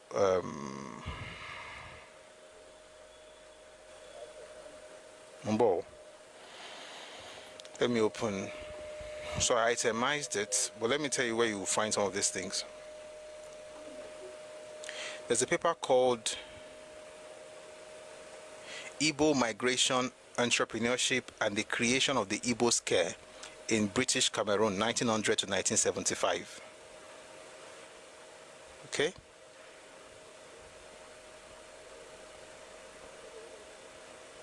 There's something on ResearchGate. Nigeria-Cameroon relations focus on economic history and border diplomacy. But let me read from the first one.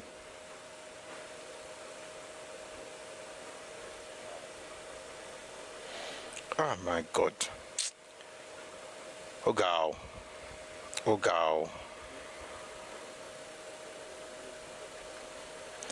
This is by James K. Blackwell Jr. Igbo Migration, Entrepreneurship and the Creation of the Igbo Scare in British Southern Cameroon, 1900 to 1975. I'm not going to read everything. Give me a go. Let me just read, I'll just read the consequences, like key points, right? But if we have time to dwell on this document, I don't mind. There are a number of papers. There's one called Colonialism, Migration and Intergroup Relations in Africa, the Ibo and their Southern Cameroon Neighbors, 1916 to 2014. But let me just read the key points and then we can come back to the specific. By the way, there's academic online journals. It's a website. I got this document there. I'm saying it right now, so if you want to read it. It's called Rusty Relations Between the Ibo Union in Southern Cameroon and the Cameroonian Authorities, 1946 to 1970. This is from Orca Journal of History, written by Joseph Okechukwu Nwoke. All right. But of course, he also found a way to diminish what they did by saying that it was a few negative behaviors by some Igbo, which included profiteering. Profiteering meant that you would and then disrespect to traditional authorities. And this stoked what scholars call Igbophobia. Thus, in turn, prompted the Cameroonian authorities to use exclusionary laws. Let's take one by one. Let me just take the key points. Number one, why did they have this issue? Number one was this. By the 1930s to 1940s, Igbo people were migrating in large numbers from eastern Nigeria into British southern Cameroons to Bill, Victoria, Tiko, Kumba, and so on. They were traders, clerks, artisans, civil servants, teachers, and church workers.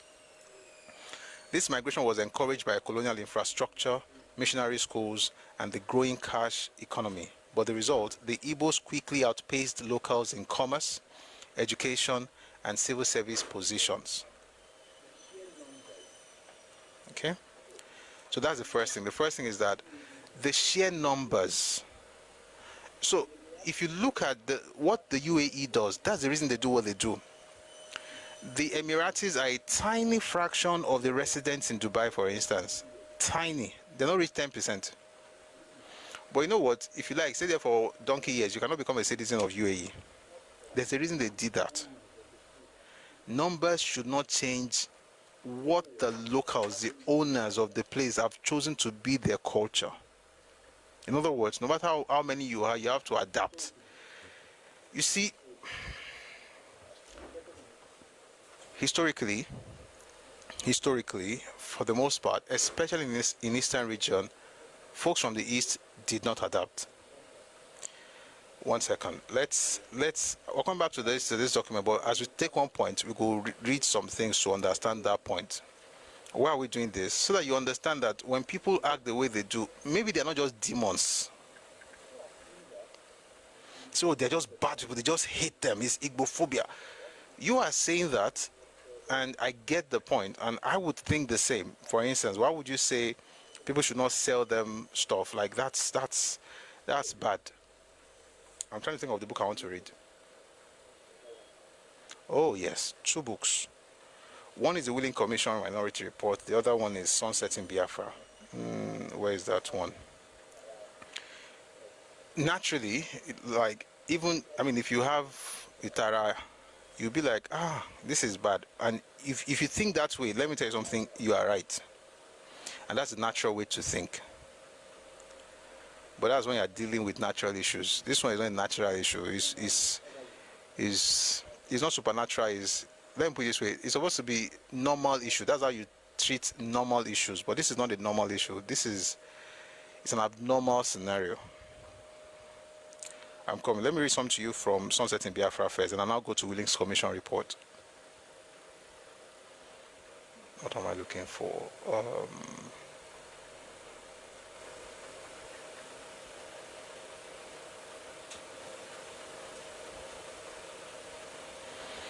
One second, let me find the page.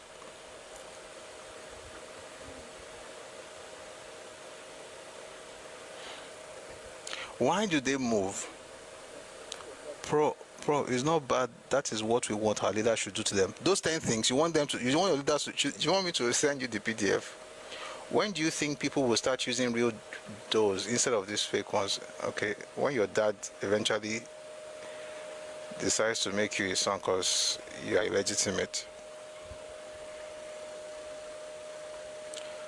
Where was I? Sunset in Biafra. This book was published in 1973. Why am I mentioning the dates? Because of what I'm about to read right now. This is how it begins, this particular part of what I want to read. Some 30 years ago. This means that what I'm about to read now happened in the 1940s. In other words, they are not indigenous to that space. They moved in the 1940s. Some 30 years ago, the Ibos began to move in to trade in the riverine areas. Eventually, many settled and by sheer force of numbers began to dominate the smaller tribes. Igbo came to be so widely used that certain tribes practically lost their mother tongue. It is a fact that one or two riverine tribes can hardly speak their own language now and have to make do with a peculiar pidgin highly amusing to the Ibos. A determined effort is now being made to remedy the situation. In some areas, this cultural imposition was very pronounced. Igbo was officially taught and spoken in schools. It could hardly be otherwise, since most of the teachers were Igbos. Gradually, many local languages were eroded. As the Bible had not been translated into the minority languages, the Igbo Bible and prayer books were used in schools and churches. The question may now be asked, is there anything wrong with linguistic and cultural integration? My answer is nothing. The fewer languages there are in the world, the better. In fact, the ideal would be to have one universal language. However, cultural domination in Nigeria also implied political and economic domination. The smaller tribes were not aware of this fact until the 50s, when party-tribal government became established.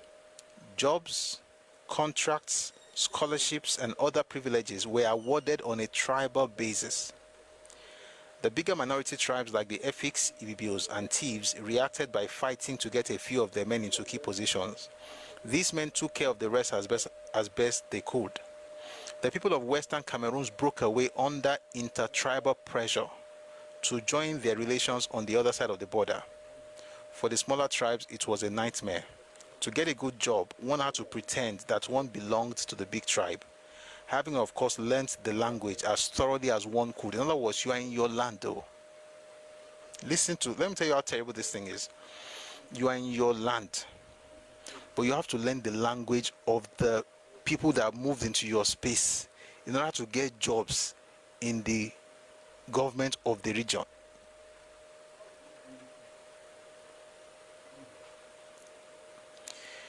How do you gain this kind of domination? Numbers. You are too much for your space, therefore you pour out. The phrase pour out, I'm not even the one that came up with it. It was Marjorie Parham. It said they pour out of their overcrowded forests. You find that same, I don't want to read that now, but if time permits, we'll get to it. You also see it in the book by John de St. John, The Nigerian Civil War. The place has always been small for the number of people, and there's actually a history behind even that one. There's a history behind it that I don't want to talk about today. And somebody asked that question on TikTok, on YouTube. How did the numbers become too much for the land? It's because of the way the place was founded. So you move to a space. You are now more than the owners of the land. And then you take over everything. Again, not because you are bad. To be honest, Igbos did not do this because they were bad people. But you see, the point is that there is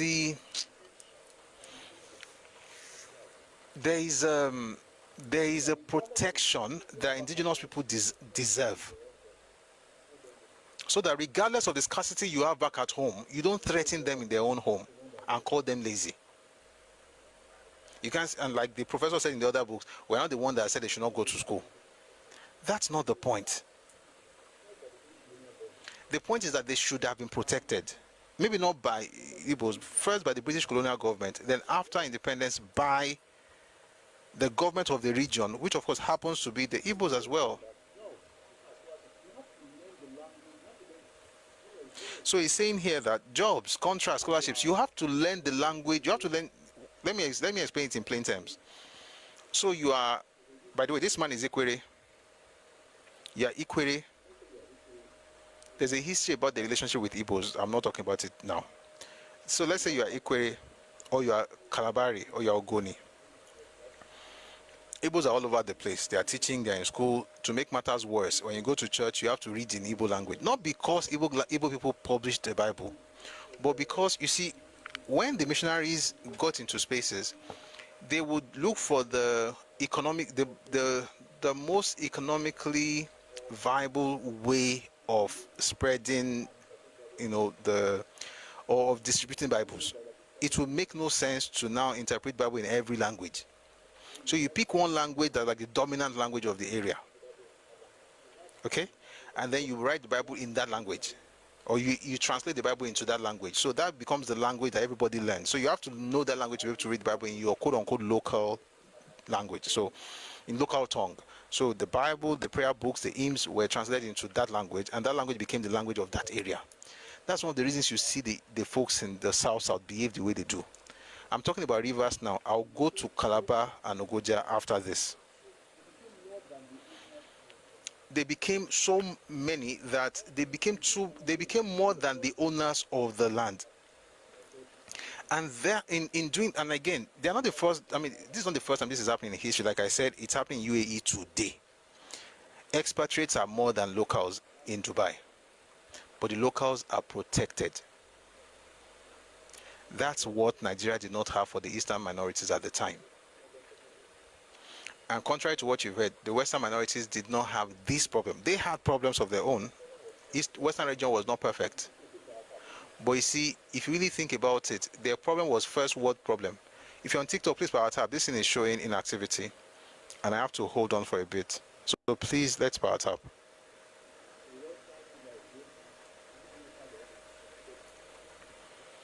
The Western guys, the Midwest had their own issues. We're going to get into it later. Their own issues, if you really look at it, does guys say another thing apart from Biafra? No. Once you understand Nigeria, when you don't understand Nigerian history, Clement, then you can ask that question. As long as you guys lie, we'll keep explaining this stuff. And as long as you go everywhere in the world constituting nuisance, we'll have to, explain to sane minds. Especially those who are torn between condemning things. Meanwhile, there are some Ibos who also have to hear this. The reason you're not speaking against your people, maybe you thought it started yesterday. It's been like this for a long time. And you are shaming, you are bringing disrepute to our country, to our passports. And you are the loudest people, insulting everybody but yourselves.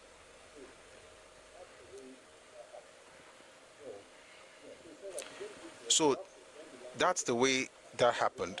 Number, yeah, so he said that to get good jobs, you have to learn the language. Hey, I was saying that a Kalabari person living in his own land, overtaken by the Ibos who came into their space because they could. Now he has to learn the Igbo language. He has to act Igbo in order to get jobs in his own land. And the reason is because the people that will favor or not favor him, who are the majority in the civil service, were the Ibos. I'll read something to you from the Willis Commission. 1 second. I told people something 2022. I said, this thing that you guys are doing by insulting Yoruba people and changing Yoruba history, when Yoruba people are ready to respond to you, I didn't know I was going to be the one to even respond. I said, when Yoruba people are ready to respond to you, you will get it. Because we are not Fulani that will listen and say, okay,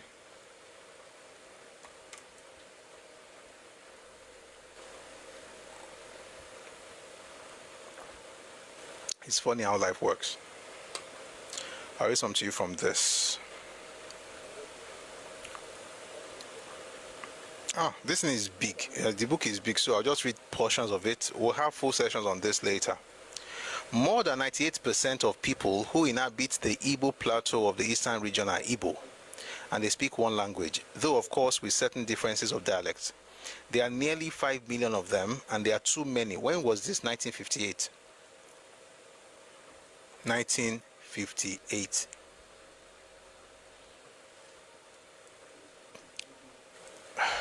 I don't want to discuss the history of it. Okay, anyway, the Williams Commission was, instituted in 1957. They worked from 57 to 58. They produced a report in 1958. That's the summary of the history behind that one. More than 98% of people who inhabit the area, that's the Ibo plateau of the eastern region, are Ibo and speak one language, though of course with certain differences of dialect. There are nearly 5 million of them, and there are too many for the soil to support.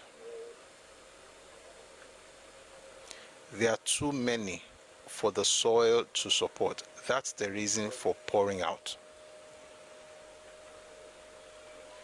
This is the third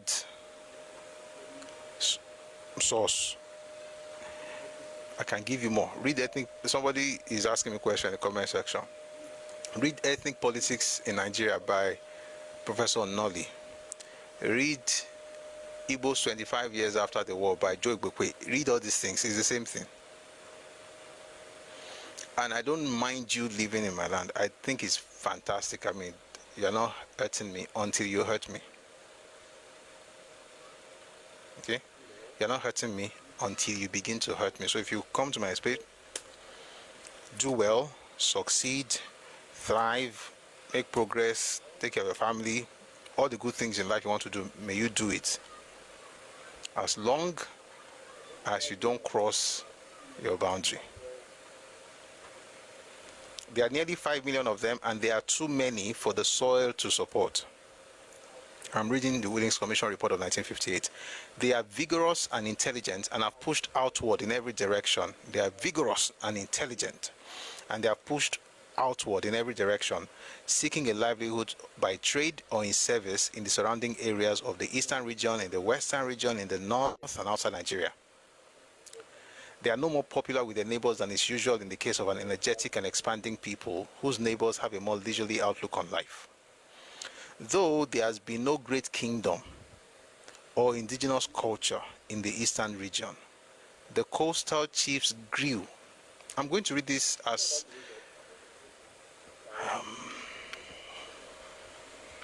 what I'm about to read right now is explosive, so I will read it in a way that I will not have to explain it, because if I have to, it may not. Oh, it's my heavy Jew. Though there has been no great kingdom or indigenous culture in the eastern region, the coastal chiefs grew on their trade with the European merchant ships, and they adopted customs, clothing, and housing far more advanced than those of the people of the interior, on whom they at first preyed for slaves. Who were these coastal chiefs? He's talking about the Ijo, the Calabar, those who lived by the coast, even the Shekiri.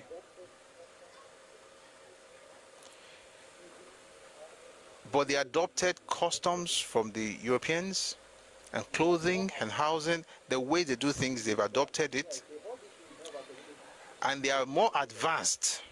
This is not Yoruba. This is why I say all these Yoruba versus Igbo things that people do on social media, it has to stop. There is no comparison.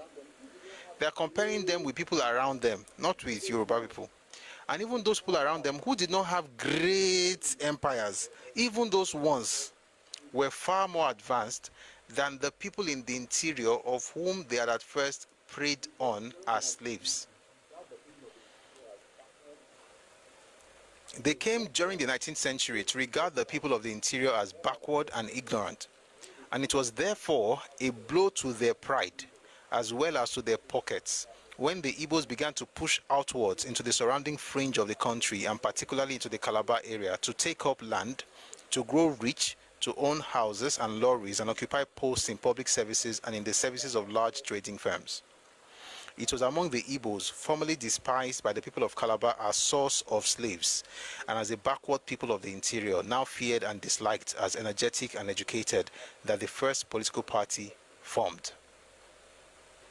Actually, that's not true. The first political party did not form amongst the Ibos. It actually formed in Lagos.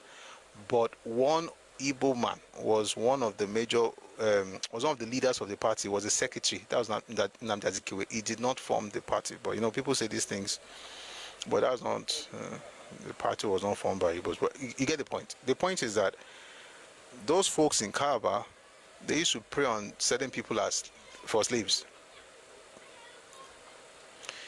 And that would not be difficult to do because there was no centralized authority. There were no towns. There were no cities. There were just hamlets and villages. Yes, Abat Macaulay was one of the founders of NCNC. There were no towns. There were no villages. There were just small villages. Sorry, there were no towns or cities. There were villages and hamlets. And one of the major things is, this is not where I'm going. I'm trying to explain the idea that they mentioned in the other book, in the journal, about how the numbers, there were many, they migrated and they moved into those places. So from here, you see how they moved into Calabar. For those in that area, it was a blow to their pride. The folks that used to be their slaves are now coming in full force to take over stuff. It is important to remember that, it is important to remember that of this, I'll take it again. It is important to remember that of these Ogoja provinces, 1,082,000 inhabitants. Stay with me, please. Of the 1,082,000 people living in Ogoja province, 723,000 are Ibos. Almost entirely in Abakaliki and Afikpo divisions. While the census classifies 350,000 as other Nigerian tribes. In other words, they had become more than the owners of the land. They moved in. Of course, taking advantage of job opportunities, being able to go there to trade, they just moved, which is what still happens today. Nobody's moving anywhere to develop anywhere. You're moving somewhere because you have to. And it is not a problem. Which is why it doesn't make sense to tell people that I'm going somewhere to develop your land. I came here to invest. What did you invest? What you're investing, you got it from this land. It didn't come with the money to the land. The land blessed you, and I'm happy that you are blessed. I'm happy, but I don't like it when people just throw these things around. Anyway, it's not even about me. We're trying to understand what happened to folks in southern Cameroon. So it says, of the 1,082,000 inhabitants of the Ogoja province, right, 723,000 are Ibos. Let's talk about the Rivers province very quickly. What is the name of your YouTube channel? Busui Oris. That's the name. It's the same name. Mejo Njasha.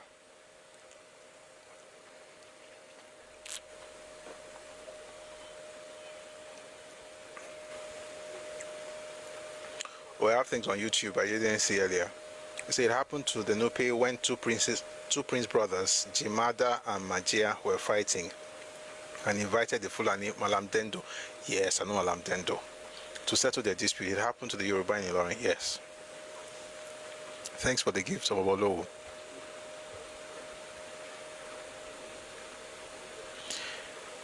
Dave, you may want to call your English teacher to tell you what to type, because right now, or maybe you just type it in Igbo, because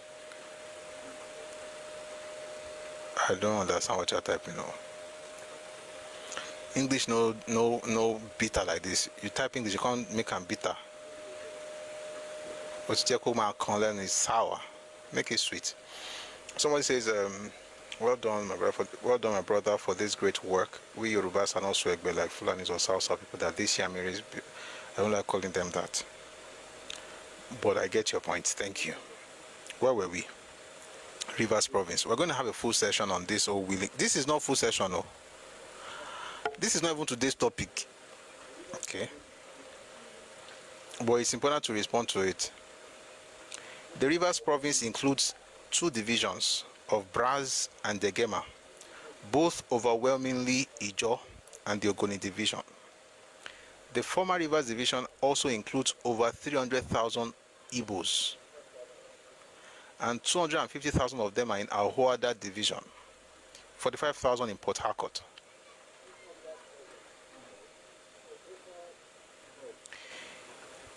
total Rivers Province number, it will be, sorry, total number of occupants or inhabitants of Rivers Province will be 747,000.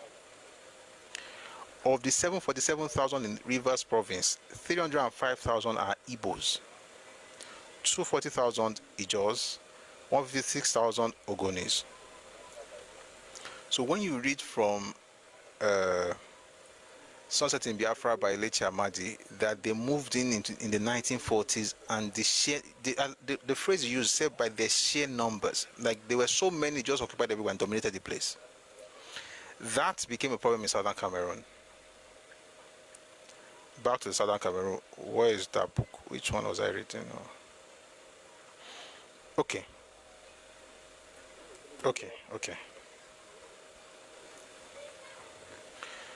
So when they say nobody's allowed to sell his house to an Igbo, okay, I already read those 10 things. I don't want to go back to those things. They're not very sweet. They make you feel somehow. Because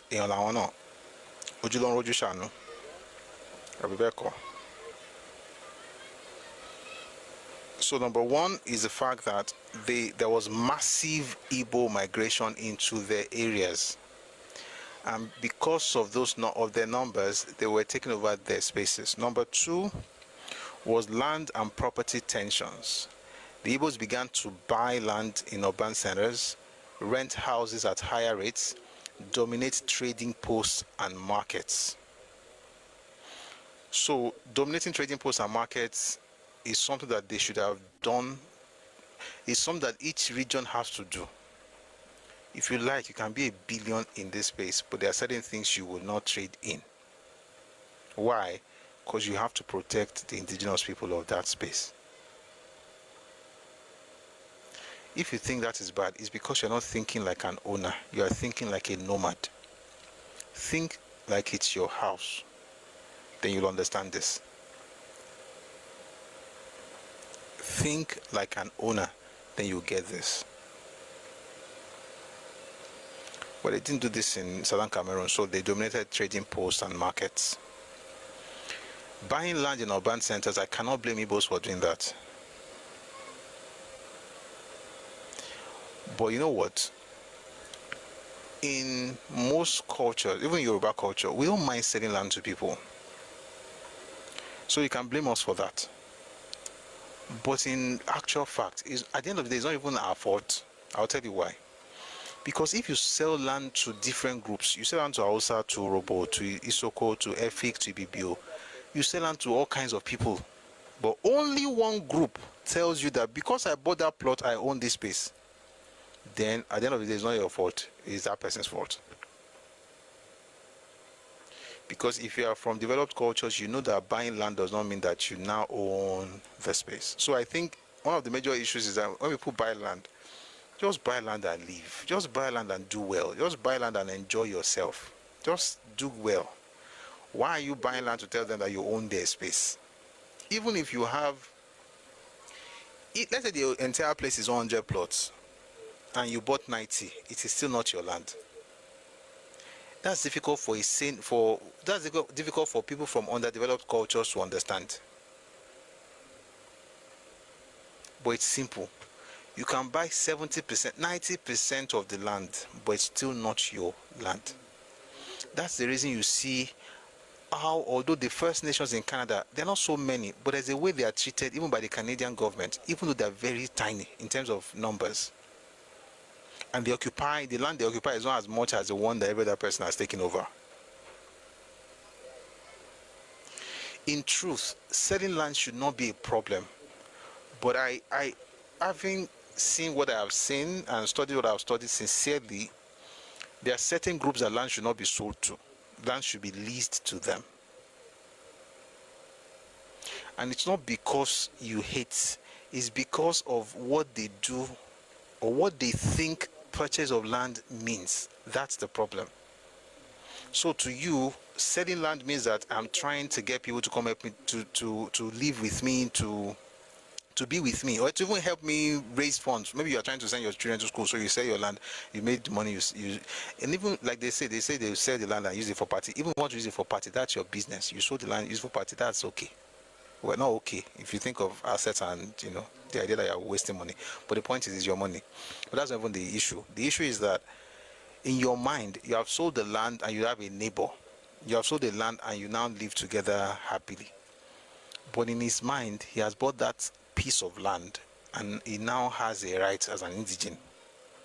That's what he thinks. Therefore, if he continues to think that way and he will not change, then you should not sell land to him. Not because you hate him, but because your definition of purchase sale agreement is different from his own definition. Regardless of what the law says, he thinks he's now an indigene. As a matter of fact, he thinks he can become a king because he has bought a plot of land or half plot. Therefore, save yourself and your children distress. Don't sell land to that particular group,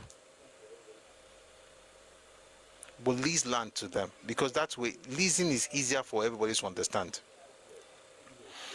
If in the next maybe 5 months, 1 year, 5 years, 10 years, they eventually understand the concept of purchasing of land, like it means occupancy. Once they get it, you can now resume selling. Until then,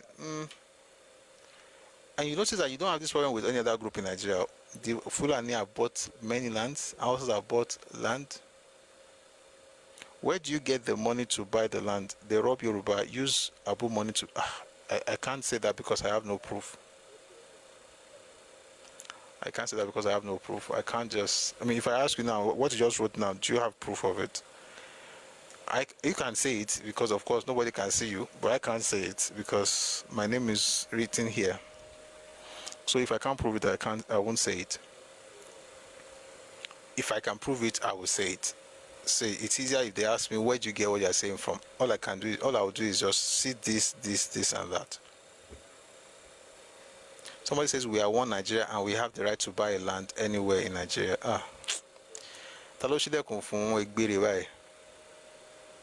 Who opened the door? Who let the dogs out? Who let the dogs out? You should be the one to back. Who let the dogs out? The queue. Nobody is saying you have no right to buy land. It just means you have no right to misinterpret the concept of ownership in other people's spaces. And since you are not developed enough to understand what that concept means, then you should not be allowed to buy land. That's what it is. It's not that you have no right. You can have right to buy land. I have right not to sell it now. Which is what the guys in Cameroon did. Do I like what they did? Sincerely, I don't really like what they did. When I think about it, I think they did the right thing. A group that will not evolve to understand what stuff means outside their space is a group that you should not deal with in certain matters. But in other matters, you can deal with them. Once you have the same, see, it's about understanding. If I say A is for apple, and I carry apple for hand, and I ask you, say, waiting be the letter we start this and say A, it means say we don't agree. If I carry apple, you say the letter we start on a P, it means that on that subject of apple, we don't agree. Therefore, we cannot work together on that thing. It doesn't mean we cannot work on B for banana. But if we get to banana, you still say B, banana starts with N. It means say on the banana, we cannot work together. Let's go to C. C for cat. If you say C it starts with T. Until we find something that we can both agree that this is what it means for both of us. Even Bible says, Amos 3 verse 3, can two work together unless they be agreed? That's how KJV puts it. If we don't agree, there's no reason to work together. Why should I sell land to you when you think that just because you have bought a piece means that you can talk to the king anyhow? Which happened in the Cameroons, by the way. We're going to get there. Let's move very quickly. So number one was the issue of massive migration. Number two is land and property tensions. Okay, renting houses at a higher rate. So for instance, you go to a place, the rent is 5 naira. You tell them you want to pay 8 naira. This thing has started since 1940s. People are complaining about that thing in Lagos today. But guess what? You that you're also renting the place, why are you renting to people? Because you need the money.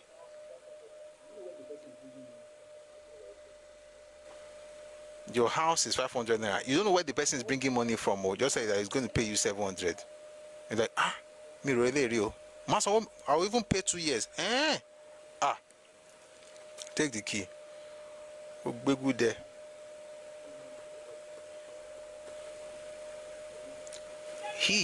you can't really blame him for offering you that much. You should ask, why were you greedy? Why didn't you ask questions? So I'm saying that if while you are talking about what, oh, Igbos are wrong, they are doing this, maybe you two should not have collected those things. So I say they will not pay the first rent and stop paying. Yes, now maybe they paid you 3 years in advance and they paid you more than the price. Want to buy a shiro years ahead. You can insult him and say, oh, he's not clean. But you too, why did you not ask? Why did you just collect the money? That's the fault of the locals too. Everybody has to bear their own cross. Like you also messed up in some things. Let's move to the next thing. So number one is massive migration. Number two is land and property tensions. So when those people were selling their land, suddenly they discovered that they've lost their ancestral lands. They're now being marginalized in their own towns. Why? Because people think that they've bought all the lands, therefore they can act anyhow. Then, they were also afraid that if you have bought all these lands, because, as normal human being, if you sell land, just say you get neighbor.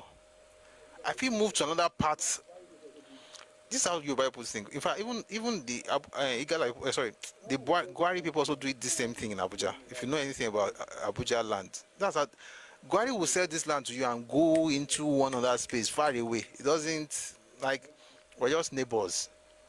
But no, these ones are not neighbors. These ones came to annex this place. That's why you hear the idea of setting up kingdoms. Why? Because I bought it. The land that I'm going to collect from you after many years.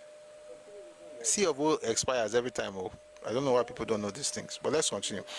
Number 3 reason was, as Nigeria was inching toward independence, the Bakweri feared that the eastern Nigerians, especially Ibos, would use their numbers to dominate politics in southern Cameroons. That British southern Cameroons would be swallowed into a Nigerian federation controlled by larger, more politically sophisticated groups. Is this fear, is it legitimate? Is it valid? Yes. The fear is valid. Let me give you an example. 1967, August, was when the Midwest was invaded by Bafra. After that invasion, some things happened. Very interesting stuff. Number one, the governor of the region, Arochuku ensured that Prof, stop generalizing every Igbo. My baby mama, she's Yoruba and I'm part of you. Are you okay? You're not even married. How are you part of me because you have a baby mama?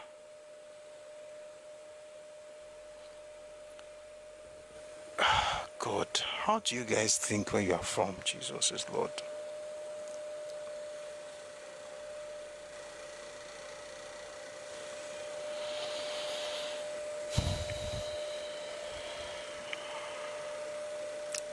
Misha.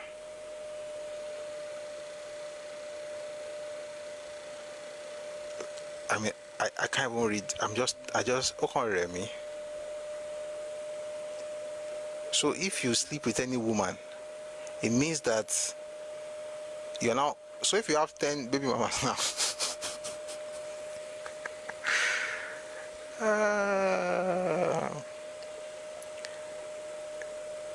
if you have 10 baby mamas now, you are part of all of their hometown. Person will marry herself, they never give her rights. Say, which is what we are even discussing now in the constitutional amendment stuff. The idea that if a man marries a woman, the woman can become an indigenous of his town, but if a woman marries a man, the man cannot become the indigenous of her town, which is something that people are trying to remedy. But even then, even in the eastern region where Dave is from, there are people who got married to other people in their town and they were still, according to Nigeria's constitution, if you marry a woman, that woman will claim your side. That's why you have Folashade Brent in the Senate at the time. She was a senator representing Adamawa because her husband was from there. When Bianca Ojuku wanted to run, folks in her husband's state told her that she should go back to where she came from. These are the people telling me that we are one. No?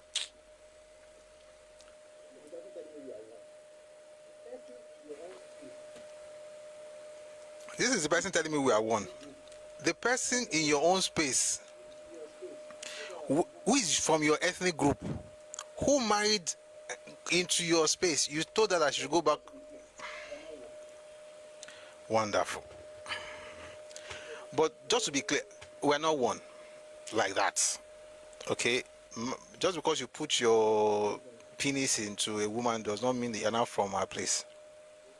There's a lot that goes on into making a person Yoruba. There's socialization, there's integration, there's a lot of cultural things that make you Yoruba. It's not just because you inserted your penis somewhere.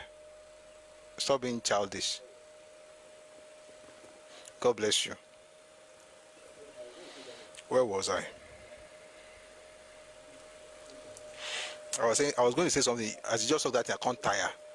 How did you go from my baby mama is Yoruba, therefore I'm part of you? You are not part of anything. Your child may be, and it's big maybe. It depends on how he's raised. If he's socialized as a Yoruba person, he may be able to claim to be Yoruba, but even he is not sure.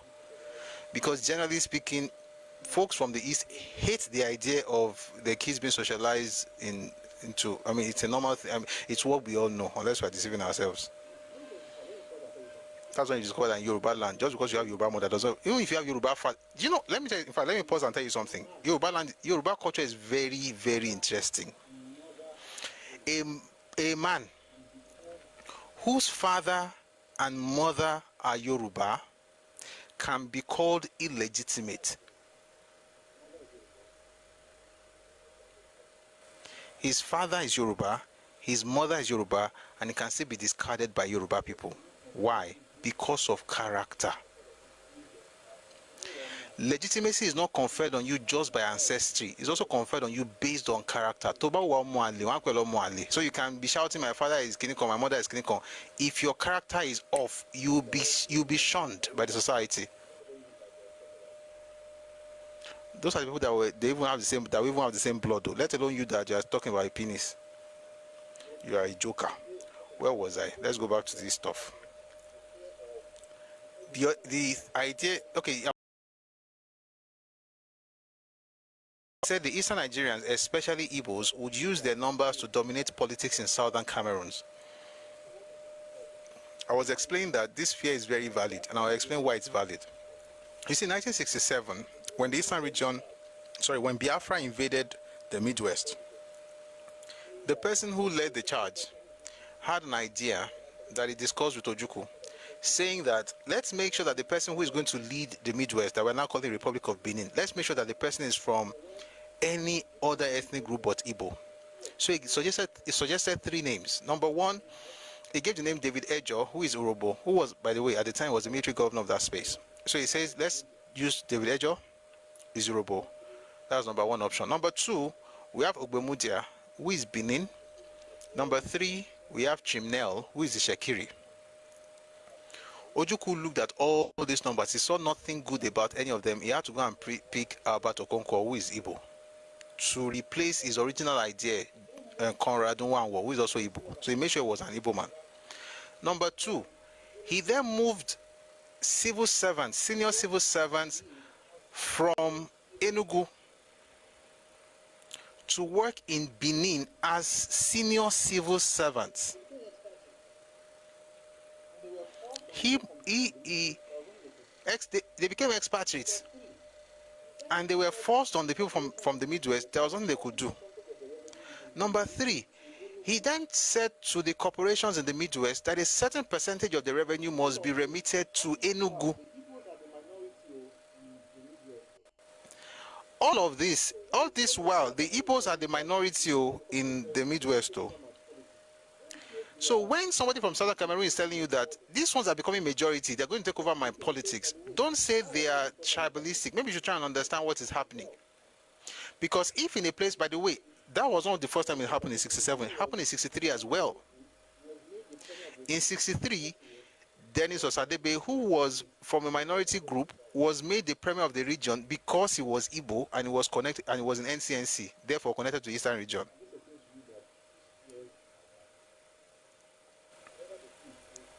I'm just explaining to you that people's fears are valid. Whatever they do with those fears, that's something else.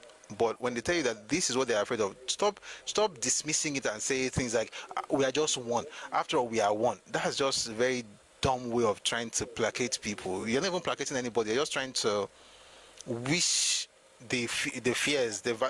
You're trying to wish it away, like it doesn't really matter. But it happened in different spaces. It happened in the eastern region. Sorry, it happened in the minority areas in the River State. It happened in COR. Some of the leaders, some of the chairmen of associations, even in COR, in Calabar and Ogoja provinces, were Ibos. Why? They had the numbers. Number 4. So we've talked about the fact, we've talked about massive migration, we've talked about land and property tensions, we've talked about the fear of displacement in politics. I'm always defending anything against Ibos, even an action out of fear is justifiable. I don't think you are listening to me. I said the action is something else, but the fear is valid. What you do based on the action, maybe you know here we can talk. What you do based on the fears, that action, we can talk about whether it was fair or unfair. But for a people whose fears were not allayed, whose fears were dismissed, whatever they did, they did. I'm not even telling you that what they did was good or was bad, and I've said that over and over again. I'm just telling you that you have to ask, why did they do this? Which is what I always say here, that beyond what, we must ask the question, why? And you're asking the question, why? Perhaps we can understand certain things, like, okay, and then we can also see the patterns all over again. Every single thing they complained about in Southern Cameroon in 1948 is happening today in Lagos, is happening in Ibadan, Yoruba land. You see it on social media. It's happening in Ghana in 2025. How can you do? How old was my dad in 1948? My dad was still very young. What did that? But yeah, no, 1948. I won't tell you the age. 1948. 2025. That means that 77 years. The same thing. The same thing. And you think is okay. Keep it is well with you. Where was I? Where was I? All right, so we've talked about migration, we've talked about land and property issues, we've talked about the fear of displacement, and then there are a few more, just a couple more. The other thing that happened was, even the man mentioned it in his own book. He talked about the fact that they were aggressive. The Igbo professor used it. He said they were seen as aggressive and all of that. So they were seen as aggressive. It's the same thing that Sardauna complained about in 1964. So you feel the creation of Biafra wasn't out of fear of discrimination? No, I'm sorry, guys. I'm sorry. I have to quickly answer this question. The creation of Biafra was born out of the fear of domination, not out of the fear of discrimination. Are we joking? King Ibedu, guys, I'm sorry. I want to quickly answer this question. The creation of Biafra was not a product of the fear of domination, of discrimination. It was actually an act of domination. You were dominating the eastern minorities, taking their resources to build the region, especially the hard land of the Igbo people that didn't have all these resources, and lording it over them in their land. What fear did the Igbos have? To have you really think Biafra was something that the Igbo people said they wanted? Is that what you really think? No wonder you guys still behave the way you do. You really think people said, oh, we want Biafra? That's not what happened, though. 1963, your leaders wanted to pull out. And even that would have made sense if they were trying to pull out their own part of the country, not pull out eastern region. 66, Ojuku wanted to pull out. 67, he then declared he was going to pull out. But when he was pulling out, why did he not pull out with his ethnic space? How can you say that there was minority in the east, but the southwest is all Yoruba? Is this guy... Why do you guys always compare Yoruba and Igbo land? We are not twins. There were minorities in the western region. Give me 5 names of the minorities in southwest. Maybe you don't know the difference between southwest and western region. Maybe you don't get the difference. Again, it's okay. You are comparing now. You say it's not in the east, but it's in the west, but it's in the east, it's not in the west. Tell me 5 minorities in the southwest today. Your time starts now. Let's do this in the next 2 minutes, and then we can go back to the conversation. Give me 5 minorities in the western region, in the southwest. You mentioned southwest. 5 minorities in the southwest, please.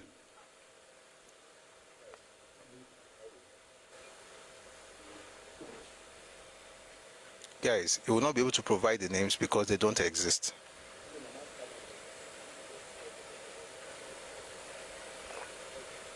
Oh, Mama's channel on YouTube. Thank you for commenting, because this is actually, you are helping. Commenting on YouTube apparently helps the channel. So if you're on YouTube, please comment. Let me know what you think. It also helps to keep us engaged, so that way, you know. What did he say? He says Ibos. Sorry, I thought I was discussing with a rational person. Sorry, my bad. My bad. You're not a minority in Yoruba land. You're not a minority in Western region. You are not connected to the Southwest. There's nothing that connects you with the Southwest. How are you a minority in the Southwest? Are you dumb?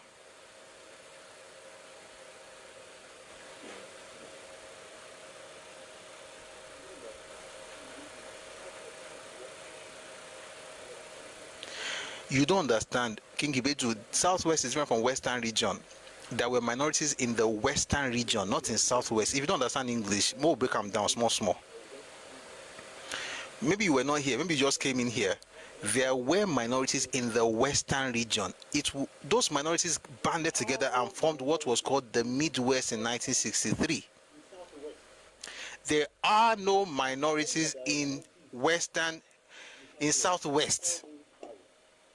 And if you are telling me that there are minorities in the Southwest, tell me 5. Somebody said there was never a minority. Let me tell you something. Again, I think the problem is that you guys were raised with always comparing yourself with people who don't even share your history. There were minorities in the Eastern region. The Calabaris, the Ogonis, they were not Ibos. Maybe you'll be able to think this through. Calabari, Efik, Ibibio, Ogoni, Ikwere, the Ekoi, Ekpeye, all these people were not Ibos. They have their own ethnic groups. They have their own unions. They have everything. They were just part of the region, not part of your ethnic group. Your ethnicity was actually less than some of their own ethnicities. E.g., Ijo and Calabar. The folks in Calabar, the Efiks, the Ibibos, they made you guys fire. Now in the southeast today, there are still minorities. There are Ibibio in Abia State.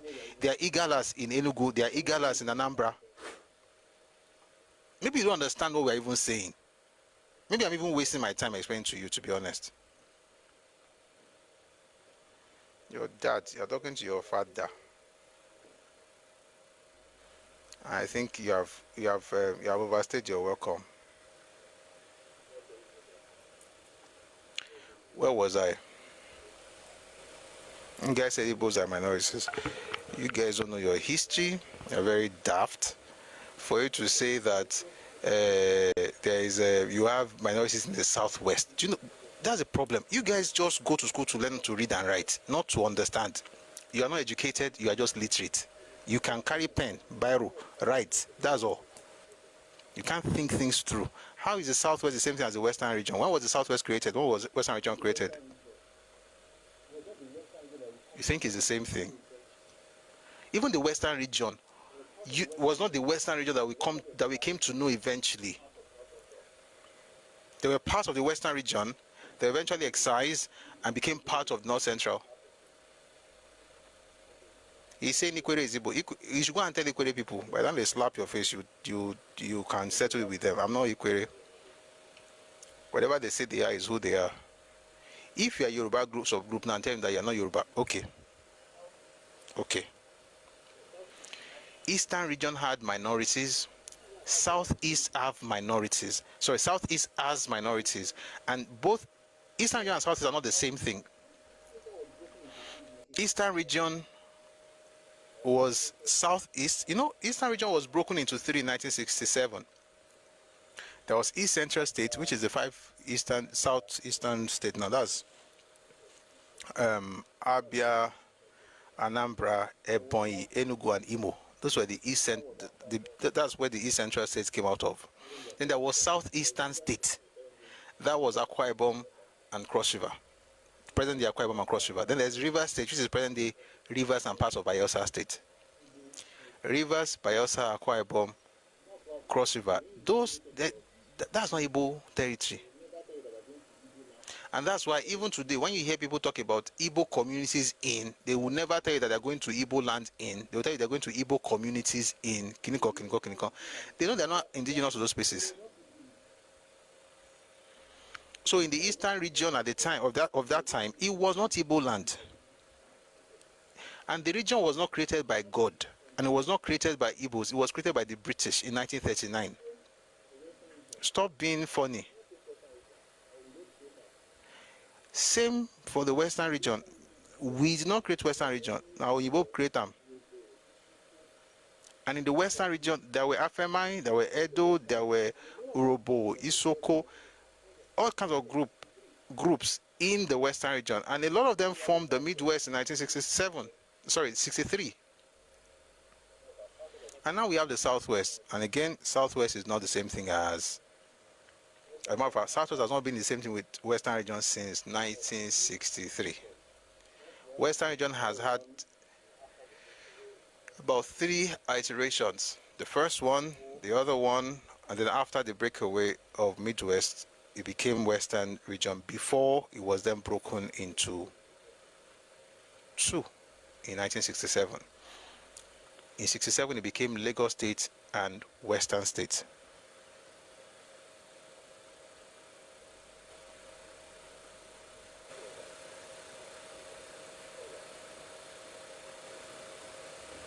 Where was I?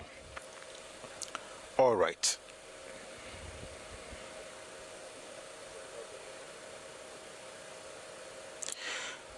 Okay, this is really the last one. Let me talk about the issue of the colonial government itself. The roles, e.g. clerks, interpreters, and teachers, because they were already trained in the system. Local grievances were often dismissed as tribal jealousy, which is what people still say today. You are jealous. The person is telling you that you're in my land, you are doing, he said no, it's jealousy. But the ones that is actually quite interesting is the one about how they treated some kings. Let me see if I can quickly find that in the work by, it's an Oka by Joseph Okechukwu. Joseph Okechukwu Nwoke. Oh boy. I need speed. This paper is called Rusty Relations Between the Ibo Union in Southern Cameroons and the Cameroonian Authorities, 1946 to 1970. Joseph Okechukwu wrote this in the Oka Journal of History. This is not, I've not mentioned a Yoruba source on this matter, so don't get angry. Oka Journal of History. And Joseph Okechukwu Nwoke is of the Department of History and International Studies, Nnamdi Azikiwe University, Oka. Now I have to quickly find this stuff. There's a part where he really talked about us. Oh, shoot. Mombo. Okay, this is going to be better. This is going to be a lot better. What's that?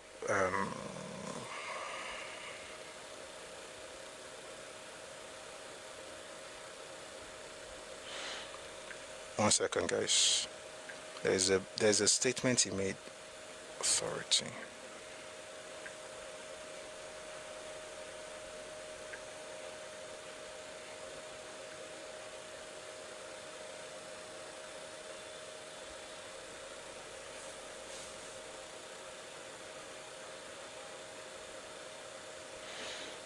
Yeah.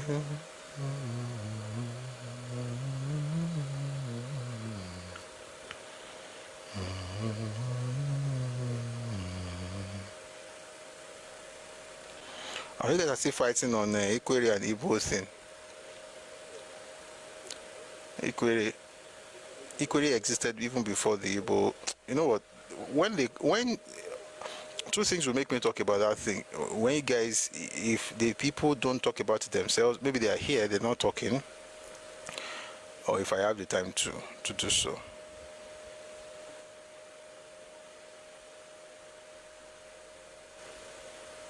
Let me read some things to you from this stuff.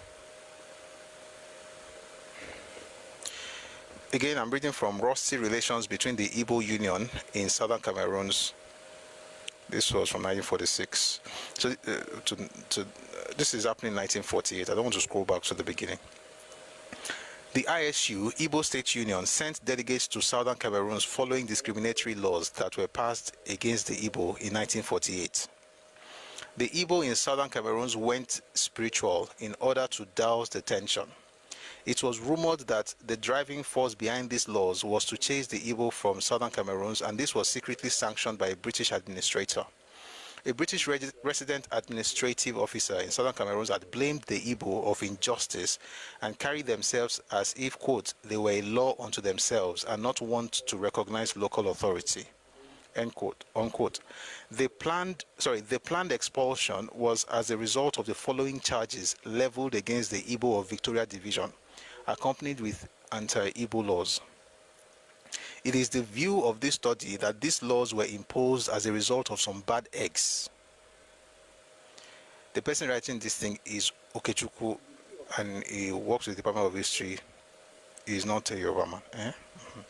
It is the view of this study that these laws were imposed as a result of some bad eggs amongst the Ibo, who dented the image of the Ibo ethnic group by involving themselves in some unwholesome activities. The Ibo Union equally responded to the charges made by the Cameroonians. We'll read the charges and what they have to say. Again, the document is called Oka Journal of History. Charge 1, that the Ibo stole their church bell to print fake currency. These small bad eggs, it be like I said, the small bad eggs they are now too many they are now more than the good eggs. So it says that the Ibo stole their church bell to print fake currency. The Ibo Union responded response of Ibo Union, unfounded investigation should be carried out. Number 2, that the Ibo they sold starch and chalk to Cameroonians for M&B, May and Baker drugs. Jesus is Lord. Guys, like I said, this is not today's stuff, but more stay on this for a bit. Don't worry, Papa will come back to Papa. Fake drug, 1948.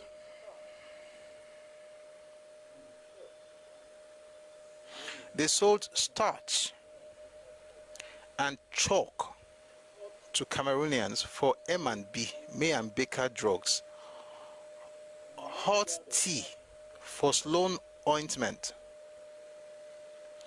and 1 yard of fabric for 2 yards.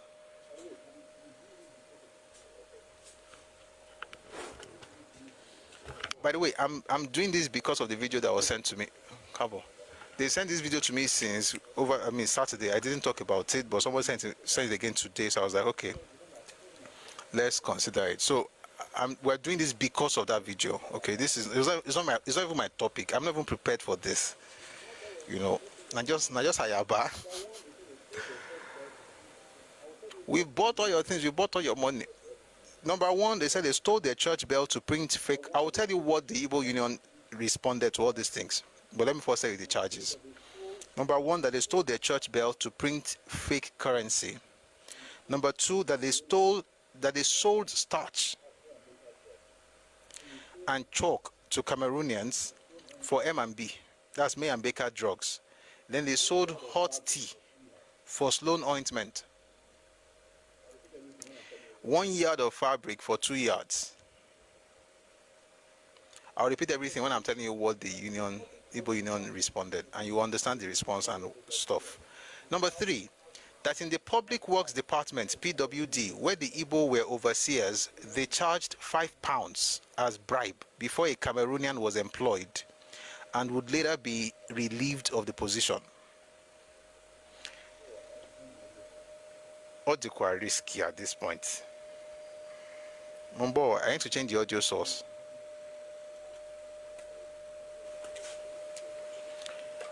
Again, I'm reading a book by, let me find the guy's name. I don't want to scroll back up, I'll find the name. The book is by Joseph Okechukwu Nwoke.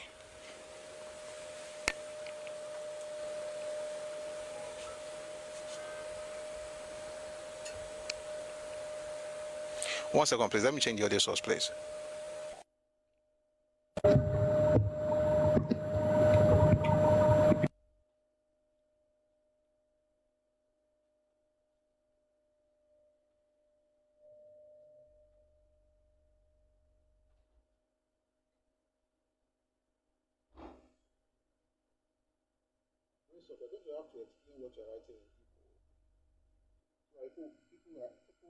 Brace up, you're going to have to explain what you're writing in Igbo so that people will be able to understand what you're saying. Because at this point, whatever you're writing, you're going to have to interpret in the next 1 minute or you're out of this live.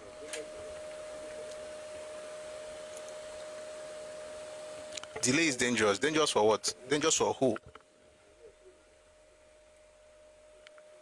Delay is dangerous for waiting. Would they rush? Would they delay? Would they slow down? Would delay? They dangerous for? Who is that meant for? I beg you, you're not able. Now you be the right people now. You waiting the talk. We don't understand the context, so you have to explain what does it mean when you say. What do you mean by saying? Oh, okay. Think about so Lao. All right, where were we? So. In the Public Works Department, PWD, the Ibos were overseers, and they charged £5 as bribe before a Cameroonian was employed, and they would later be relieved of the position. In other words, you will pay to get the job, then they will sack you. Number 1, 2, 3, 4. That they, the Ibo, sold their goods at exorbitant prices. Number 5. That the Igbo were violent and terrifying in their methods of dealing with them. In their method of dealings with them. Number 6, that in the olden days, the Cameroonians used to send their children to Victoria without guides, but this was not the case nowadays on account of the Igbo. Number 6, that 1, 2, 3, 4, 5, 7. That the trouble the Igbo were giving to their women was too much. All right, let me tell you the responses. So on the fact that they stole church bell to print fake currency, the Igbo State Union said it was unfounded. Investigation should be carried out. On the charge that they sold starch and chalk for M&B. Like, what it means basically is that imagine you are selling paracetamol, but the paracetamol are chalk. Don't cut them. Concept to people as drug. Again, fake drugs. Then they sold hot tea for slow ointment and 1 yard of fabric for 2 yards. The Igbo State Union said it was untrue and police officers should arrest offenders. Which offender? Okay, let's continue. Then on the charge that the folks in the PWD used to charge £5 bribe, the Igbo State Union said it is unfounded. On the fact that they sold their goods at exorbitant prices, Ibos State Union said profiteers should be prosecuted. On the charge that they were violent in their method of dealings with Cameroonians, the Ibos said that was frivolous. On the charge that in the olden days, their children used to go to school without guides, the Ibos State Union said, and now they couldn't go anymore because of the Ibos. The Ibos State Union said, it's unclear, we did not waylay their children. I don't want to say anything about that, but you know exactly what they're saying. The last one, that the trouble that the Igbo were giving their women was too much. I think that was actually quite interesting. They said, the Igbo State Union said, we didn't know the trouble we were giving to their women. We all know what that is. But you can't blame the Igbo men for throwing money in the way of your women. If your women like money, that's not on the Igbo man. He's just spending. Raise your children not to be carried away by money. So you wrote the law against the Ibos were as follows. We already read the law against the Ibos. The laws came into force. In case you were not here when we read it, let me just quickly read some parts of it. That no landlord should let out his house to any Igbo man, and that those who were already tenants should all be ejected on or before the 10th of March 1948, while another report says on or before the 15th of March 1948. That those who landed property or farmland should be asked to quit and the cost should be refunded by the native authority. That no Igbo man or woman should buy or sell to any Cameroonian or vice versa. That no Igbo man or woman should be allowed to fetch firewood from the bush. That no Cameroonian ladies should have any dealings with any Igbo man. That any Cameroonian who violated the above rules would be liable to a fine of £5.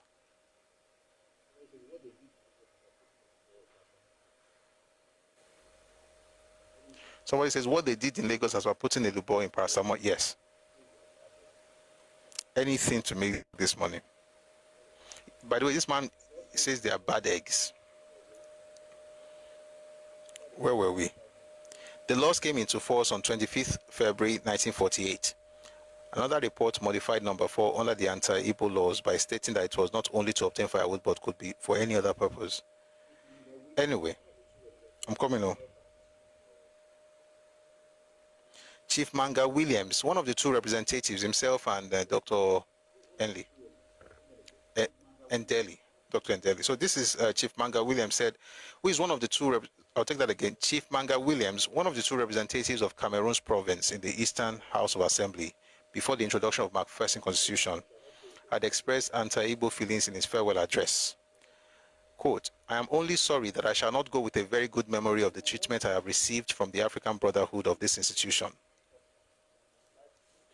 In my own country, we have native etiquette and customs, and I am obliged to say, as a result of the contemptuous treatment I had received from my African colleagues and friends, I have been very much disappointed that our coming together, instead of promoting mutual love and unity, has exposed some of us to revengeful experiences. However, being born of a free spirit, I decided not to leave this house without voicing my feelings. This is what this writer is calling anti-Ibo feelings.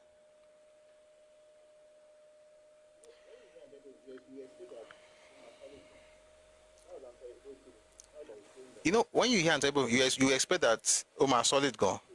That's anti-Ibo feelings, or the fact that he's saying that he has been treated with contempt. So if you treat people with contempt, they should not say it. What just came to my mind right now is actually a bit disgusting. Let me not say it. So you can do anything you like, but if a person says something, then it's anti-Ibo. That's not how life works.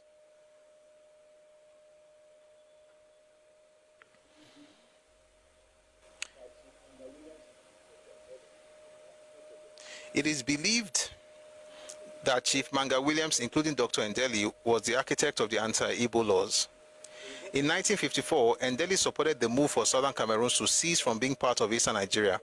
As a result of Ibophobia in southern Cameroons, the Ibo appealed to the government for land, where they would build shops, and another plot where they would erect temporary living quarters.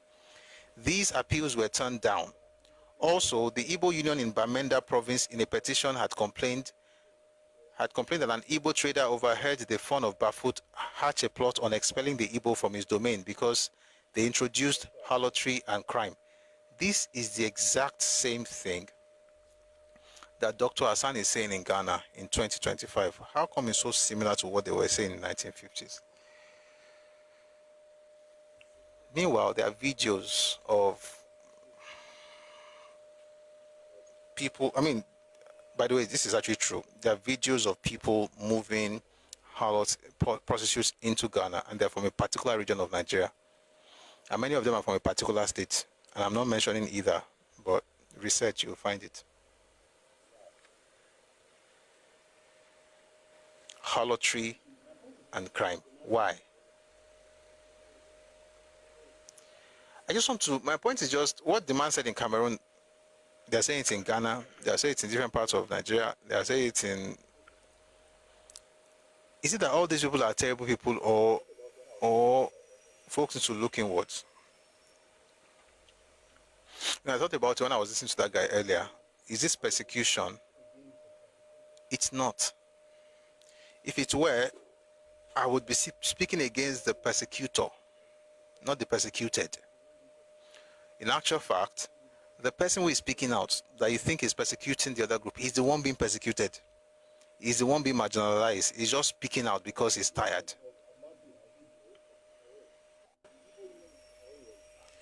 Under the government of Ahmadou of Cameroon, the Ibo Union in Cameroon was banned. And Ibo cultural celebration was abolished. Likewise, the Ibo Day. This thing will happen again in every part of this country.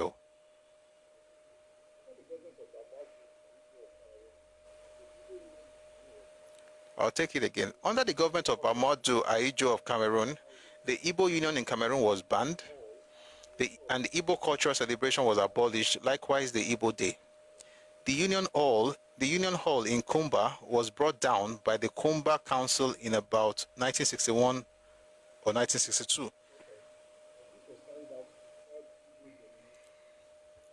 It is believed in some quarters that this was carried out to curb Igbo domination.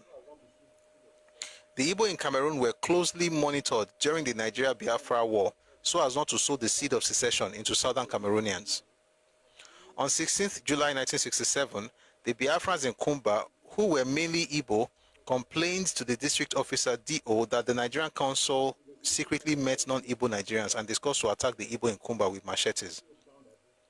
From investigations carried out by the D.O., it was discovered that this council had a secret meeting. The D.O. frowned at this because he was supposed to be informed whenever the council was to visit the division. This allegation of attack was presented by the Igbo because they were not invited for the meeting. In other words, they were put out.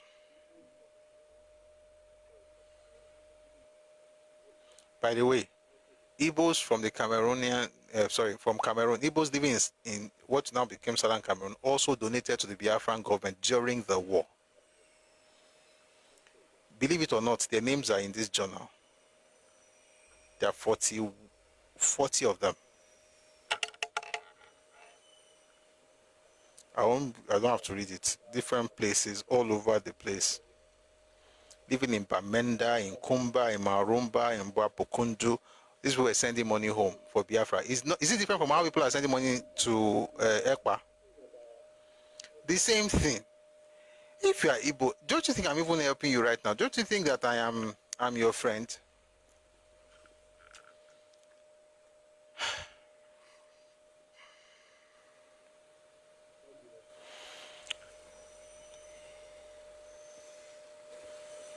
May God give us all understanding. Now let me go back to my own paper. I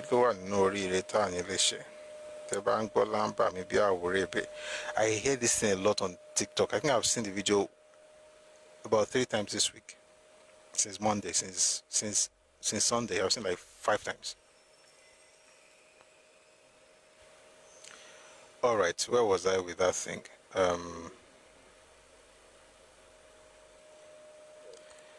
Oh, there's a reason I actually went to that one. It's from Mombo. There's something he said that Joseph Arochuku said. Mombo. Yes. They had disrespect for traditional authority.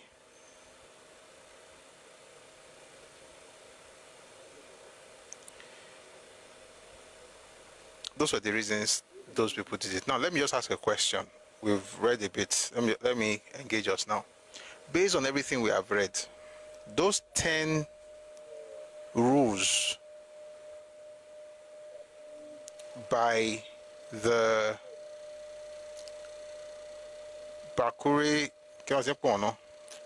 sorry, let me find the name again, just so that we're on the same page.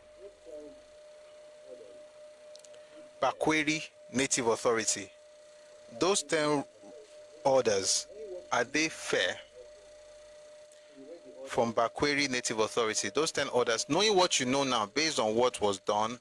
So we read the orders, then we're trying to understand if those things were fair based on what reasons those ones had. So my question is that, are the reasons legitimate, and did what they put out there, was it fair? I think finally I can bring people up now. You said it was fair, really? It was fair that they said they should not sell their houses. They should not sell houses to them. They should not give them houses for rentage. They should not sell farmland to them. Nobody must allow an Igbo to enter any native farm or forest for finding sticks for building or for any other purpose. Say it's fair. It's fair that any house or farm already sold to them shall be purchased by the native authority, who will afterwards resell same to some suitable person. Nobody should trade with them for anything of value or not. All landlords must ask that Igbo tenants to quit before 15 March 1948. No Cameroon woman is allowed to communicate, let alone marry. Which is what the man in Ghana is saying. He's married to a Ghanaian. That's the reason they said it. So when did this thing happen? 1948. Any Igbo native disobeying Rule 3 will be liable to prosecute in the native court. Anybody disobeying those rules shall be liable to a fine of £5 or 5 months imprisonment. All Igbo government officials are exempted from rule number 5, which of course means that you can do business with the officials. Will Yoruba do the same thing? Same thing, Yoruba. It was this old Cameroon video that got me reading these things. It's quite interesting, isn't it?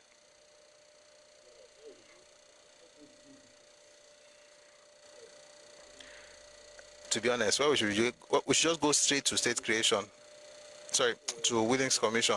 But I think we spend all this time on the news. So we're going to bring people up. I'll hear what you have to say. Then I'll take you down and see what little we can get from Papa's book before we go today. Maye says, what song is that? Lamba Bia Orebe. I don't know. I just hear it a lot. Tebangbo Lamba mi Bia Orebe. Kinyori Reta Onileshe. I remember that, those lines. Tebanje Lamba mi Bia Orebe. Kilowa Nori Reta Onileshe, or something like that. And I think it's quite good, apart from the part where I talked about somebody's backside. Anyway, no, it's not Sheyi Vibes. It's not Sheyi Vibes. It's a new guy. It's not Sheyi Vibes. It's a new guy. Yes, that's his name, Soundboy. Soundboy. No, not Islambo. Islambo is different. How do I even know these things? I know because I see them. So, yes. Mr. We're in this world, but we're not of this world. So we've got to know what's happening around us. And these boys, they are doing well. So it's hard to take note of what they're doing. It's important too, in every field. Yoruba would be diplomatic and use wisdom. Somebody says on YouTube they were unfair, and so were the Ibos. Yoruba would diplomatically use wisdom. Yes, first of all, by changing all the street names. Next, I will not be the one to say that one. We're going to bring people up, respond to some of the things we've said, and then we'll take everybody down. Then we'll see how we can get to all of these things. Oba Lufon, Melo Larami.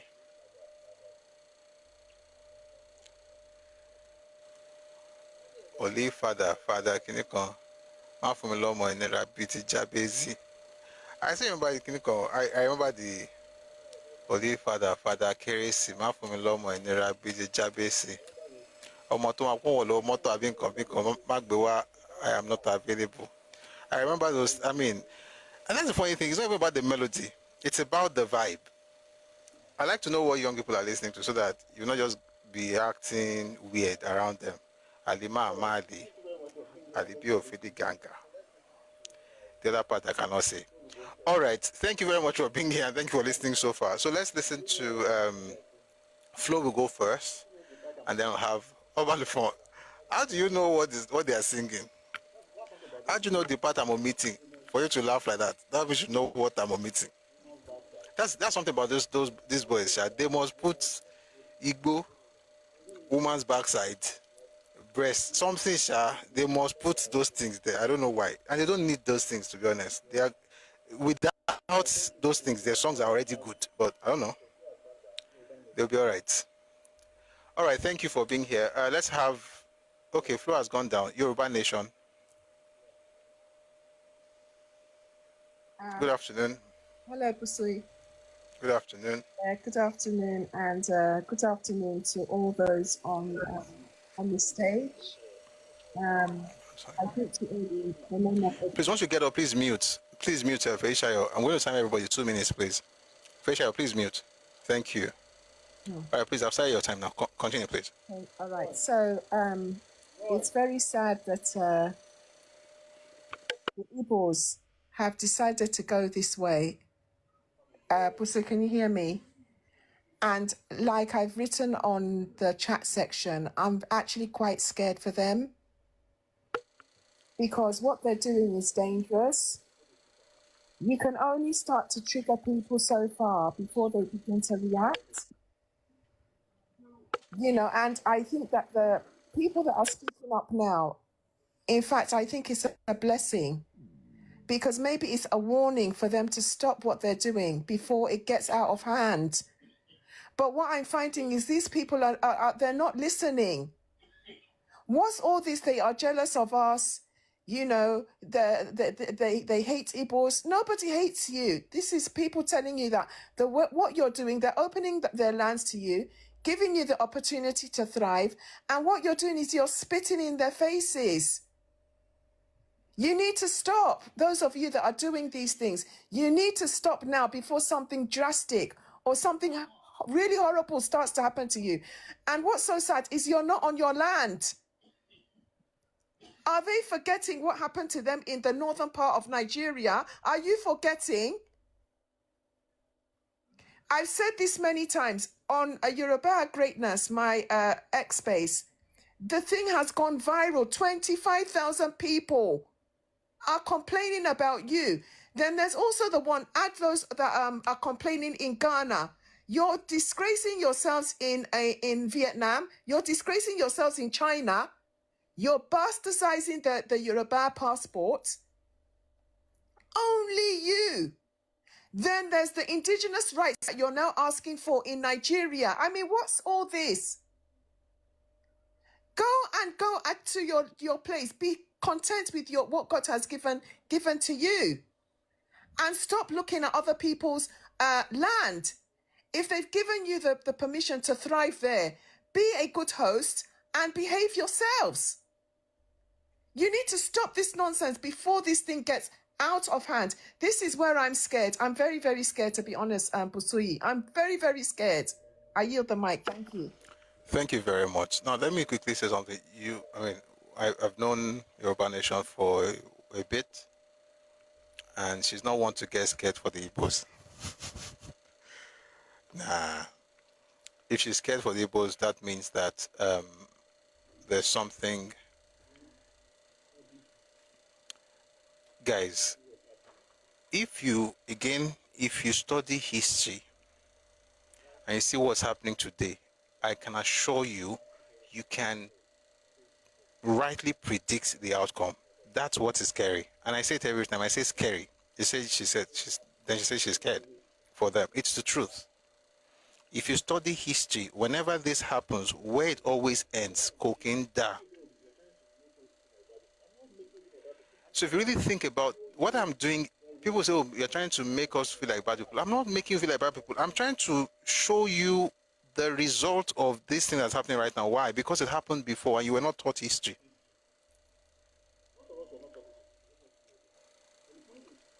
You're not taught history. Most of us were not taught history. It's not just you alone. But the point is, this thing you are doing, it has happened once, not twice, not 3 times. Every single time it happens, it has an outcome. And that outcome is predictable. I just hope, sincerely, this is not me trying to say Yoruba should do to them what they did to them in Southern Cameroon. I'm just saying that there's no way it will not lead to that. The Ghanaians are complaining, it happened in Cameroon, it's happening in different parts of the world, it's happening even within Nigeria. So get to a point where you can't just be shouting constitution, constitution. When Oro came out last election, what did constitution do?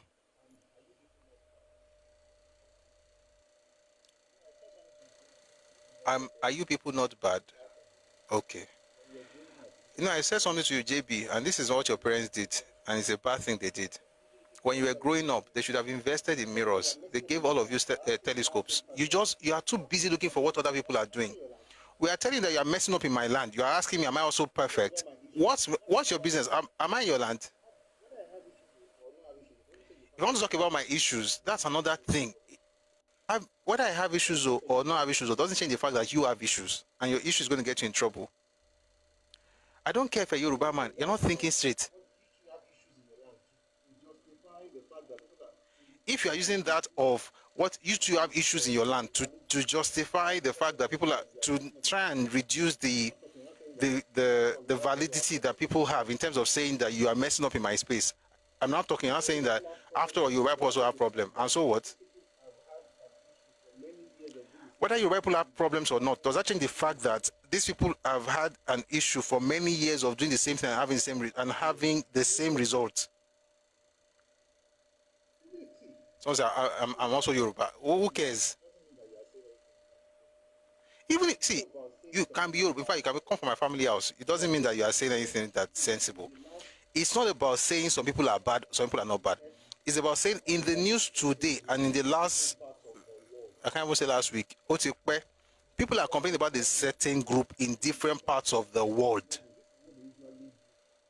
And we're saying to that group, listen, when they complain to this level, this is what they usually do. And guys, what I've read today is when they go through the legal route, where they'll use the law to expel you. There's another way they do it. And this has also happened in history. And that one is usually violent. And we talked about that one before.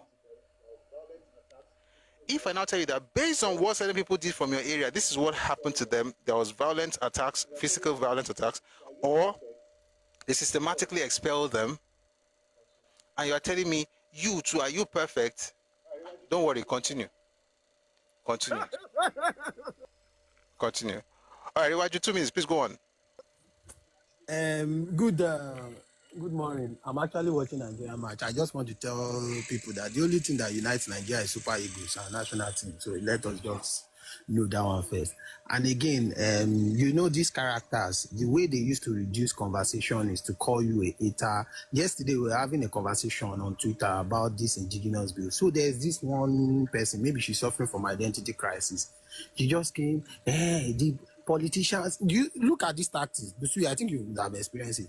Oh, it is the politicians that are setting you people up to be having this conversation, to be dragging yourself. Why do people like to live in hate instead of unity? I just look at the person. If the politicians are saying, if the politicians are pushing us, so are they not the same people changing the law? So are you telling us that our message are not being passed? So what people do in Nigeria is to leave the issue and accuse you of doing evil. When you are only coming from a position of being the victim, you are defending yourself. These people have mental problem. By the way, you see this conversation we're having today. I had a friend when I was living in Germany. You know, a lot of Cameroonians, they have the southern Cameroon, it's Boya, they call the place. That guy told me in 2018, that was the time I knew. Because, that time they started, when Nnamdi Kanu started talking a lot, the guy was saying this guy is a terrorist, that I don't take these people serious, that they did some things in Cameroon, and I went to read it. That was when I knew Dr. Endeli. That was when. And Chief Mankwe. I read the report that time, and I went to meet the guy, because I have a lot of Cameroonian friends. Most of them I can even mention most of them. They come from Boya, Bamenda, Sokapam, Kribi, these Bakwere people you are talking about, they are called Kwe ethnic group in Cameroon. So what he told me then, that the Ibos started coming around the late 20s and they started exhibiting the same behavior. He said a lot of negative things, that because I was in Nigeria and I was like, Koleto here now. You understand? If you are not aware. So it's something I've known like 7 years. He said, in fact, he said what they do is that they will go to when they dominate the market, anybody that comes there to come and buy the shop, they will question the person on their own land. They will look for a way to scuttle the person out of the trade business, and that's the same thing they are even also doing in Lagos and other Yoruba spaces. Akitola spoke about the same thing. So we have a issue of, and the thing is that most of our Yoruba people that don't think in their right senses, instead of them to just keep quiet. If you know you don't have an opinion, you don't know anything about this issue, rather than you come and accuse us of hating other people, why can't you go and advise them? That person was really was yesterday. It was funny. Thank you very much for that. Thank you. All right, let's move. And thank you for giving us all the names in Cameroon, because pronunciation is an issue. But thanks for making it easier. G-activated, please go on. Good afternoon. Thank you. Good afternoon. I mean, good evening. Yeah. Okay, evening to you. Yes, good evening. Thank you so much. For me,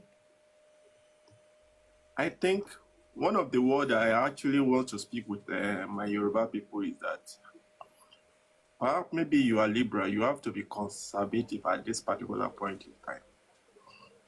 It's not about you, but about what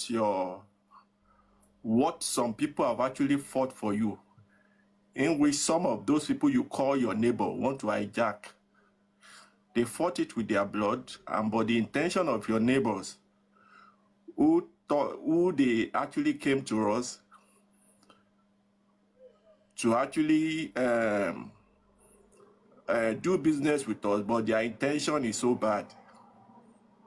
I was listening to a conversation on X recently, and while I was listening, somebody actually played a tape, and he talked about the last election and how the Labour Party actually won the election in Lagos.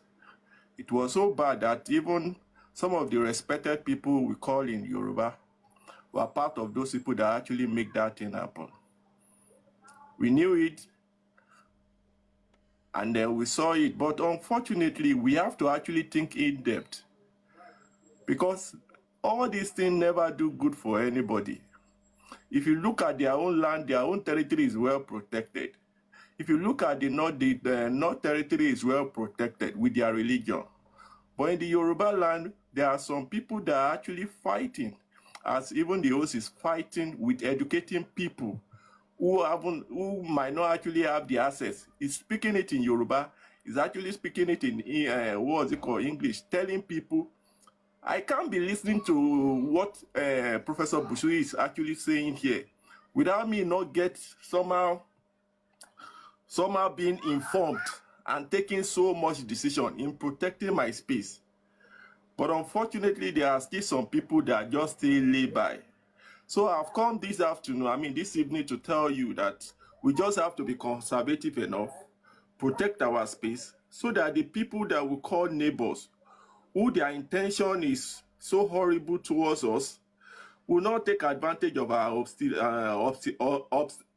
hospitality and encroach into their land. When the man was speaking, the man name was Salvador. He's supposed to be the gubernatorial candidate in Labour Party in Lagos State instead of Rose Bible. Some respected politician, known Yoruba man, actually hijacked him. And the structure in which they put in that, every of the structure is about the Ibos. And now think about it. If their plan could have actually worked, putting their Igbo structure in Senate, putting their Igbo structure in the House of Assembly and stuff like that, and as a governor talking about survival, what do you think could have actually been happening in Lagos State? So it's a food for thought for every one of us. And if they start in Lagos State, they won't actually end in Lagos State. They will go as far as down to from Ogun to Oyo to Osun and Ekiti and Ondo. So I've come here to actually tell whoever listens to me, let's be more conservative. And those people that you think that perhaps maybe what they are saying is not in a line, maybe they have not actually been opened up. Open them up so that we will all be actually be in this struggle together, so that those people who call our neighbor will not actually take advantage of us. Thank you so much. I appreciate you. Thank you very much, Activated Eshion. Thank you so much.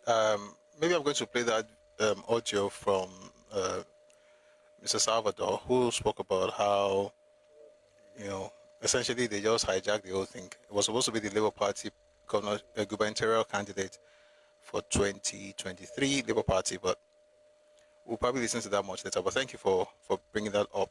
Feishayo, you be the next speaker now. Hello, Feishayo. Hello. I'm here. Hello, Yeah, your time starts now. First thing I wanted to say that Yoruba said that she's scared. Ma, don't be scared for them, because they are not scared for themselves. Because if they are scared for themselves, there are some things they have to do. They know what to do. And if they are not scared for themselves, there is nothing people like us can. And this thing, it has happened to them before, and they could not learn from it. And trust me, they can't learn from that yet. They can never learn from it. And what me I can be scared of is those younger, those teenagers, not even teenagers, those children among them, and their descendants that are coming after that. Those are Domination and Edo.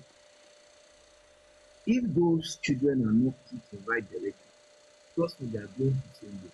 There's a lady on TikTok now. The lady, whenever I saw the lady is like, if your people come for me, I remember, it is called Dr. Ada. Dr. Ada. That lady always said things the way the things are supposed to be.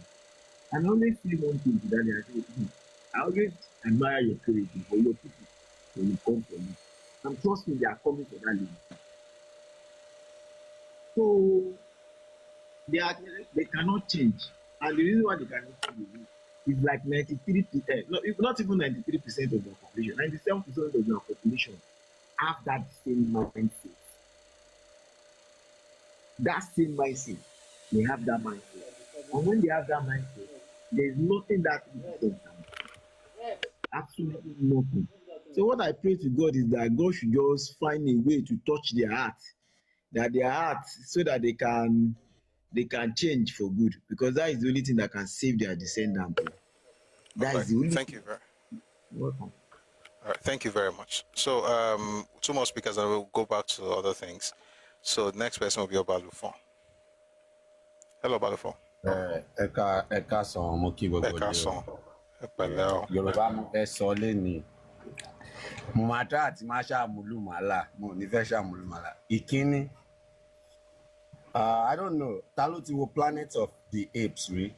It's an old movie and they keep doing different franchise of it. Like, àwọn èèyàn wọ́n kó àwọn ọ̀bọ, wọ́n ṣàtọ̀ wọn, àwọn ọ̀bọ wá gbàjọba lọ́wọ́ àwọn èèyàn, wọ́n fìyà jẹ àwọn èèyàn gan o. Ẹnikẹ́ni, self-preservation is very important. Ẹnikẹ́ni tó bá fi àyè ẹlẹ̀ tó bá gbà lọ́wọ́ ẹ̀, wọ́n máa fìyà jẹ àrọ́mọdọ́mọ ẹ̀. Ẹlẹ́lẹ̀ kò dẹ̀ possible kẹ́rì gbà mọ́, because àwọn tí wọ́n gbà lọ́wọ́ yín ò ní bá yín ṣeré, wọ́n mọ̀ ìyàtọ̀ ń jẹ, ilé ò dá lọ́ ṣe ń sá. Nfẹ́ máa sọ̀rọ̀ bí ẹ̀dá ọ̀tọ̀ ń sìn, because àwọn irúgbìn yìí. Ẹ má sọ̀rọ̀ bí ẹ̀dá ọ̀tọ̀. Àwọn irúgbìn yìí no introspection, nothing. They don't look inward. They are very, very Amulumala. Or self-righteous, or they ní àròjinlẹ̀ láti wonú pé kí ni mò ń ṣe tó jẹ́ pé ìwọlé ní ìwọ lánàá bí ẹkún apọkọjẹ, ó ní nǹkan kan tó ń ṣe tí ò dáa. Tabagun ata lódó, talata lọ́lọ́, ìwà ata ò ní fatálẹ̀. Àwọn ará bíi láti bíi 100 ọdún, 25 ọdún, ìwà kan náà ló ń wù. Wọ́n ti fi lọ́mọ lọ́wọ́, àwọn ọmọ náà wọ́n ti fi láwọn ọmọ lọ́wọ́. Bó ṣe máa lọ títí láéláé, bó ṣe wà látètè kọ́ ṣe ni. Wọn ò ní yí padà. Ẹ̀yin ọmọ Yorùbá, ẹ dáàbò bo nǹkan tó jẹ́ titi yín. Tó bá gbà lọ́wọ́ yín, ẹ máa bẹ̀bẹ̀ láti ṣiṣẹ́, ẹ máa bẹ̀bẹ̀ láti rìn. Ọjà tẹ́ bá rí tó bá jẹ́ àwọn lọ pọ̀ ńbẹ̀, táwọn obìnrin bá ń kọjá, wọ́n máa fọwọ́ gbá obìnrin míì láyà, káṣọ wọn sókè. Ìwà ẹranko, àìbìkítà, gbogbo ẹ̀ ló wà lára wọn. Ẹ jẹ́ àwa àṣà àti ìwà wa ó yàtọ̀, à ń ṣèyàn kan náà. Màá dúró bí bàágò ti pé. Ẹ ṣé o, thank you very much. Ẹkáàbọ, Mr. Banks will be the final speaker, then we'll move on to other things. Oh, I think he stepped down.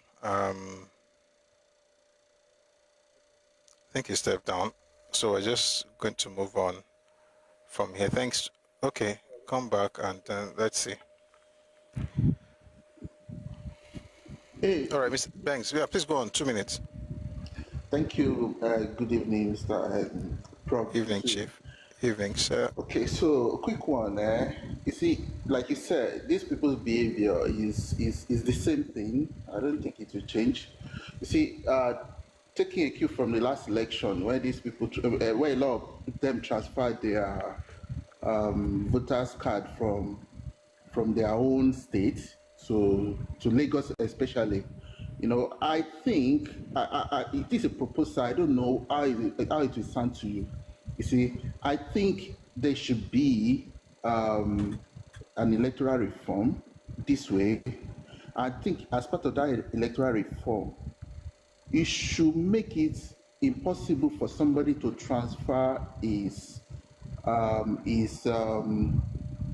poll units from outside the state and participate in a local election in the new state immediately. Like there should be like a period of time during which you can only participate in federal election like presidential. I don't know if what I'm saying makes sense to you. If, for example, somebody transfers his poll unit from, let's say, Anambra State to Lagos State, apparently that's not his state, right? It's not his state of origin, and he's new in Lagos. That person should not know enough to know who to vote for in Lagos State because he's a newcomer. So why would somebody transfer his poll unit like a month ago, and he's already casting a local election in Lagos this month? Does he know the candidates? No. I think if you allow him to vote in presidential election, that's okay because that's for the entire country anyway. He will have done that in his own state. But coming from all the way from Anambra to, let's say, Lagos State, and you're already voting for somebody locally there, I think we should put that clause in whatever electoral reform that they might plan for the future. I just think I should say that maybe if you two can use your platform to. Okay, I think my time is up, right? Thank you very much. No, say what you're going to say something. No. I think I'm very much done. All right. What I would love to say is that please use your good platform to talk about this electoral reform. Maybe if you can dedicate a section one day to it, please, it would be much appreciated. All right. Okay. Thank you very much. I think so no Emma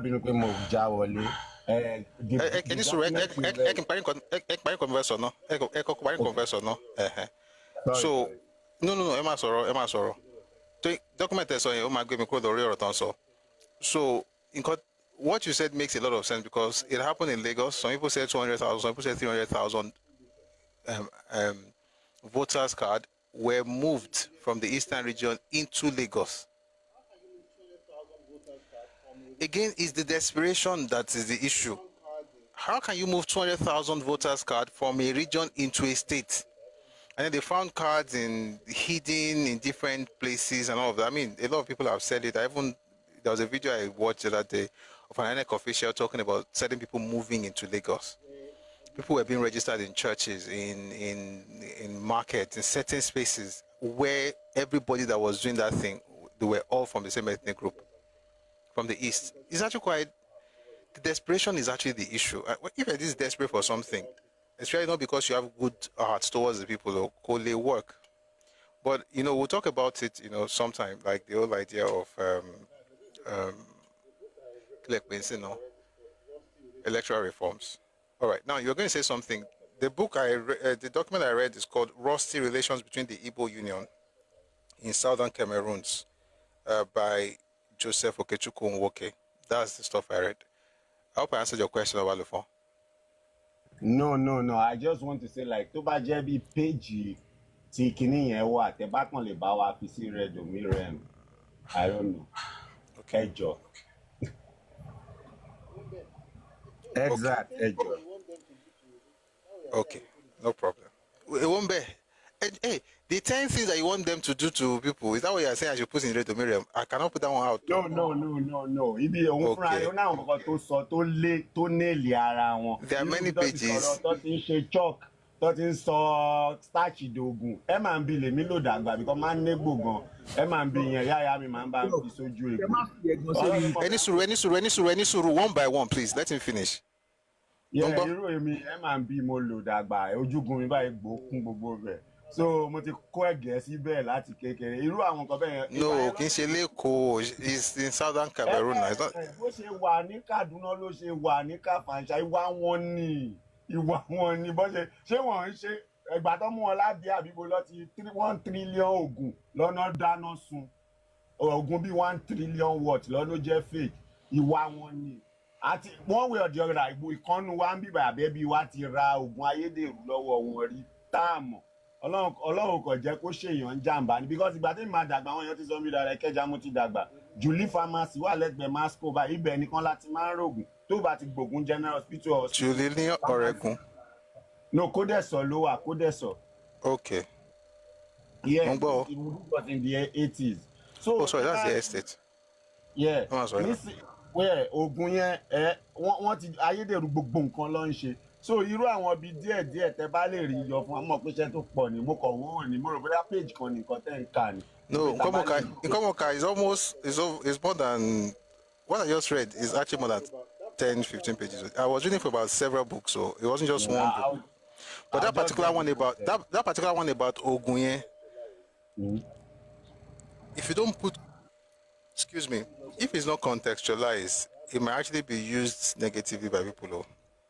Even you just said it right now, that one tani eko, one taleko ni aye igbayen.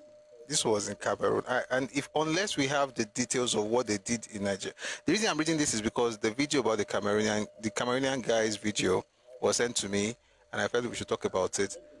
But not that it happened in Lagos. The one that happened in Lagos, we have. Let me put it this way: I don't have any evidence that they did the same thing in Yoruba land in the 1970s and 80s or 90s. I don't know. Maybe they did, but I don't. You can't just say it was in Lagos. I'm not saying it was not. I'm saying evidence. I can show you the evidence of this one. Maybe if I find that one, I can now talk about it. Àmọ̀pá láyédèrú ni wọn èmi máa so pọ̀ ni nǹkan tó ṣe ń Cameroon. Torí ẹ̀ mi ṣe nílé iṣẹ́ ẹ̀. Okay. So for the interestingly, like somebody was saying in the 80s, it's actually possible to find it though.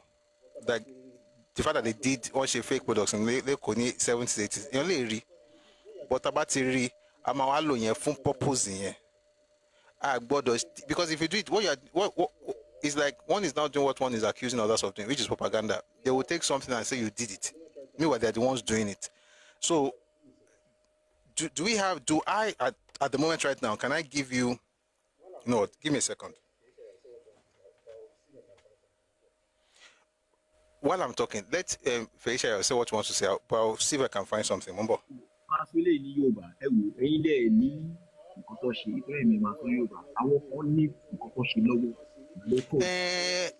Àwọn yẹn kan náà ń béèrè lọ́wọ́ ẹ̀ ọwọ́ tèmi náà ti ń béèrè èmi ò tẹ̀lé fún wọn ní nǹkan tó ń ṣe níbì kan kí wọ́n pé wọ́n ṣe ń bò mí náà. You don't understand. You don't get the point. You don't listen. No, that's not how to do things. If I say your brother did something somewhere, that doesn't mean you did it. If I want to talk about what you did, I have to find the evidence of what you did. And guess what? It doesn't mean that you have not done anything wrong, but I cannot say you have done something until I have evidence of what you have done in my space. So I can't say what happened in Cameroon also happened in Lagos. But that does not mean it did not happen in Lagos, but I have to have evidence for what happened in Lagos. If I don't do that, then I'm propagandizing. Nǹkan tí wọ́n á sọ náà nìyẹn pé àwọn kan ní nǹkan tó ṣe in Lagos, not only in Lagos, all across the Yoruba land, àwọn kan ní lọ́wọ́. It is somewhere with them. They have it and they have their plan. So is this what you wanted to say? What did you want to say originally? Nǹkan tí mo fẹ́ sọ náà nìyẹn. Ọ̀dẹ̀ ní plan ìwọ̀n so gbogbo ìdá ìsọ pé ẹ̀yin ẹ̀ fẹ́ jẹ́ kí ni àwọn míì ní plan ti wọ̀. All right. All right. Okay. I will even post it. I cannot even post it. I mean, mo ní èèyàn kan Emeka Madu ní 2022 or so wọ́n mú ní kóòtù tó ń ṣògùn ògùn malaria nínú ilé. Fídíò yẹn wà. Ó fẹ́ develop ẹni.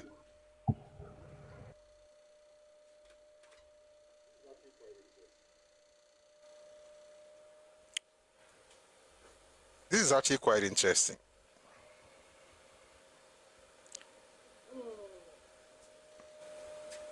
I felt like you misunderstood me. Mo fẹ́ sọ No. mo fẹ́ sọ pé wọ́n ti ń ṣe láti 19 gbọgbọrọ ní Cameroon.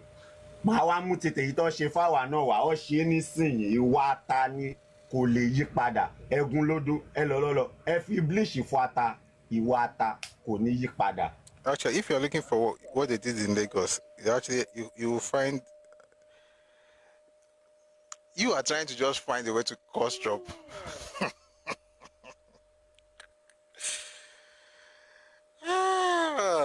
Prof, ẹ ti nice jù Ọlọ́run. In the process pé ẹ̀ ń try àti wà balance ẹ̀ tẹ́ bá mọ nǹkan táwọn ará bí máa ń ṣe lódì kejì. Wọ́n rò rárá. Wait, let him finish. Let him finish. I promise you will speak. Let him finish. And then we're about to take everybody down because I go mefa about to go. Topic kò ní àdébẹ̀ ọ̀tọ̀ ní kọ́tà nǹka. But you're going to say something, please. Oh yeah, Mungo. Jẹ́ kán sọ̀rọ̀. Obalufon, special ọ̀rọ̀ kankan. Ẹ ti parí nǹkan tẹ́ ń sọ Obalufon. What was you trying to say? Yeah, mo ní pé ẹ̀yin ẹ̀ ìyànda bóyá torí ìwà ọmọlúàbí tó wà lára yín ni o àbẹ́sìn ni o ẹ kì í fẹ́ ẹ máa ń fẹ́ wà balance bọ̀ àwọn ará bíi tẹ́ bá rí wọn lódì kejì kò sí èyí tó kàn wọ́n pẹ̀lú ilé ayé o ọba lọ kẹ́ máa rí pé funfun ni kíní pé rọ ni wọ́n á lò fún yín ọkàn máa parọ́ àbọ̀yẹ lo Adémóyè ga títí tó you know like when you tell one old joke so many times kò ní dùn mọ́ wọ́n ti parọ́ títí irú ọ̀yẹ́ gan ò tiẹ̀ wá níyì mọ́ wọ́n ń lò bẹ́ẹ̀ ni bí àṣà àwọn ọmọ àdúgbò mi lẹ́kọ̀ọ́ kàn ń lò bẹ́ẹ̀ kò sí èyí tó kàn wọ́n ó dá o kò dá o wọ́n máa ti sí yín lọ́rùn gbẹ̀yìn sìn tẹ bá rí kọ̀ọ̀kan máa fẹ́ fọ́ mọ́ pé òkè àfẹ́ tàpá sí bíbá yìí ànídà ti ṣe déédé ànídà ti ṣe all is fair in irú situation. So tí wọ́n bá bá ẹlẹ́dẹ̀ jà nínú ẹ̀rọ̀fọ̀ ta ló máa bú ẹlẹ́dẹ̀ abẹ́ni ọ̀hún. Yàrá ní báwọn yí ara mi rẹ̀. Bó ṣe rí nìyẹn. Bọ̀rọ̀ yín yé mi. Fèyíṣayọ̀, now you can speak and then we can move on. There's this guy I always send his video to you. And I've typed it on so many times on his He wants to do this. You can't debate you now. You always there. Never hear what you're saying. I said there's this guy, I don't remember the name. He always posts your video and say something about the guy. So you always post my videos and say that you are something. The thing you are doing is endangering the social connection of the Igbo connection. And I've always said to the listener, if he knows that you know, just go there. He's always there from 1 till 6. Go and debate him now. There's no issue here, but he has not listened to me. Okay, my past message about me, and I've always said the video. I don't know if you always see. All right. Everybody will be all right. I mean, think about the saying, and no matter what I do, I know I will still be insulted, by the way. No matter what I do, I will still be insulted. But you see, to yourself, you have to be true. Okay? When nobody is there, when you're on your own, and when you're alone, you have to have that conscience that's free of, you're not doing this because you're trying to destroy people or denigrate the people or anything. That's not the point. And so it's easy for me to also say what I'm saying boldly without thinking that there's something wrong. If there's something wrong, that'll be me searing my own conscience, which is not necessary, especially on matters like this. You know, but generally speaking, I think people should understand at the heart of this is actually care. But care first for my own people, care for Nigeria, and of course in Nigeria, care for Ibos. And if they really think about it, what I've said today specifically about the whole idea of Cameroon is just to say that there is a pattern, and when the locals get to this point, this is how they react. Do you want to stop it? That's one. Then for our own Yoruba people also, to tell them that whatever you are seeing in your space, let me show you what happened in 48. I've spoken a lot about what happened in 67, but about 19 years before then, in 1948, this is what they did in southern Cameroon to curb this thing. Do you have to now curb that thing Do you have to do the same thing to curb that same stuff in Yoruba land today? You can decide. But just to tell you that Otisheleri and the people that got rid of some of this Iwosi, there's a way they did it. All right. And also, if you're a Yoruba person and you're feeling somehow like, oh, why is he always talking like this? Just so you know that this is not based on hate. It's actually based on, it's a cultural thing. It's a pushback against a particular culture. And that pushback is actually legitimate. All right. So that's the point. You know what? It's to 7. I can't even start anything about Papa. I'm just going to bring one more person up, and then we'll call it a day. I'm going to have the session. We're going to continue with the session. Tomorrow will not be here because, like I said, I have an engagement, and I think it's going to be on Wednesdays. So we'll be again on Thursday at 1 p.m. But let's have the person who just came up. Good evening, Mr. David. Good evening. Good evening, Both of us, I just want to mention some of the bad atrocity that Igbo did in Southwest, especially Ibadan and Akure, Ondo State. I watched it when I was growing up, especially as a secondary school student going to university, especially around the 80s. When they enter a place, electronics then, they are not the only people selling electronics. The Elisha people, they are particularly gifted in electronics. And not only Elisha, a lot of Ijebu people too, and some tribes in some part of Yoruba land, you see them opening shops and doing business. But what the Ibos will do is they will come in with one and rent a shop. In the shop, they will be sleeping there and everything.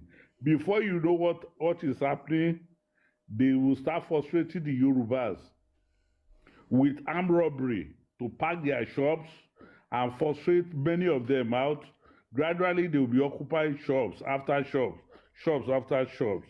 And before you know it, now, go and check most of those areas. It's only Ibos you see there.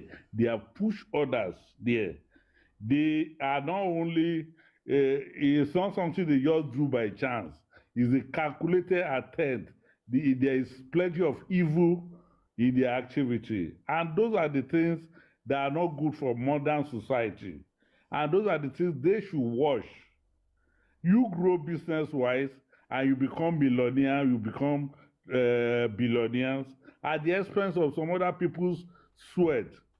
They should stop that. And people that are giving them shops and houses anyhow, they need to be cautious. That's what I want to say. This happened around 1980, 78, 90, especially around 1980, 81. Dugbe, you see some Yoruba selling electronics, selling clothes there. Dugbe market, because I went to UI. Then the same thing Akure around the High Court. You see a lot of Yorubas, but what do you find now? Ibos, they will start with the shop, then before you know what's happening, people will be reporting robbery. Then they will be losing their goods. Before you know it, Igbo occupies all the shops. That's just what I want to add. Thank you. Thank you very much. Yeah. Thank you. All right. So let me take everybody down so we can begin to wrap up the conversation. So thank you, Mr. David. Thank you, Obalufon. Thank you, Feishayo, and those who came up earlier. Oh yes,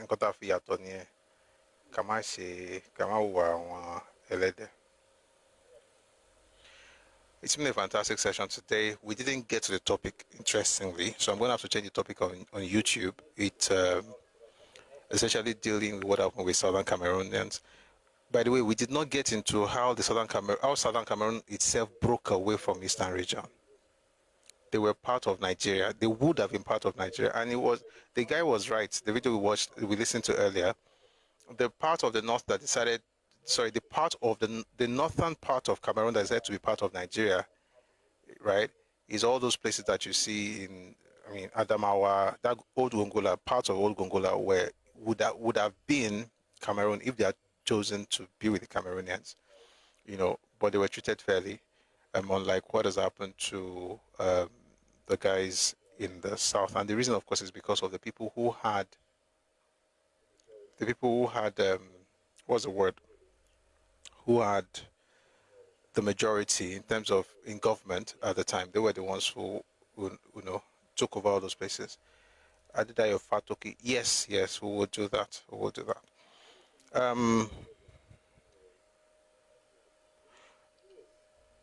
Let me think. That was why we lost Bakassi. No, Bakassi. Well, yes and no, but yes and no.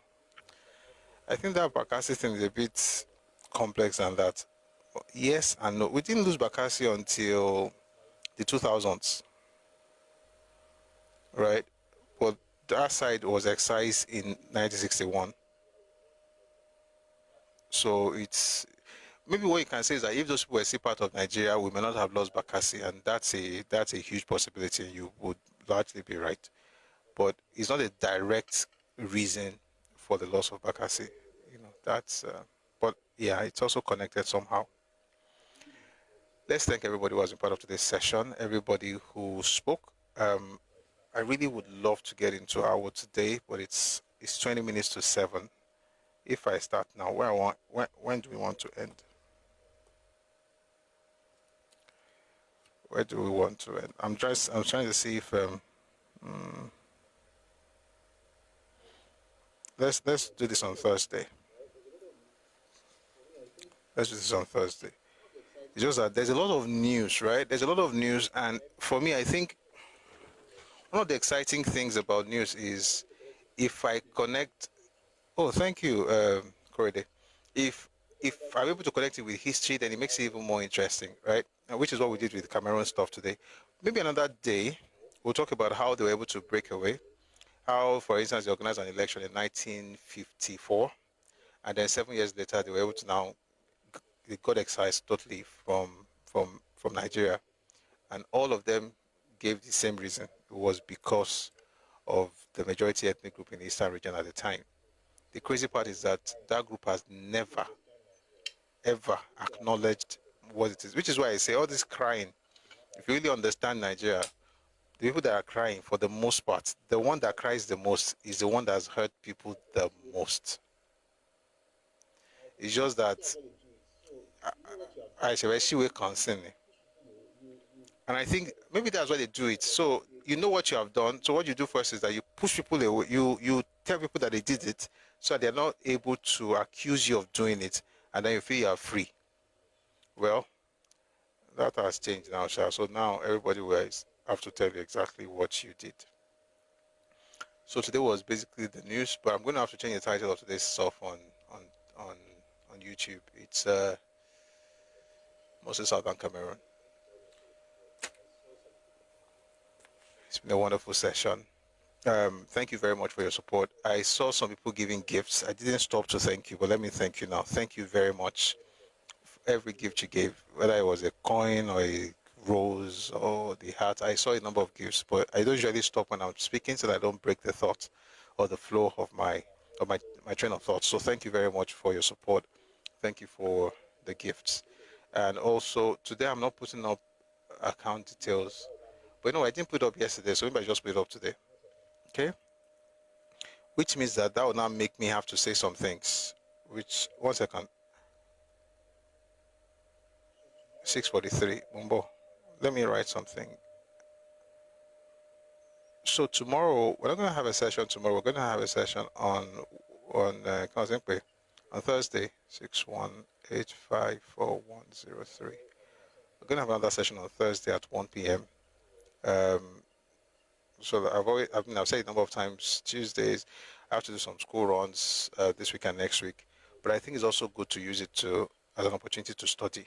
Okay? But please give me a second. I'll be back in a minute. If I'm able to stand up now, I think I should be able to spend some more minutes before we go. Just a minute.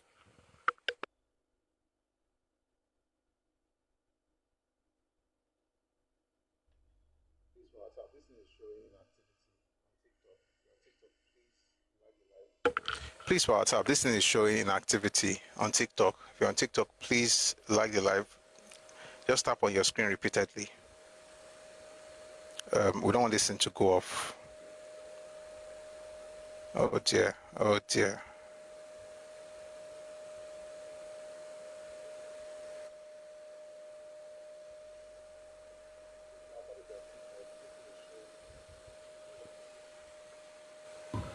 Please, for our tab, if you're on TikTok, this thing is showing inactivity. I'll be back in a bit, please.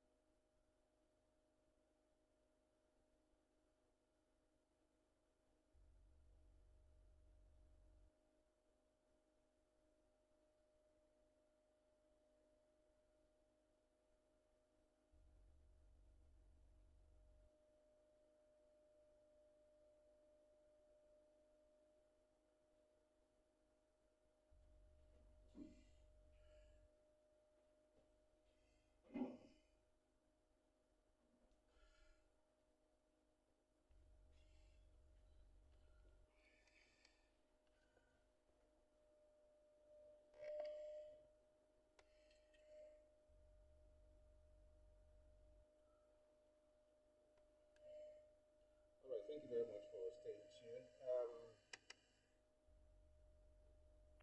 All right, thank you very much for staying tuned.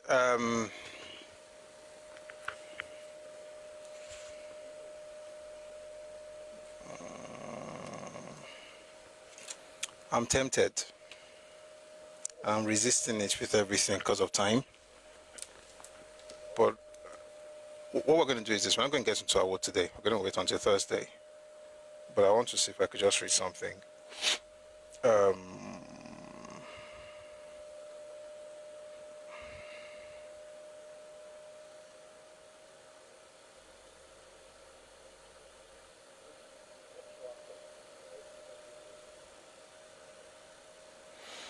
Just let's wrap up, right? So that gives us, we won't be that we're just, all over the place. So today we spent a lot of time talking about the Ibos, and I'm trying not to put this on my face. The Ibos and what happened in the 1940s. We watched the video earlier where a man was, talking about the fact that what the Ghanaians are experiencing right now, they also experienced it when they were part of Nigeria. And we spent some time looking at how the things happened. We read a document from a professor who's an Igbo man, who talked about, itemized the 10 rules, as it were, that the folks in Bakweri put together for their own people in order to protect their space. And one of the things that I noticed is that the idea of pouring out, just like Margie Parham said in 1960, the idea that the people kept pouring out of their, what she called at the time, overcrowded forest, is still happening today. People are still pouring out. However, I don't think that's really bad, especially, to be honest, it's not good.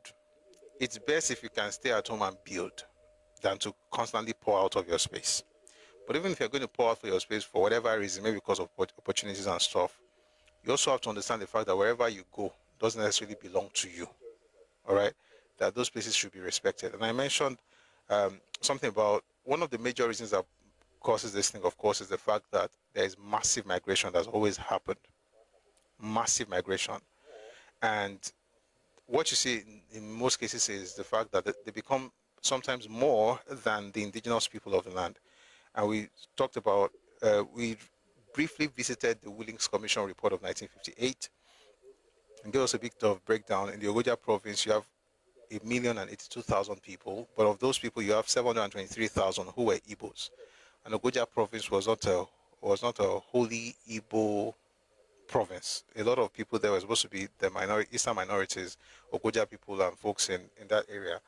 But a lot of Igbos were in that space. We also mentioned that in the Rivers area, you had,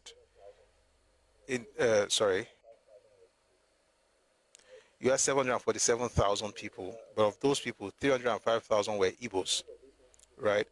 And then something interesting that I've not read here before is that it says in the whole of this non-Igbo area, there is present in varying degrees some fear of being overrun commercially and politically by the Igbos.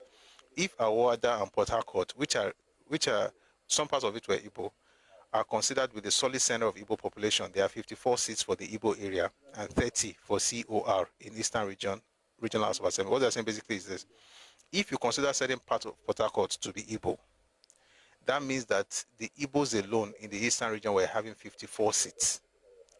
And the minorities in Calabar province, in Okoja province, in Rivers province, all of them put together were having 30. So that means that one ethnic group is having the majority, and then you have several other ethnic groups who don't have as much, which is normal in terms of, because that's population, that's the advantage you get because of population. But when it now start happening in people's division, so imagine, for instance, in Western region, imagine that the leaders of all the political machinery of government in the Midwest, in Benin, in Uroboland, in Isoko, in all those places, in Afemai, in Auchi, everybody is Yoruba. That would be problematic. But that was what they experienced back then. You know, the Ibos were all over their places. And I said one of the major differences between the West and the East is that the Yorubas are the majority in the West. I'm talking Western region of the time. Yoruba people were the majority in the Western region, but they also had a huge portion, the largest portion of the land in the Western region. The Ibos were the majority in the Eastern region, but they have very small land, very small land mass. Even today, the entire area that we call southeastern Nigeria. And let me say something. It's not every part of southeastern Nigeria that is Igbo land. There's Igala lands in southeastern Nigeria. In Enugu, in Anambra, there are parts of those places that are Igala speaking. And they're actually indigenously Igala. There are people in Abia State. But you know what? So that tells you that by the time you put everything that's actually Igbo land in the southeast together, it's not even the size of your state.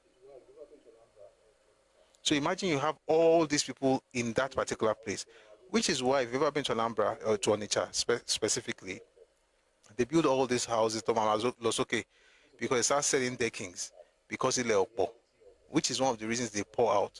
Now, this is not meant to be a jab.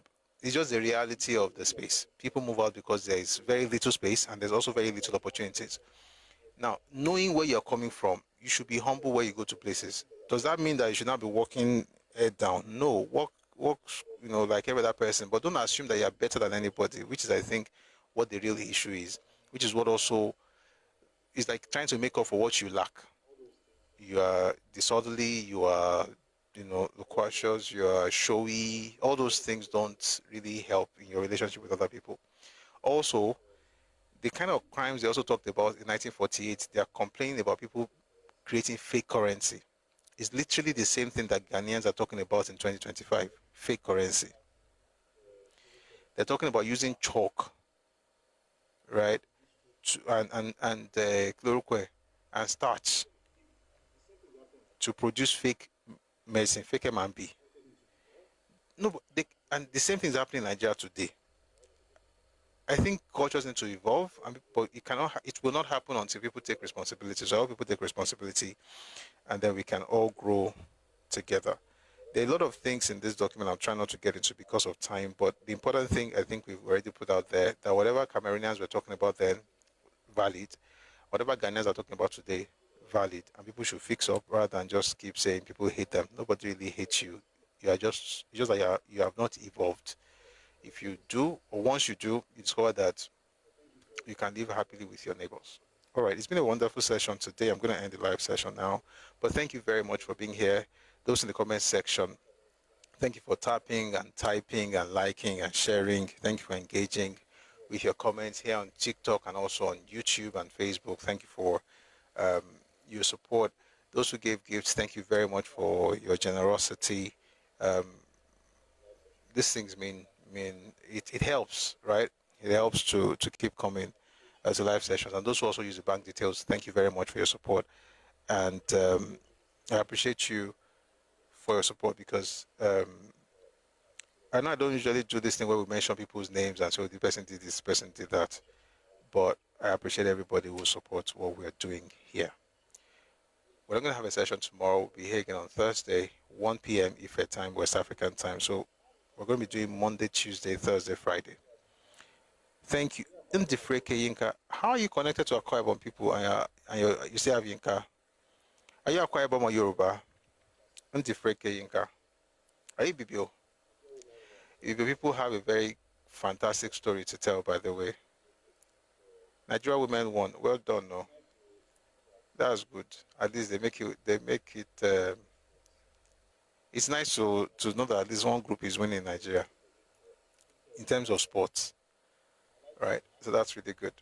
Anyway, Ndifreke, thank you for being here. You didn't tell me, Sha, but I like the name. The guy who was very close to me when I was living in Akwa Ibom. Was Ndifreke. Thank you. So YouTube, Facebook, we're going to let you go now because we're about to play our anthems, and it's always an issue on YouTube, copyright and stuff. So we're going to have the Nigerian anthem now and the Yoruba anthem. Thursday will be another day. We will see then. Have a wonderful. Prof, which team do you support? Me team don't play. Nigeria, another country, Nigeria, no. Or are you asking about EPL? EPL, the team I support is anytime, if I have the opportunity to watch a match, whoever, club side, whoever is, I don't have any team. That's the short answer. You know, I don't watch football like that. Guys, always support Mr. Abu's YouTube channel. Thank you, Joba Jaguar. Yes, please subscribe to the YouTube channel, like the videos, comment, and share. Right, share the videos with folks. You know, and I hear that some people use some of the link. They use the links to battle on Twitter. Well done, sirs and Maz. I saw somebody came to tell me like, hey, or like they cannot they cannot provide any other thing. Okay, at least I'm glad it's helping. So thank you for your support as well. Football is not your calling. I used to play ball as a child though. I even played ball as an adult. Like even, wait though, I still played ball 2013. I think 2014 was the last time I really played. We used to go to one field like that, one stadium. Anyway, let's play the anthems and then we'll call it a day. So thank you very much. YouTube, Facebook, I'll let it go now and see you on Thursday, 1 p.m. Ife time, West African time. Somebody said, I knew you didn't have a team. You studied too much to have a team. Oh, the rebel, but now you're more interested in Africa, and that's where you should be wrong. You are not wrong. I don't understand. I mean, I really. So let me tell you one funny thing. We are finished, Abby. When I was a child, if they were playing football, let's say I'm watching, everybody's watching TV, there's a football match, my family is there, I'll just pick a ball and go and play. Like, why should I be watching it? I prefer to kick the ball around than to sit and be watching. But as I grew older, of course, I mean, it's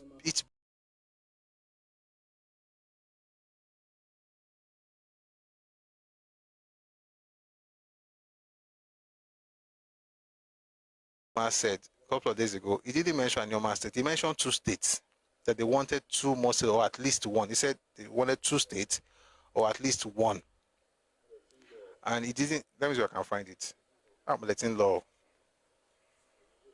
Mo letting law. Èmi kò díje mi sì ṣe ọ̀bẹ lọ má parọ́. But mi ló ṣẹ́jú márùn-ún lọ ká tó palẹ̀ bí mọ́, because I need to go somewhere. Let me see.